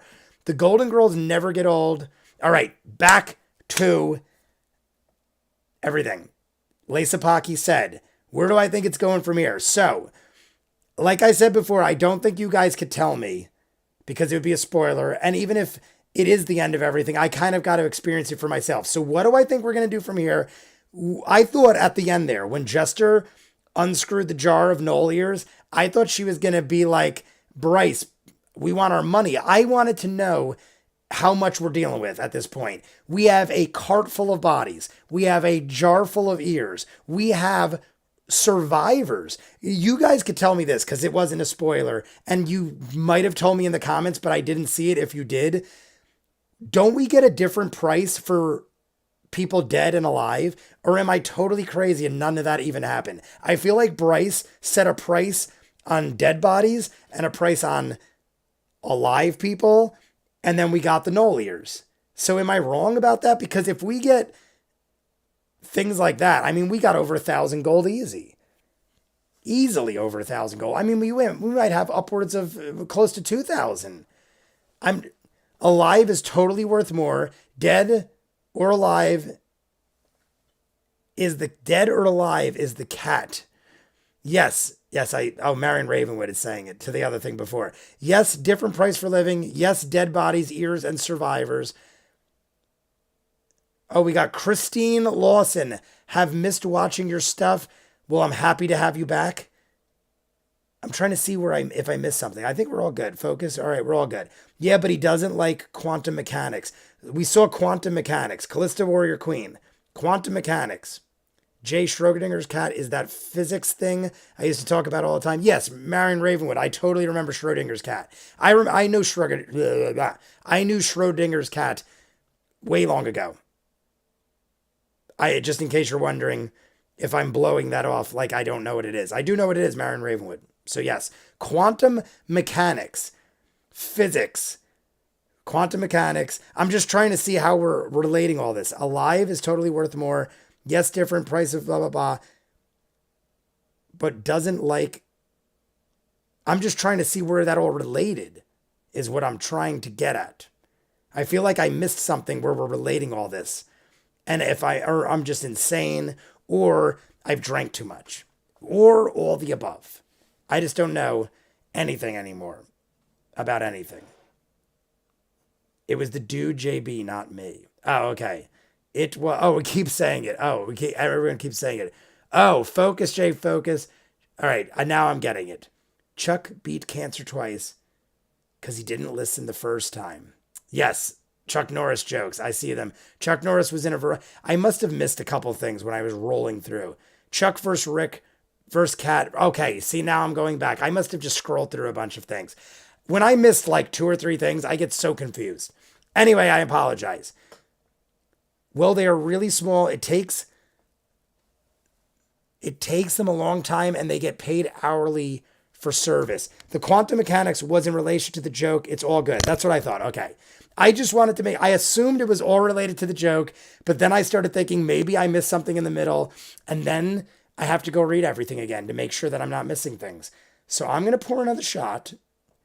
I think I'm just going to look at my phone really quick because I want to make sure my brother didn't come home and is sitting outside of the door trying to get in and being respectful.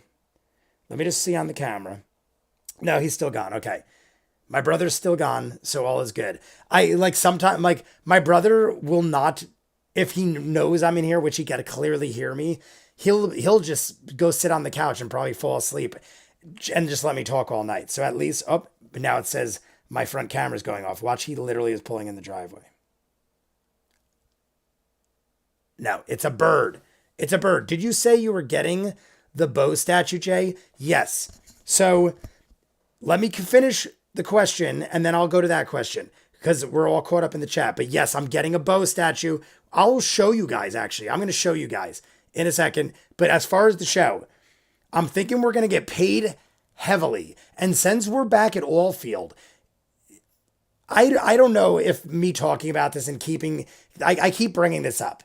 And I think it sounds crazy, but part of me still wants to believe that Gustav is part of this whole journey. And I think if we near 2,000 gold, I would literally consider almost going back to Trostenwald. Or wait, it was Trostenwald, right? I would almost consider going back and kind of negotiating a deal to get Gustav. You guys probably think I'm crazy, like, Jay, get off the Gustav thing. But being as Gustav is how we started this journey. And Molly came from the carnival. And Gustav looks like he just had to eat a lot of shit because of stuff that happened that was out of his control, or at least it looks like it was. Maybe I'm wrong. Maybe Gustav is to blame for all this. Maybe Gustav is going to come back at some point. But I feel like maybe we should use our gold for that. But that's probably crazy. And I'm going to pretend that's not a thing because fuck yeah, we're going to get paid. So yes, I just keep going back to Gustav because I feel so bad.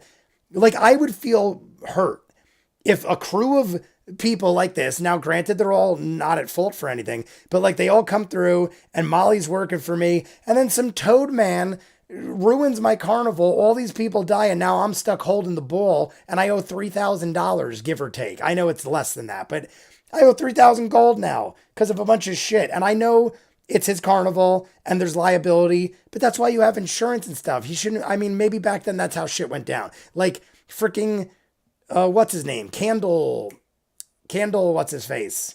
Thaddeus Candleglow. Was it Thaddeus? Thaddeus Candleglow lost his tavern or his inn and just burns to the ground. And he's like, all right, I guess I'm going to pack up my shit and go. Like, I guess that's how shit goes. But he at least is like, all right, I lost my inn, so I'm just gonna go and start over. He didn't go to jail. I mean, granted, he didn't hurt anybody, but I don't know. You'll figure it out. I know. I'll start figuring stuff out. But like that's where my mind keeps going. I keep thinking of the gold we're racking up, and now we are kind of going backwards. We went back to Allfield. We're not making progress. Like we're not going further distance wise. We have now went back to where we were.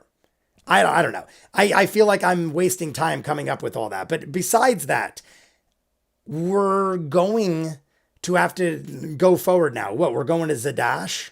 I think it was Zadash. And we had to do it through. Well, I feel like there's a place I'm missing between Allfield and Zadash. Or was Allfield the place? I feel like I'm missing something in between. This is one of the first arcs and the best parts of the campaign. Matt, they could certainly try. I love downtime episodes. Looking forward to episode 8. Kristen Lawson, it was early today due to Easter. Yeah, I totally messed up, guys. I said that in the beginning. If you're coming in late and you didn't hear, I knew it was Easter, but in my mind, I'm thinking like, so big deal. It's Easter Sunday. But I'm forgetting there are other things we have to do.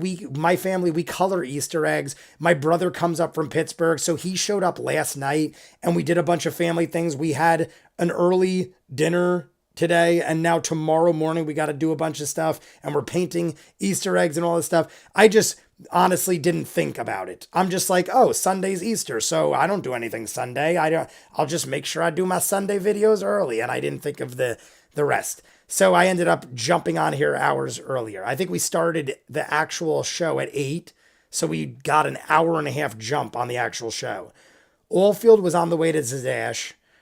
Jay's brain is a wormhole that jumps from one galaxy to the next. Yes, I mean, I will not argue with that. Zadash is important because Caleb can get his supplies. Small towns are not great for magical supplies. He talks faster than the speed of light. Yes, he does. I'm getting Ford since you're getting Bo. McGuigan, did you see it? So this live is like a interactive debrief Q&A. Basically, after we watch the episode, we just talk about randomness and the show and whatever else I just randomly rant about. But while we're talking, those of you who don't know or didn't look, I'm going to see something real quick. But what was I going to say beyond that? I'm going to pop this up over here. What was I just reading? There was something else I was going to tap into. Dooby dooby dooby dooby doo. Booby dooby doo. Boop boop boop. Oh, this is what I want to tap into. Q for the chat. Was there an actual publishing of TL? Yeah, what is... TL stands for what I think it does. They just did a notebook cover. No actual book. What is TL? TL. I feel like I know what that is. TL. We're going to find out in a minute. Not that I know of, just a journal with the cover. I feel like I know what TL is. But I'm going to cover something else while we find out in the chat. The whole thing with Liam. They made a deal out of it. That was one of those things. Liam, it was like one of those things where Matt put a little more detail and attention into what was going on. And part of me was like, is something else going on here? And then I almost like didn't acknowledge it again. And then Jocasta made it a point to be like, say something about it. And then you guys kind of made it seem like I should be, because that's when people are like, focus, I think, focus. So like, And then I think it was Jocasta said backstory, maybe. And that's literally what I was thinking. Before Jocasta even said it, I'm thinking backstory because it really reminded me of what happened with Percy, where Percy started having the whole thing where like this dark smoke started coming around him and stuff like that. It reminded me of something like that, but obviously not as in your face, but enough so that like it people noticed, I guess. We will just leave that on its own for now. All right, because I know you guys can't tell me anything, and moderators will probably make sure no one does. But I want to tell you guys that yes, that is on my brain now. I feel like this is now diving deeper into Caleb. So we are going. All right. Here's. I don't know how quickly this will unfold.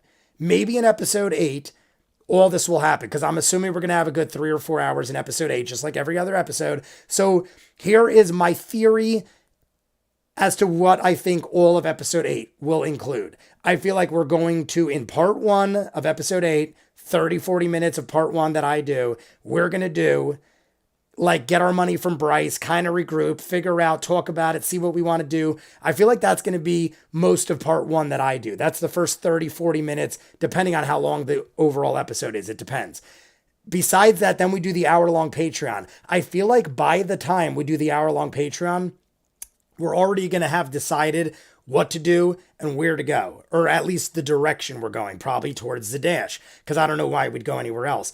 I feel like there is another thing we've talked about, but I don't feel like it's where we're going to go. So I can't remember the name of the place if it is right that I'm thinking this, but I don't think we're going to go there. So it doesn't matter to me, at least. Maybe it will, but we're going to go to Zadash. So the hour-long Patreon, I feel like we'll be making our way there. I feel like in that process, we are going to come across something that's going to halt us. It's going to impede us in some way. So that might lead up to part 2, which is the last 30 or 40 minutes I usually do before the mid break. At that point, I feel like we are going to either have gotten to Zadash because nothing is going to stop us or be in our way, which I don't think is the case. I think something is definitely going to be confronting us or standing in our way between here and Zadash, or the 2-hour live stream we do at this point next week is going to be us engaging in battle of some sort or getting to Zadash and possibly having something similar to what happened in Allfield where we get to Zadash and there's already like shit happening, like a war or something. But I don't even, I honestly don't think we're making it to Zadash for a bit. Or at least for another episode. I feel like episode 8 is going to be us making that journey towards the dash. We're going to come across some thing or some people. I think you guys said you can't tell me if we're done with the Knolls, and you probably shouldn't, and I guess I don't want you to. But I feel like for the most part, I feel like we're done with, I don't know, actually. I don't know. We still can't be done with the Knoll. Like, even though it sounded like Matt was wrapping up the Knolls, I just feel like there's got to be more to do with it. Like, I don't know. I can't imagine, like, the whole thing with the chain. That's another thing. What was with the what were they calling them? Like, what are they called? Manacle? I can't remember the word. Monocles? Not monocles. Manacles? Manacles? Is that how it's pronounced? I don't know. There was giant ones. Mississippi. Giant Mississippis. There were giant Mississippi. I know that's not referring to what I'm saying. Manacles? I can't pronounce it right now because I'm insane. I think it's manacles. I think that's what you're saying. But there were giant ones. And am I to just assume they were for the mama manticore? Because it can't be. Matt went so into detail about him. Why would he be describing in grave detail how there was like some kind of ruby or a gem in the manacles? And he was saying they're big and there's like 4. So it's like a creature that's walking on all 4s. And then he said there's one big thick one that's like 4 or 5 feet in diameter. I feel like he said. I could be wrong with these numbers, but I'm trying to remember off the fly. And I feel like that's what he said. I think he said the 4 on the ground were a foot in diameter. So for the feetsies. And then the big heady one. He had a 4 or 5 foot heady one. But my thing is, for him to have described it, he said, yeah, it could fit a man. I'd have to go back and see how Matt said it. Because Matt said it like Somebody said, well, it's probably for the manicore. And then he said, yeah, it could fit a manicore. Did he say specifically that manticore? Or did he say a manticore? Because if he went out of his way to say a manticore, then it's got to be the Big Daddy manticore or something. And I feel like we still have to fight that. It would just shock me if we slaughtered a baby and the mama just fought us and there's no daddy manticore. I just can't imagine that wouldn't be there unless, I don't know. I feel like there's a daddy manticore coming. Manacles, you had it right. Manacles. I'm just going to keep saying it for some reason. Live is always so far Fridays, starting 9:30. Yes, it's never not been 9:30. We've always started at 9:30 or later with the actual show. I put it up at 9, sometimes 8:30, and then we'll talk from 9:30. But this is the earliest we ever did it because of Easter. My bad. Normally 9:30. Oh, everyone's answering the question. But typically starting at the resumption from the play through break. Yes. Angry Murloc. I love watching someone discovering Critical Role. Scratches and itch. I've watched campaign 1 and 2, all one shots and everything they've ever put out, and adjacent interviews with them, etc. This is fun. I'm gonna get there one day, Christine. I feel like I'm making a solid run at it. I really, if I just had a channel of Critical Role, I could totally do campaign 1 at the same time. But between all the other stuff I'm doing, it's just so hard to be able to do all these things. The only other gargle, we're talking, yeah, there we go. We got the Murloc. I see that. The only other town MN have talked about is, yes, how do we say it? Ruxintrum? Is it Rexintrum? But that's the capital of the empire and way up north. Okay, Rexintrum. Didn't we talk about a mountain? I feel like we talked about a mountain or something that was the other way, but it might have been more so like a birthplace or an origin of another character that we aren't going to. I can't remember. Rex, okay, like Rec. Okay, Rec. Rex, where did it go now? I just want to get it in my mind. I have to say it 36. Rexintrum. We're working on getting him to watch Talks Machina episodes, hoping for a little spoilers for C1 as little as possible. Yes. The Misty Mountains. Yes, it was the Misty Mountain. No, I don't know. That's Lord of the Rings. Rexing. Thank you. I love that you guys. We got Ninja Master. I don't know if you were here before. I do see you there, but you must have just popped in recently. But we've got Rexingtrum. That, I don't know why, but the Rexingtrum is reminding me of, I finished Doctor Who. Ninja is late, but Ninja is here. I just watched the Doctor Who episode where we had to go to, I cannot remember the first part of it now, but it was like Rexicorico-Fallopatorius. Is that right? Rexicorico-Fallopatorius. It was where we had to bring the Slithin. I think they're pronounced Slithin or Slithin. It was like the episode before the finale, and we had to bring her egg back to Rexicorico-Fallopatorius. I think that was it. And people were like, oh my God, it's the hardest name ever to say. And to me, it was like, I figured it out pretty quick, but it reminded me of like supercalifragilisticexpialidocious. But either way, Rexingtrum is reminding me of Rexicorico-Fallopatorius. I got to check my radiator for steam.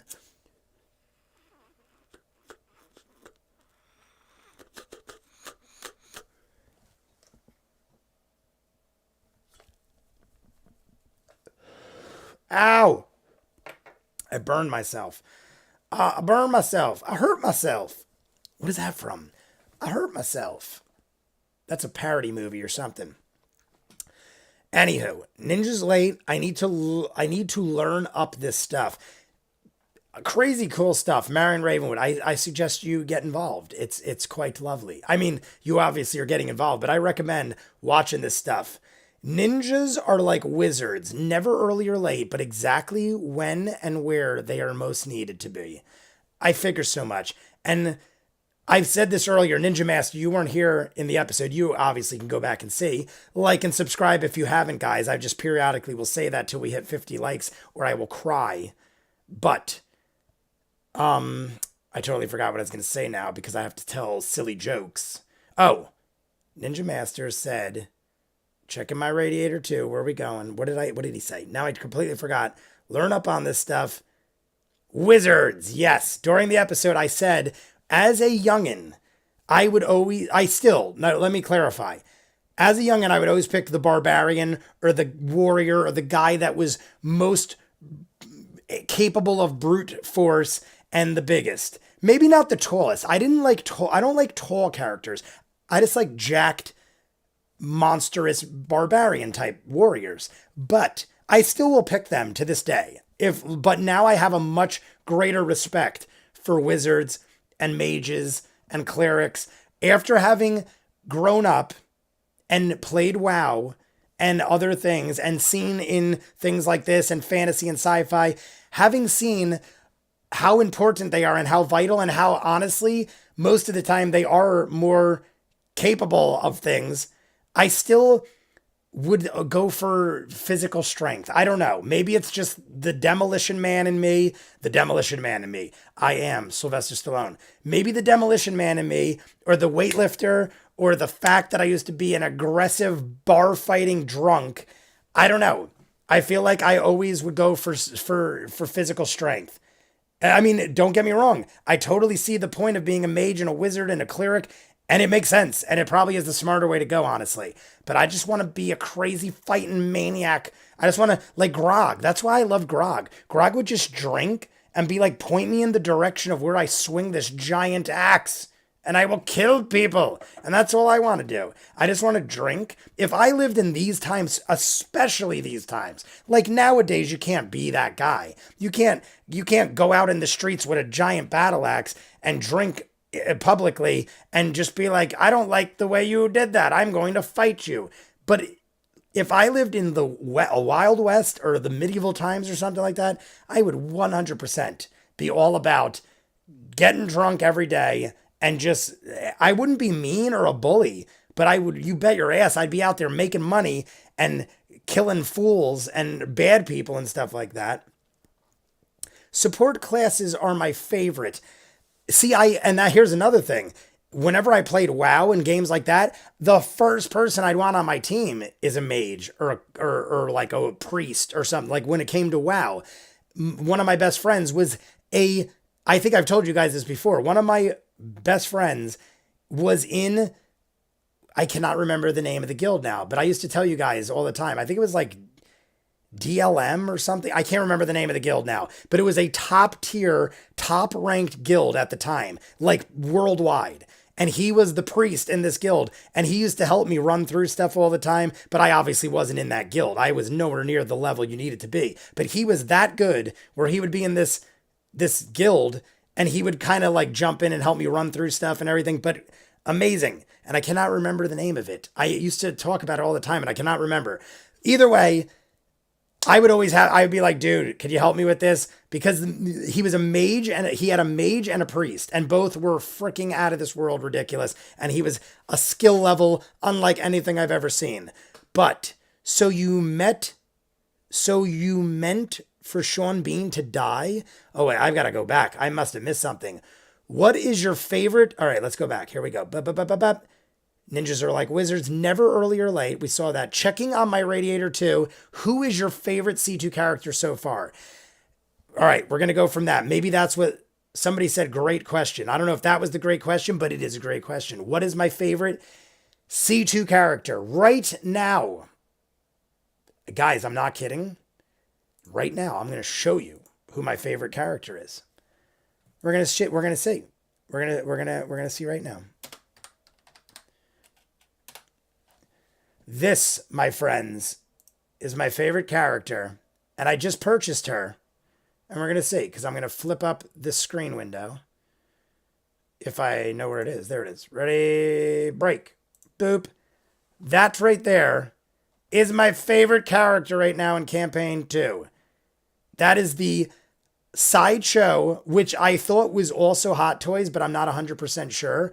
But that is the brand new. It hasn't even been released yet. You could pre-order it now. I pre-ordered mine. If you want it, it is about yay high. It's about a little under a foot in size, but it is custom made, numbered, limited edition, Mighty Nein bow. They have this in Ford, the only 2 characters right now, but they said they are going to release all of the Mighty Nein and all of Vox Machina. Vox Machina, right now, they only have Vex and Vax, and Grog is pre-ordered, and I pre-ordered Grog. I didn't get Vex or Vax. I didn't even see them. I mainly was going to buy, Marion Raven would like this.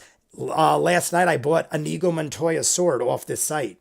So I got Inigo Montoya's sword, and this coming. So Bo is coming. Grog has been announced. Yes, Grog, you're right. Grog was announced. They wouldn't let you pre-order Grog, but you could go on the waiting list. So I went on the waiting list for Grog, which I'm 100% buying. I can't imagine you can mess it up. I don't want to jinx in it. I don't want to jinx it, but I can't imagine you'd mess up Grog. Grog is probably going to be insane. I also imagine Grog will by far be the tallest, because why wouldn't he be? Unless he's like, for whatever reason, bending over or something. But yeah, I saw this last night. I was saying the story earlier. The 6-fingered man sword. Yes. Marion Ravenwood. I was last night looking up randomly something. I don't remember what it was. I'd have to go back into my search and find out. But I was looking up something, and for whatever reason, it came up. Sideshow is now selling Inigo Montoya's sword. I think there's only 700, and it was like, buy it now. Pre-orders are while supplies last. So I bought it, and when I was buying that, I guess because in my feed is always the Mighty Nein, so my phone is psychic and reads my mind. It was like, hey, you want to pre-order this? And I'm like, what the heck are the odds of that? It is Sideshow. Sideshow.com. Sideshow.com does... I thought, because when I go to Sideshow, it links me to Hot Toys most of the time. So I thought it was Hot Toys, but maybe they're separate. Maybe Hot Toys just sells on Sideshow's site.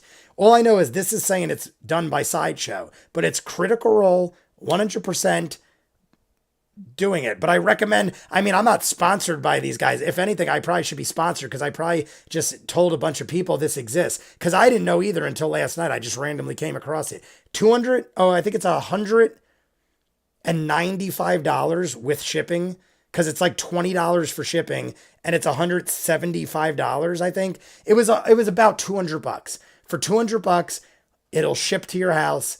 It is about a foot, and they're limited and pre-ordered and numbered, but awesome. I just randomly saw it. And honestly, a month ago, if I saw this, I might be like, well, Bo isn't my favorite. I'm not kidding you. The way Bo looks, the way Bo fights, the way I'm getting how Bo acts. And honestly, Bo hasn't acted like she has in the first couple episodes. In the first couple episodes, Bo was very much like a moron stoner. Like, you have stoners, and then you have stoners that are total morons. Like, you could be a stoner and not be a moron, but Bo was acting like a stoner that was like making every horrible choice in my mind. But then once I realized the character, I feel like she stopped doing it, and now, like, I'm totally cool with the way she is. I like everything about her. I like that she's this martial artist, monk, parkour, like bow staff, like everything is great. Not like Bo, her name, Bo, like a bow staff. I love everything about it, because in my mind, in all honesty, of all the characters, I thought maybe Ford would start jumping the ranks in my mind, because he's got a freaking falchion, and he's got the whole Davy Jones captain of the sea thing going on with the sword flail and all the seawater and stuff. I thought all that was going to really start like intriguing me, but they haven't really done much with that yet. I know they're going to probably go into that, but they haven't done much with it yet. And Bo is just the most relatable to me right now. Like the whole martial arts thing, the whole like going into, like, it could be almost considered stupid the way she runs into battle and stuff. Or kind of like not. Kind of like not, even though not probably did what was right tactically and everything like that. Not, I feel like, doesn't think before she acts because stealing and thievery is more on her mind and she's not concerned. I feel like Bo is the same way, but does it for different reasons. I feel like Bo is just like fearless. And that's kind of how I feel like I am. I don't really fear anything. I'm trained. I'm just trying to find ways of why I would probably pick her because I feel like I relate to her, and that's pretty much what it is. Bo is one of my favorites. Right now, I would have to say Bo. And you can't tell me that she doesn't look amazingly badass the way it's set up. I almost feel like the way they portray her in this image makes me like her even more because I feel like I pictured someone different in my mind. And now that I see and I match up everything to it, like I'm matching up all the skills and the attitude and the everything that I know now of Bo. And now I match it up with this and I'm like, holy crap. Like she reminds me of someone from like an old like martial arts movie I would watch. Like some badass from an old martial arts movie. That's my number one right now. And Jester and Not probably fall right behind. But I really, honestly, can't relate to them because Jester is a cleric. I always say it weird. Cleric, whatever. Jester, that's just not the kind of character I like to be. So it's like, I enjoy her. She's great. Laura Bailey does her fabulously. And I love the comic relief and I love the entertainment. And that's kind of how I feel about Not. I love Sam. I love the character of Not. I love the thievery and the insanity and everything else. But I just have more entertainment out of Bo because of the crazy monk parkour martial arts. That's what I have to say about that. Okay, going to bed. Marion Ravenwood, you have a good day at work tomorrow, 6 a.m. Enjoy, and then take Sunday off. I'll talk to you tomorrow. Good night for you, Marion Ravenwood. That's exactly what she is. I love Caleb too. Caleb, again, is right in there. Caleb is right in there, but only because, like I've said before, I feel like Caleb hasn't opened up his full potential yet as far as a character. Caleb is great, and I love his little relationship with Not. That was adorable. That Not stole Jacosta's money and then slipped it down the back pocket of Caleb and said, like, these are for your books. I think that's great because Not, it shows the chaoticness of Not. And honestly, even though Jocasta didn't know that, as far as I know, Khary could see and hear what's going on. So it's almost like trying to show that even though Not is willing to steal from our friends, so to speak, it's just a sickness. It's literally like a sickness for Not. It's not Not's fault.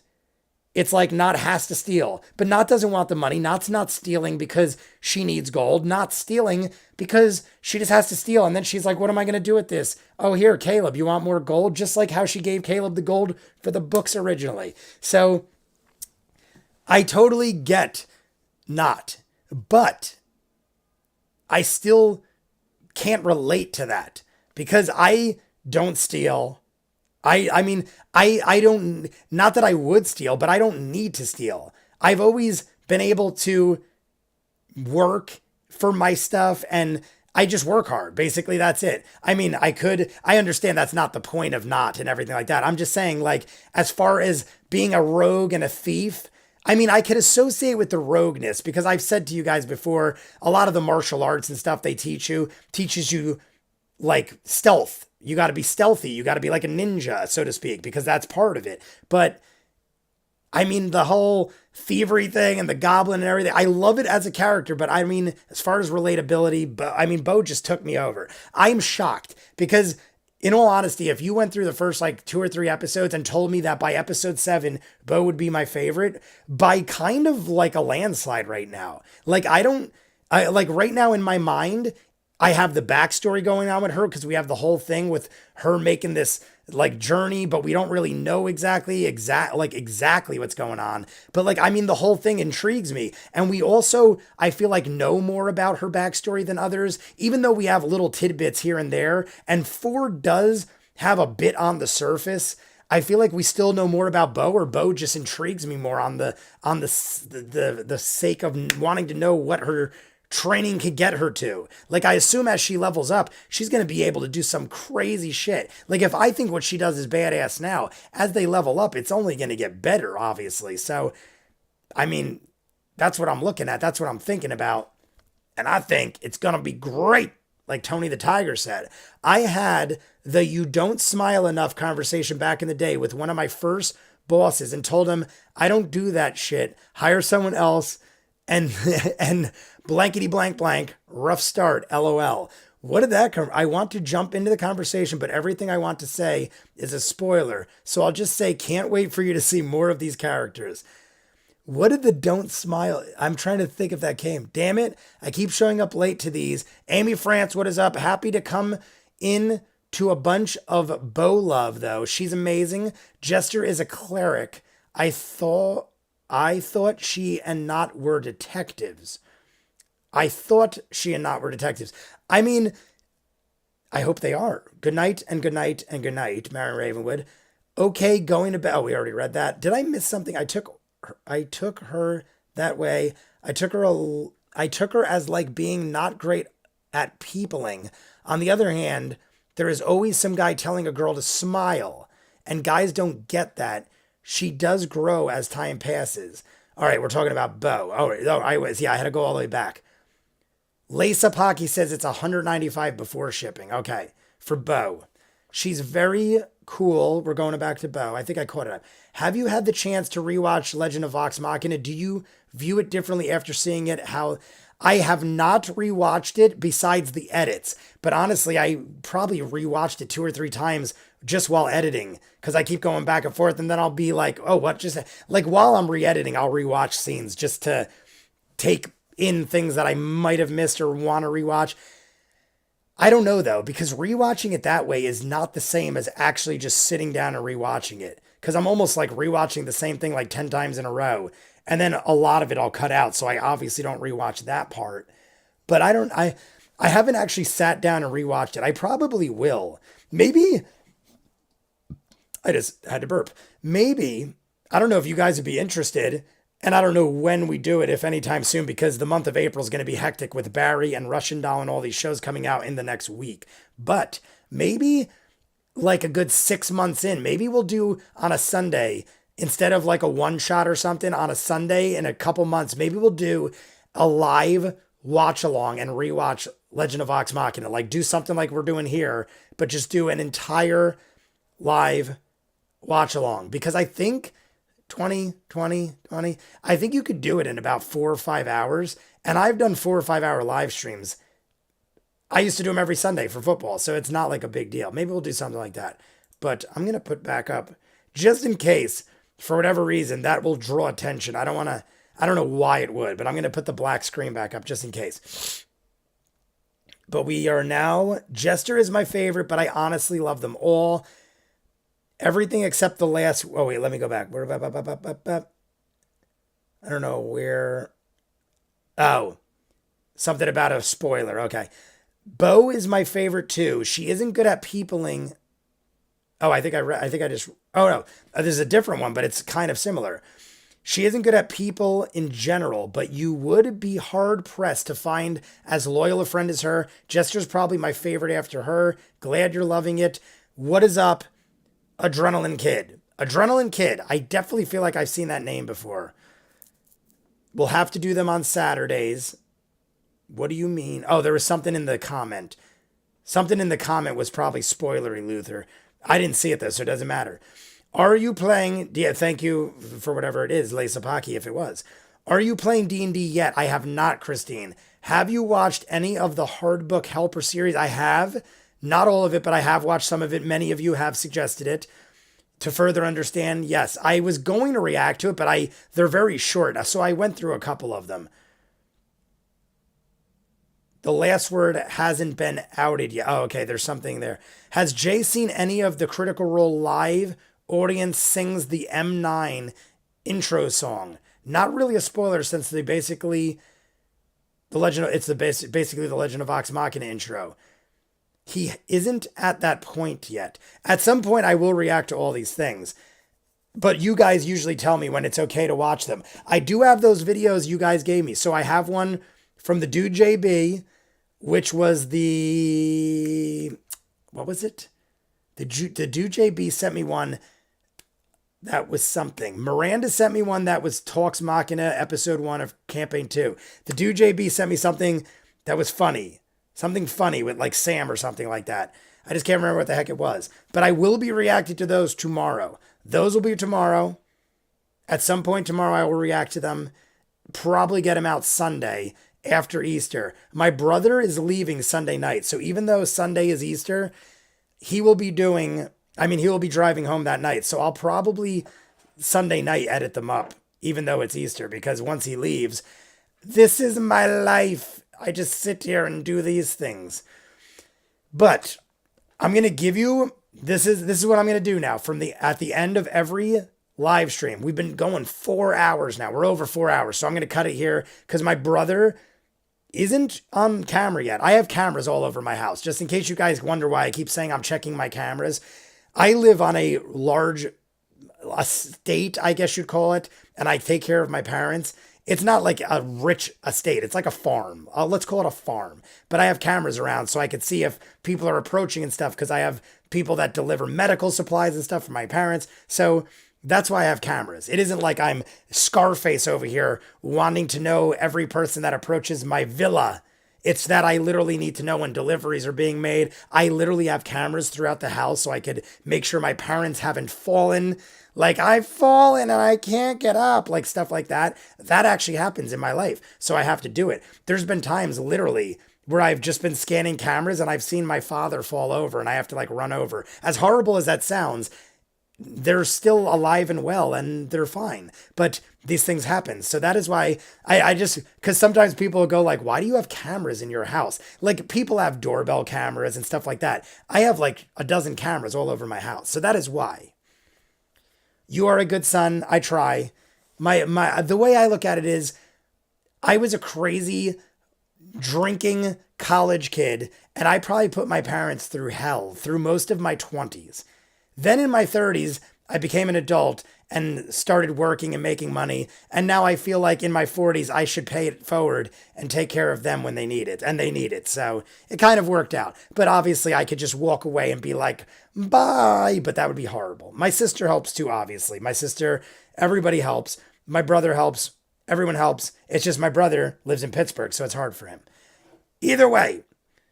Though I'm halfway through my third watch of Critical, every time I see C1 or C2, I immediately think Critical Role. Campaign 1, I'm not sure I would have rewatched C2 without this watch along. I think I'll appreciate it more this way, so thanks for doing this. Carl Davis, no problem.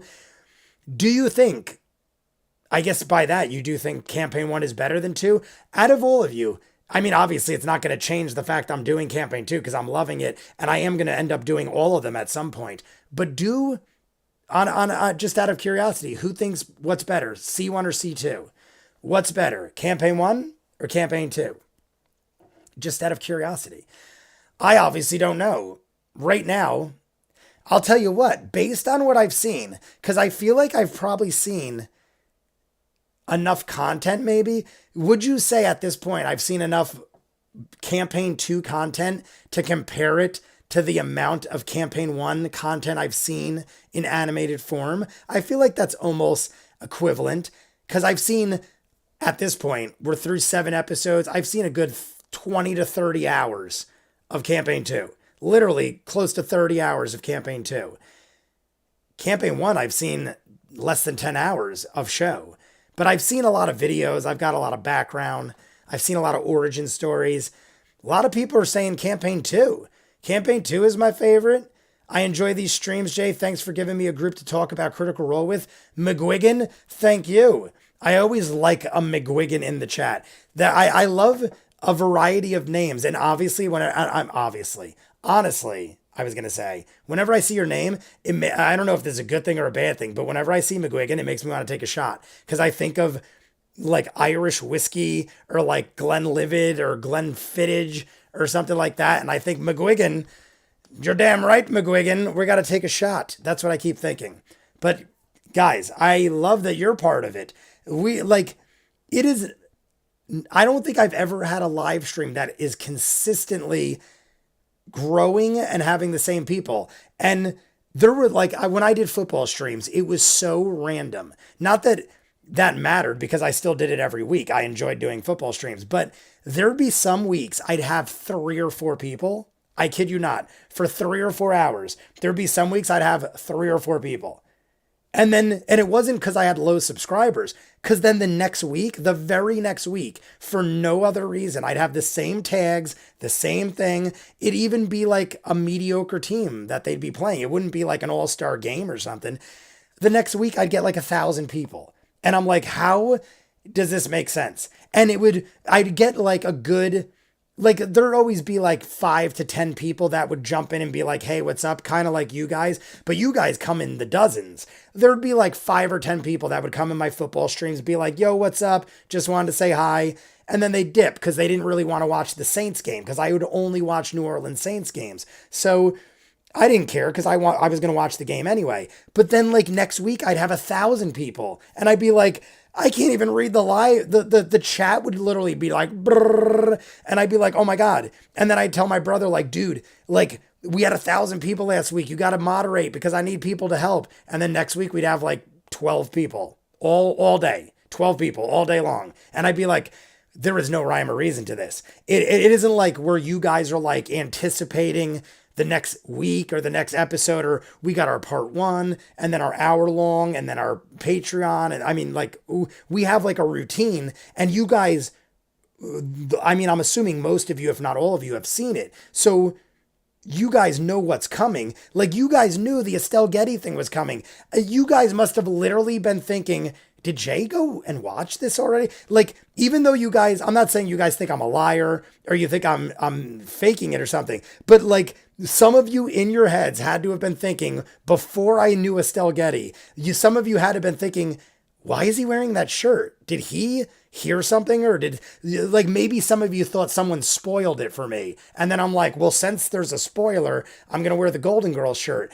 But I had zero clue. But my point is, in the beginning, some of you could have or even might have said in the chat, Jay, why are you wearing that shirt? Do you know what's going to happen? I don't think any of you did, because most of you are pretty good with spoilers, and we got the dude JB and Lisa Pocky watching the chat and everything. But I'm surprised some of you didn't just flat out say, because I might have even said it if I was watching this. I might have been like, wait a second, you haven't seen this and you're wearing that shirt? Bullshit. I probably would think it, because, I mean, you guys know me from this, but who am I to you other than that? I could be some crazy lunatic that is fake watching this, but that'd be ridiculous. I'm just saying, like, in my head, that, like, the whole coincidence of this is crazy. It's crazy.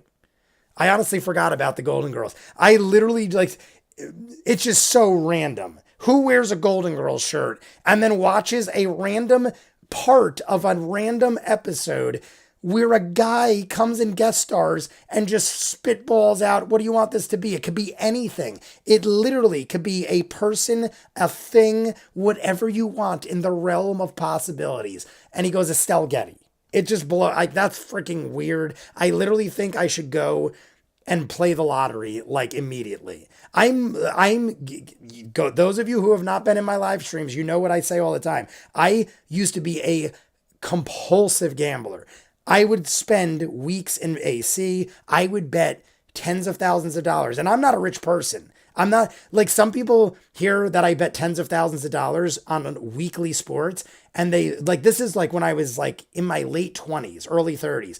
I would bet tens of thousands of dollars on a Saturday on college football. And people were like, oh, why you bragging? What, like, big deal, you're rich. And I'm like, no, I'm not. That's like the only $10,000 I have in my life. And I'm that much of a degenerate gambler that I will bet it on a day of football. So like people, I don't think understood the addiction. I think they thought I was like some rich guy that just could piss money away. But I was a crazy lunatic. But I always won. Yeah, that's what was weird. But then like, I was like never up hundreds of thousands of dollars. I would, in the sense of winning, I would like lose 2 and win 3. So after you pay the vig and you go to the bar and spend hundreds of dollars on shots because you feel like a winner, I'd end up a couple $100 up, like every now and then a couple thousand. But then I would go out like a baller and throw it on roulette or blackjack and then lose it back to the casino. So I never lost big overall, but I never like won enough to retire or be a millionaire. But I don't even know how I got down this road. Oh, talking about superstition and gambling. That makes me think that I got to go out and gamble now because I feel like I'm a winner. Anywho, critical one. To me, campaign one is a bunch of friends just hanging out and playing D&D.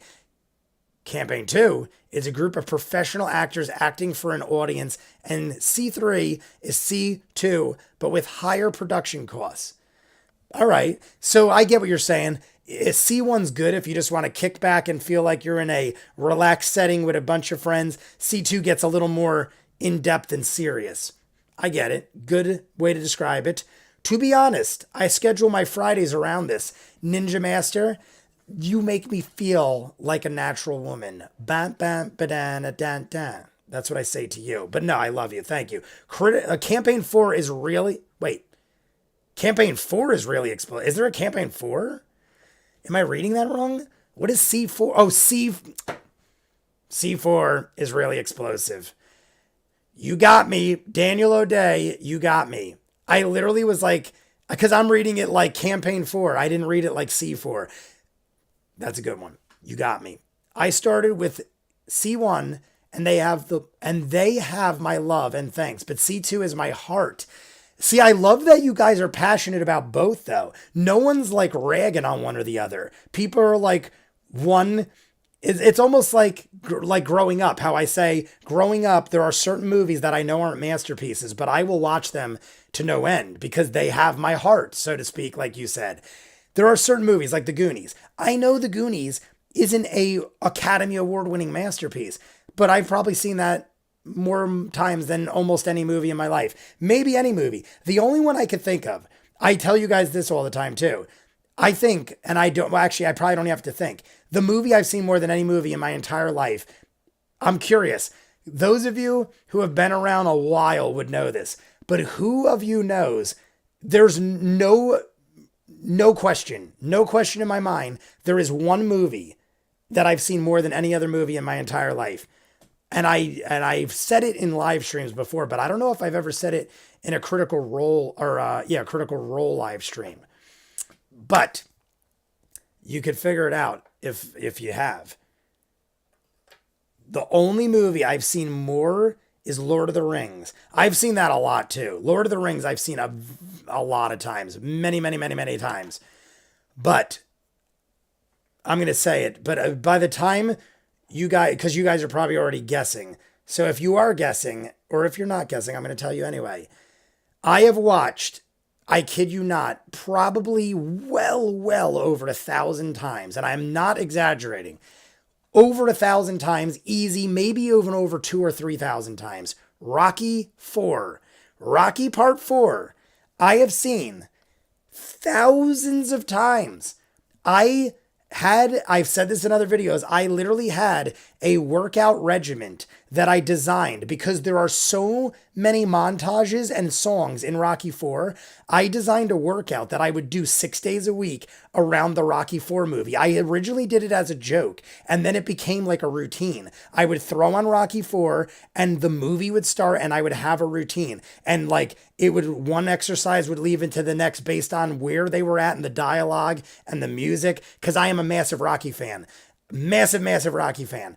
So I would watch this 6 days a week every day while I worked out. So for about 5 years of my life, I watched Rocky 4 every day, once a day, 6 days a week for 5 years. And that's on top of me watching it normally as a kid and growing up and 100 other times. Rocky 4.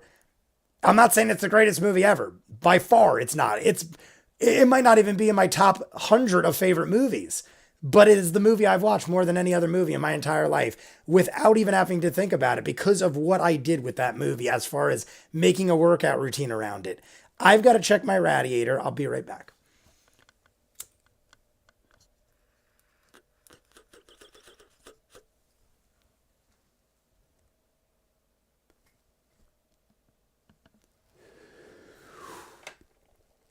Rocky 5 was terrible. Just rewatched it. Rocky 5 is a guilty pleasure. It is, you are not wrong. It is terrible. I 100% agree. It makes no sense. The movie, first off, the movie is horrible. It's filmed and the dialogue, everything about it is horrible. There are guilty pleasures I have involving it. Like I like that Tommy the Machine Gun is in it because Tommy was an actual boxer in real life that died of AIDS in the future. He has a weird story. You want to go look up some weird story, go look up that dude in real life. Tommy the Machine Gun. What was his name in real life? I can't remember his last name. Tommy Johnson? I can't remember his last name. I'm brain farting. But this dude got AIDS in the 90s. After Rocky 5, it ruined his fighting career and his movie career. And then he got better and started fighting again. Like they thought he was gonna, because it was like at the time where AIDS was like killing everybody. And now there's like treatment for it. He ended up disappearing. No one knew where he went. I thought he died. And then like in his 50s, he started fighting again. I just can't remember his last name. But amazing story if you go check it out. I don't know if he's a good dude. I don't know personally how the guy was. I don't know if he's a good dude or if he's a shithead or what. But Tommy Morrison, I just remembered. No one wrote it in the chat yet. Tommy Morrison. You go look up Tommy Morrison. He was the guy that fought Rocky in Rocky 5. At the time, he was going to become, or maybe even did become, I think he did become the heavyweight champion of the world. He either did become or almost became the heavyweight champion of the world. And then I think he lost his belt and then he got AIDS and he couldn't fight. It was this whole big crazy thing.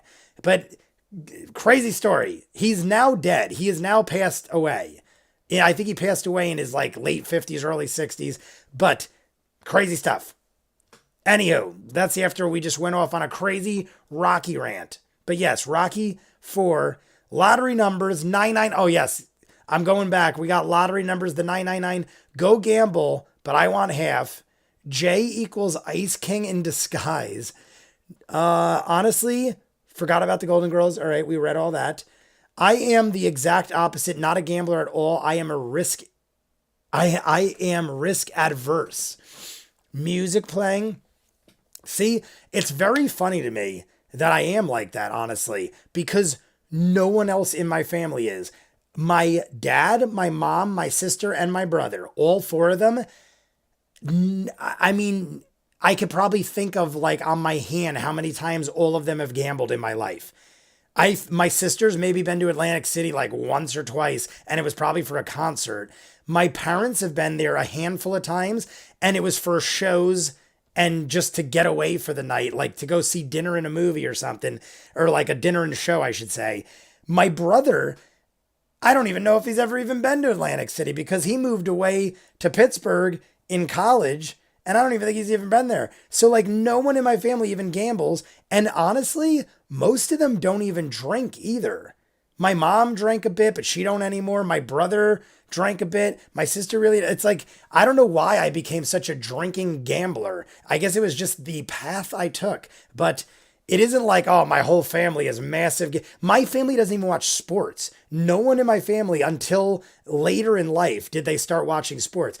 Up until like my brother was in his late 20s. My sister was in her 20s. Like none of them really followed football or anything. My sister's more of a hockey fan than anything, but no one watched sports. No one gambled. No one really drank or anything. It was, I don't know. I just kind of did it on my own.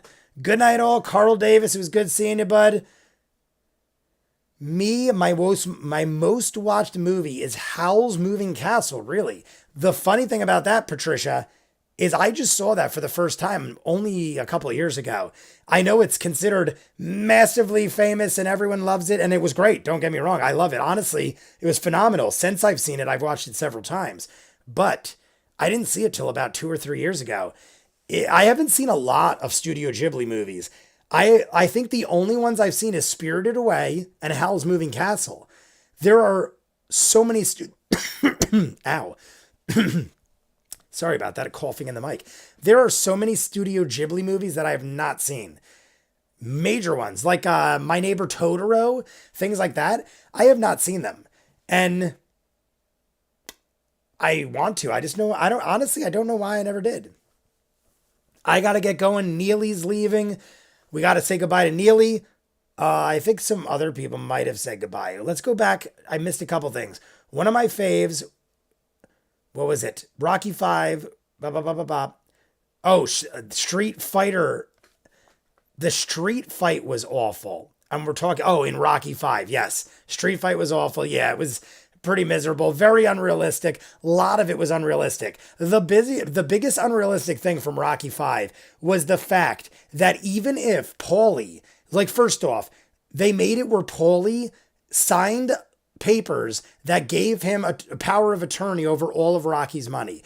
Even if that was the case, no way would this have happened. But even if it did, Paulie gets power of attorney, signs over all of Rocky's money because he bets on a sure thing, and it doesn't become a sure thing because the guy he bet with was the accountant or something like that. I think it was the accountant or the lawyer, and they hightail it with all the money. So Paulie thinks he's going to make a fortune with Rocky's money. He doesn't do it intentionally. He thinks he's using all of Rocky's money to make a fortune, and he thinks he's going to be like a hero, and instead he pisses away all of the Balboa's fortune. Now, even if you could tell me that is possible, first off, it would never happen. There are so many other things that have to happen, and there's no way it would be able to happen in that amount of time. But even if it did, and you tell me, well, it was the 80s or the 90s and that kind of shit could fly, because nowadays it wouldn't happen with technology. So even if you could tell me we bypass all that, it still wouldn't matter because Rocky was so frigging famous.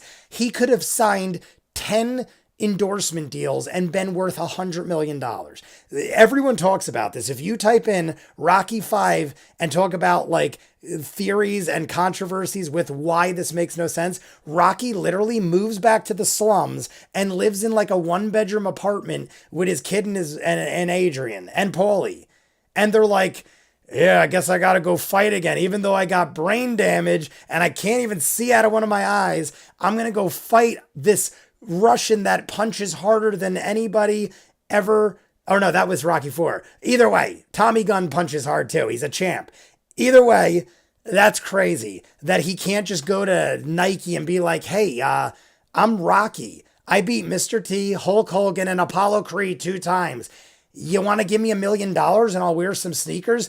They would have jumped on the idea. So that doesn't make sense. He literally went back and fought with brain damage against Tommy Gunn because he needed money to get out of the slums. That doesn't make sense. Ever. But that's what I do when I go on a rant. I'm going to get going. I have to. McGuigan, take care. Princess Mononoke. I don't know if I'm saying that right, but yes, that's one that's major that people talk about. I've never seen it. Princess Mononoke. I've definitely heard of it. That, My Neighbor Totoro. There's a couple of them people talk about to me all the time. One with like a fish. What's the Studio Ghibli movie with like a fish? I feel like it's kind of like, reminds me of Nemo, Finding Nemo, but not. But like something like that. I got to go to Boston and see it in the theater. What are we talking? Die Hard? Really missing out on Die Hard. Oh, what do we brought up? Let me go back. We talked Howl's Moving Castle, Muppets Take Manhattan. Who said something about that? A Muppets Christmas Carol. Rocky 5 was terrible.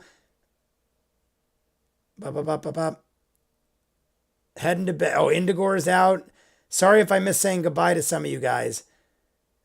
Somewhere we talked about Muppets Take Manhattan, and I don't see where it got brought up. You know too much stuff. ViewMasters, you know too. I've watched everything. That's why I said I did TV shows when I did reactions, because I've seen a lot of movies. I feel like somewhere I missed Muppets Take Manhattan, but Muppets Take Manhattan is one of my favorite, probably my favorite Muppets movie of all time. Muppets Christmas Carol is good too. There are other good. Ponyo, yes, Ponyo. Ponyo is the fish one. My favorite is Gremlins. I love arguing that it's a Christmas movie. I 100% agree Gremlins is a Christmas movie, and I will argue it too. And yes, Gremlins, one of my favorites. I will be reacting to the animated Gremlins show when it finally comes out on HBO. God knows when. But they said it's going to be sometime between now and the end of the summer. There is a Gremlins R-rated animated show coming out on HBO. So I will be watching that. My favorite things to do at Christmas is watch all of the lame but fun Netflix Christmas movies. I do the same thing. I watch a lot of B-list lame ass crap on the holidays. Like tomorrow, we're going to color Easter eggs and watch, I think it's Lucille Ball narrating Peter Cottontail. We watch it every year since I was a little kid. We color Easter eggs. Me and my brother are in my 40s now, and my sister's in her early 30s. She's 8 years younger. I just turned 40. We have watched, I feel like it's Lucille Ball narrating Peter Rabbit. Not Peter Cottontail, Peter Rabbit, the story of Peter Rabbit every year. I didn't know. Oh wait, I see. I immediately just go to the bottom and I like forget that I'm missing all this other stuff. But Lisa Pocky, my husband and I love the Muppets and the Muppet Christmas Carol. We watch it every year on Christmas too. I do too. I watch all of them. My brother was a professional gambler, taught me how to play most games until I lost a huge amount over a 12-hour span and stopped. I know a lot of gamblers from gambling like I did. To this day, one of my friends is still to this day a professional gambler. That's all he's done his whole life. Since we were in middle school, he's never had a job that I know of. He's only done professional gambling and he makes a living doing it. And he's in his late 30s now. And I literally just went to his wedding. He just got married. He's in his late 30s and he still is a professional gambler and makes a living doing it. But I am almost 99%. Literally besides him, almost everybody else I know that was a gambler either quit or had to quit because they literally went broke and we're going to go to jail or we're going to get like arms broken by like loan sharks and stuff like that. So very few people, if not nobody, ever really wins in the end. I feel like everyone at some point loses in the end, unless you are so disciplined. Like, see, I didn't do it to get rich. I did it because I was like in the moment and drinking and addicted. I didn't do it to make money. There are people like Kanish in Rounders. In Rounders, Kanish is a guy who teaches Matt Damon that, hey, I don't do this to be Mr. Popular or to show off. I do this because I have kids and a wife and I have a family I got to take care of. This is a business. If you treat it like a business, you can win. But I didn't treat it like a business. I got drunk and I messed around. If you treat it like a business, which is what my friend does because he makes a living doing it, then you could succeed. My favorite is Gremlin. We saw that. I might have missed a few. Still only see it on the PC. That would be my experience. Star Wars Christmas Special. There's one for you. The Star Wars Christmas Special is a hell of a special. I went on the Gremlins ride at Movie World. Loved Gizmo. Definitely a Christmas movie. That's what my brother did until a few years ago. Talking about gambling. Furbies were based on Gremlins. Yes, they were. I just stepped on my own mic. Furbies, yes, they are very much like Mogwais. Rounders was one of the greatest movies. Rounders is amazing. It also came out when I was in high school and probably fueled, speaking of how I probably became a gambler, maybe that's how. Because I was saying earlier how no one I know was gamblers, no one in my family. Rounders came out when I was a sophomore in high school, I think. Maybe a freshman in high school. And that's when I started, literally in freshman, sophomore year, I became a bookie. And I would literally run numbers and take bets on sports. And then I became into the whole poker and blackjack. And that was around the big bang with Rounders, going into like the World Series of Poker, where internet gambling became big. And then you had Moneymaker. If you guys don't know who Moneymaker is, Moneymaker was the first non-professional poker player to win first place in the World Series of Poker. And he basically made everybody like me think that you could win millions of dollars playing poker. And everyone just rode the train. And that's probably why I became a gambler. Chris Moneymaker. I couldn't remember the first name, but yes, Chris Moneymaker. He basically is probably the reason. Because me and all my friends in high school went and saw Rounders. We all were like, holy shit. And then Chris Moneymaker, a couple years later, won like the freaking World Series of Poker. It was all like in the same realm of time. And it probably fueled my gambling addiction. Ruined my online gambling career. Yeah, because I mean, now pretty much all the big names are from internet gambling. And even they will win in live games. So it is one of those things where like, they do kind of like, I mean, it isn't just a fluke, is what I'm saying. They do know what they're doing. But I mean, gambling was a huge part of my life. To tell you the truth, I don't regret it because it was a lot of fun, but I would never do it again because I lost, I'm not kidding, all my girlfriends broke up with me or I broke up with them because it was just like not, I wouldn't even consider it a breakup because I basically barely even dated them. I'd be like dating a girl and then she'd be like, "You never see me. I'm breaking up with you." And I'd be like, "All right, like if that's what you got to do cuz I got to gamble." Like it was like the addiction was bigger than everything else. So, I had a lot of fun. I made a lot of money in the end. At the end I did come out with a good amount of money. And I made a lot of friends and I met a lot of people and I did a lot of things and I have a lot of stories. But it like consumed my life. I never saw my family. I never spent time with my girlfriends. I did nothing. I worked and gambled. And then it got to a point where all I did was gamble because I didn't need to work. Only five more like only 5 more likes until we hit 50.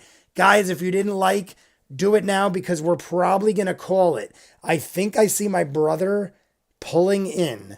So he's going to probably want to go to bed. So being as we have been on this for 4.5 hours, this might be the longest one we've done yet, which is funny because I tried to jump on early so my brother could go to sleep and my brother never came home early. I was doing it because I thought for sure he's going to probably come home early and want to crash. So it ended up working out. Like the video, subscribe. We always get a couple more likes after the fact because people jump in. A lot of people can't see the Friday night thing. Holiday weekend, maybe people couldn't jump in. But guys, I'm going to jump in episode 8 probably tomorrow or Sunday. Because of the holidays, I don't know how I'm going to do it. And my Monday and Tuesday night guy at the arcade quit. So how I used to be able to do stuff on Mondays and Tuesdays and then go in late and close up and stuff like that ain't going to be happening anymore on Mondays and Tuesdays. So that was the day I would try to get ahead of everything. I'm going to have to like figure out new routine and obviously Sunday's Easter. So we're going to find out, but like and subscribe. Good night to everybody. Had a great time, you all. Have a great Easter. Everybody have a great Easter. Colvin, Patricia, Lace Up Hockey. Thank you for the moderating. The Dude JB as well. I don't know if the Dude JB is still here. He might have left and I might have missed his goodbye, which I apologize for if I did. But we got Luther Pendragon, Amelia, Amy France, Callista Warrior Queen. We got Ninja Master Daniel O'Day, McGuigan, who already left, Carl Davis already left, Neely already left. I think that's it for the people that are still here. Indigor. If not, guys, if I missed you, I apologize. But I think I got everybody. Have a good night. I don't know if Christine is still here. We got Emily Mary is still here. Good night, good night. Vero is still here. I think I covered everybody. Nuckin' Futz, I missed you. Callista Warrior Queen. I think I might have said you, but if not, Nuckin' Futz, I did not. I'm running the karaoke for our Easter party. You enjoy. Everybody, happy holidays, happy Easter. I don't know, is Easter, do people say happy holidays for Easter? I feel like that is neutral for everything. Either way, thanks and good night. Good night, good night, good night. Thank you all. Peace. We out of here.